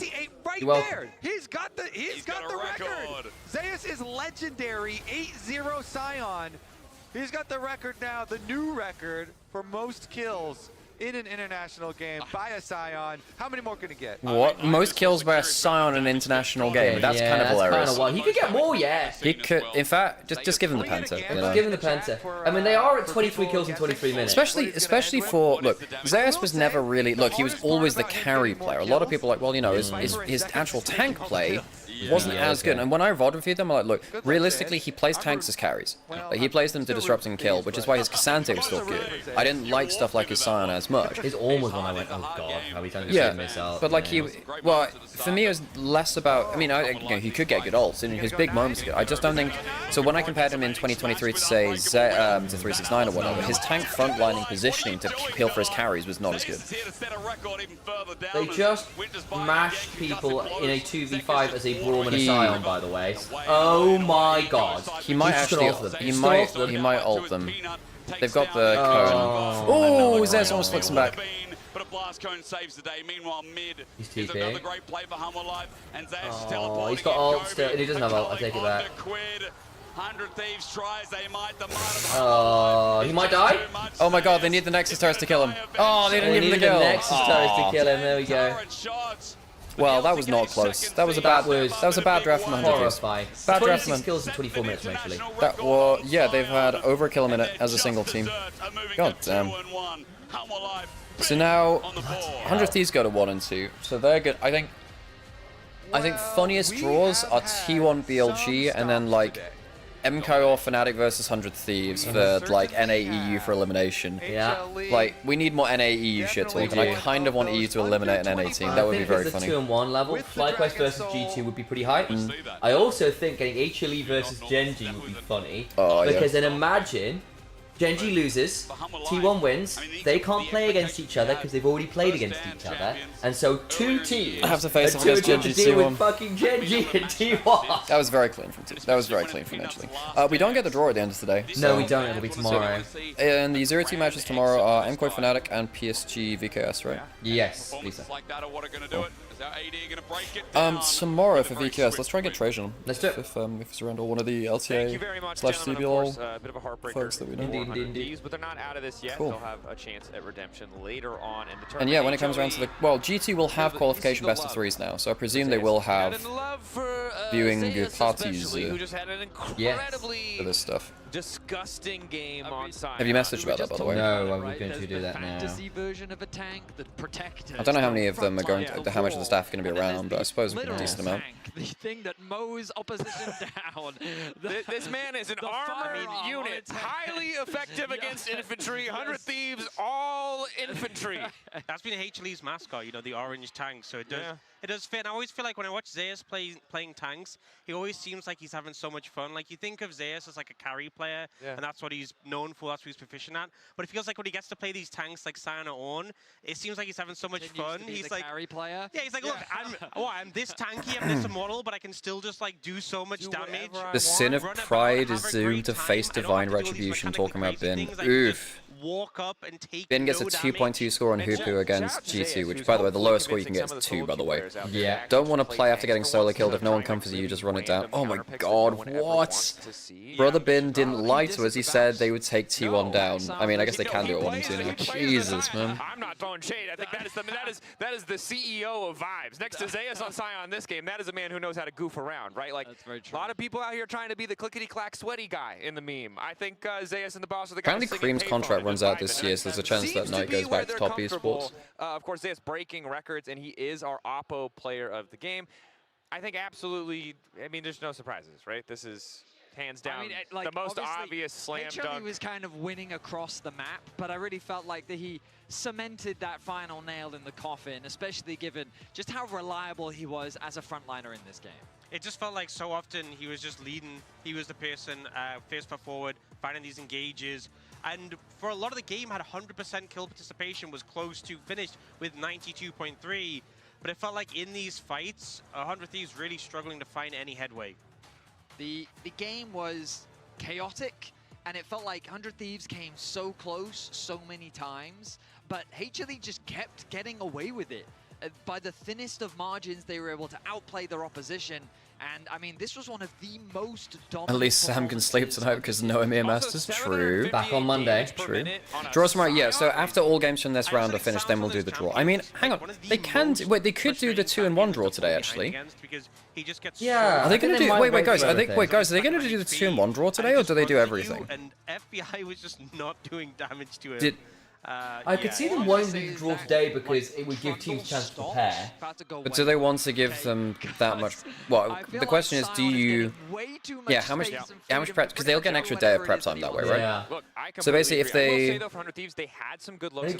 They will do it tomorrow. Crisp is the guest. Okay, so there's no draw today. I think giving them an extra day of prep would be kind of unfair given the rest of... I mean, you know who your potential options if she had more time. But the second the Siren got ahead, the second they weren't able to play these fights out the way they wanted, it really came crashing down so quickly. Yeah, I feel like a lot of the focus here went initially onto Peanut, and then FBI just kind of gets deleted from the fight so quickly. I'm an FBI guy. It feels like in the ensuing fight, especially the value of the Braum passive in these sort of skirmishes just is so strong. Like Braum Lucian, I feel like in these early skirmishes is one of these bot duos that just offers so much. And yeah, this fight pretty much determined the entire game, because once HLE got this kind of a lead, I'm just thinking draft options. E1 Oriana, over the game. R1, R2, Sion, Trundle. It felt like that 100 Thieves. I mean, yeah, that's fine. Do it that way you get the Sion. Yeah, you can't pick Sion with Trundle up with enemy jungle still yet to pick. You can't play Trundle top. Trundle top shit. You have to play it in jungle. they still tried to find plays. They still Other tried option, to leave find Sion things open, where they Trundle could. B1, Unfortunately, it just see what the wasn't response enough is, and to then try and get convert Sion on. control back over You the don't map. Trundle blind either, because the thing is, Trundle is kept as a silver bullet, right? If they lock in a heavy tank, you just ruin their day with Trundle. And we saw this earlier in the year. We saw this in spring, right? Absolutely. When everyone was picking Sion and going like, wow, this champ's super busted, and then Trundle came out. The problem was at that point, Trundle was so strong you could play him in any matchup because he was also good against AD junglers. Like Yeah. BLG and T1 waiting for them in the 1-2 bracket. So their schedule is only going up from here. Bro, we got one game. You need to calm down with calling people easy opponents. There's a level of delusion. Sarcasm, Oh, I can't tell. After the BLG thing, I think you're flying a little too high. We need to come a little bit. I feel bad for them because he's completely right that their schedule has been really rough and it could just get so much worse down in the 1-2. And I think starting with that BLG win was so big to regain the faith of the North American fans after they lost to Vivo Keith Stars. They can't get BLG, which is big for them. But now to have also the most insanely difficult schedule, they need a little bit of a break. Maybe it's a very favorable draft, maybe it's a slight favorable draw, but you can see that what we saw from them domestically in that last best of 5 they played isn't the limit of what they're able to do.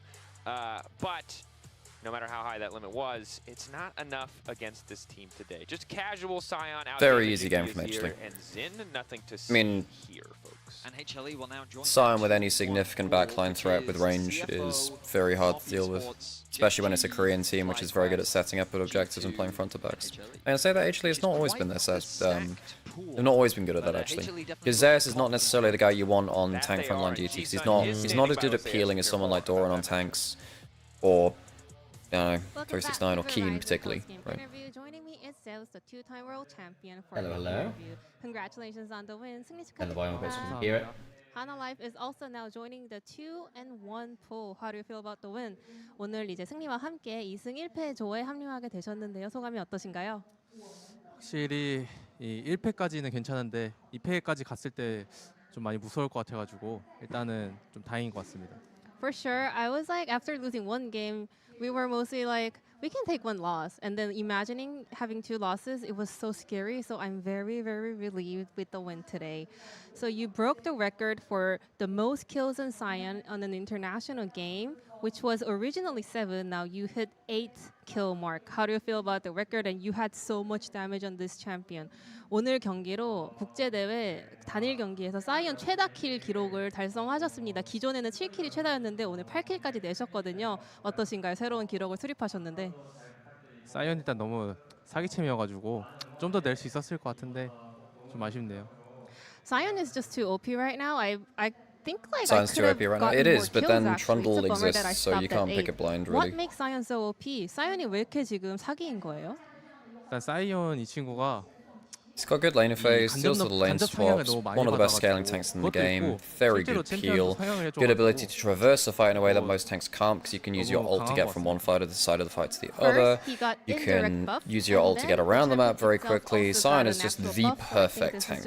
You actually also provide an insane amount of damage. Actually, as well as that. If Your you get lane big opponent Qs today, off, your Douglas, AoE damage in fights is you are actually his pretty idol. insane. He said he wanted Your to early play game damage is screens actually against you. insane. He wanted to And do a I think jersey a lot of swap. people think, oh, you can Maybe just at Gwen least into a it. Gwen is handshake, not so actually are that you good in down lane for a versus jersey Sion. In swap fact, for most Gwen? things How was the are not. matchup up I against him mean, in Nar is general? good in lane versus Sion. 도클라 I actually think we need to see more Nar. I think we should be seeing Nar into Sion because that is actually a game winner. The problem is, picking Nar without seeing mid jungle means that there's a chance you get like Nocturne, Talia, Rise, Galio, and you just Pantheon, and you just get perma global and you just eat shit. And also, Nar is much harder to team fight on. And there are solo queue answers. They're much harder to pull out in pro. Like, so 경기하기 Aurelia 전에 또 mashes Sion 악수까지 blades. 했거든요. Ridiculous. 악수까지 했는데 Doesn't work in pro, though. Exactly, doesn't work in pro. Bane similarly mashes a lot of those range matchups. You can do that again, but again, you've then got the lane swap pattern, which is really tricky. Though I grant you with the latest Tane swap, maybe you get away with it. You get ganked too much too. But the problem is with the Tane swap, you just send like Lucian top, and Lucian beats Vayne in the early levels. Switch your AD carry there and go AD carry versus AD carry top. But then you're not countering the top lane. But then if the top lane's gone bot, and you just get like double melee versus. But then you're not countering the top laner, and Sion still gets the soak. Thank you so much, I think it would require some I like some that, ganking, but because potentially that, but it's I was again, nervous it's hard. Zeus was going to say no.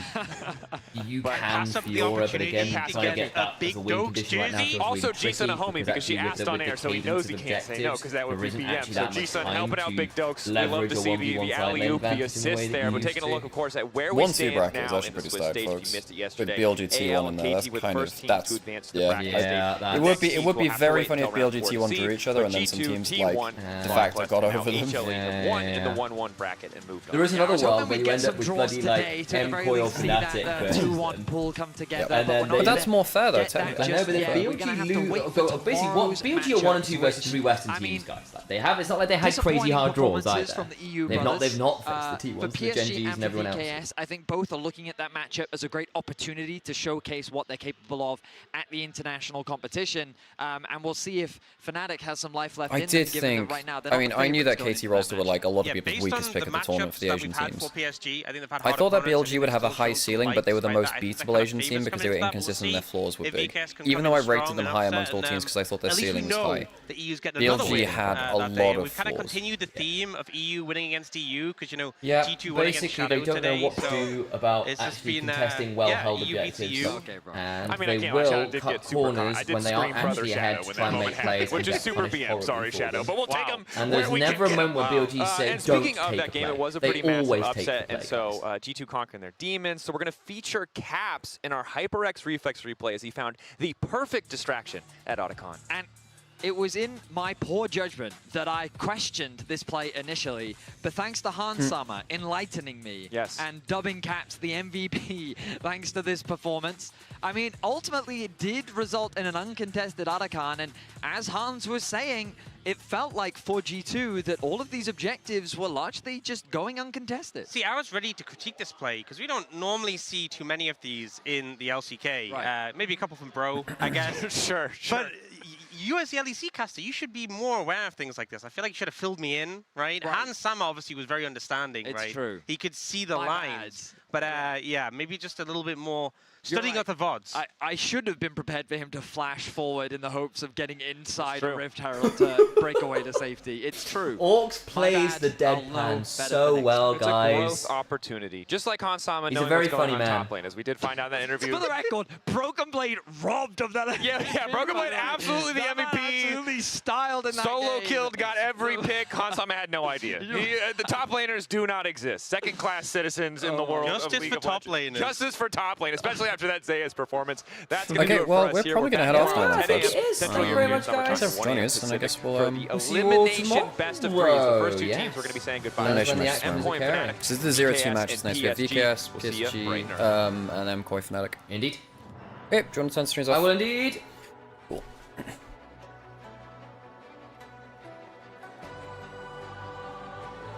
Yeah, we don't do it. Cannon or flash? Cannon or flash? I will zone more them. I'm going side.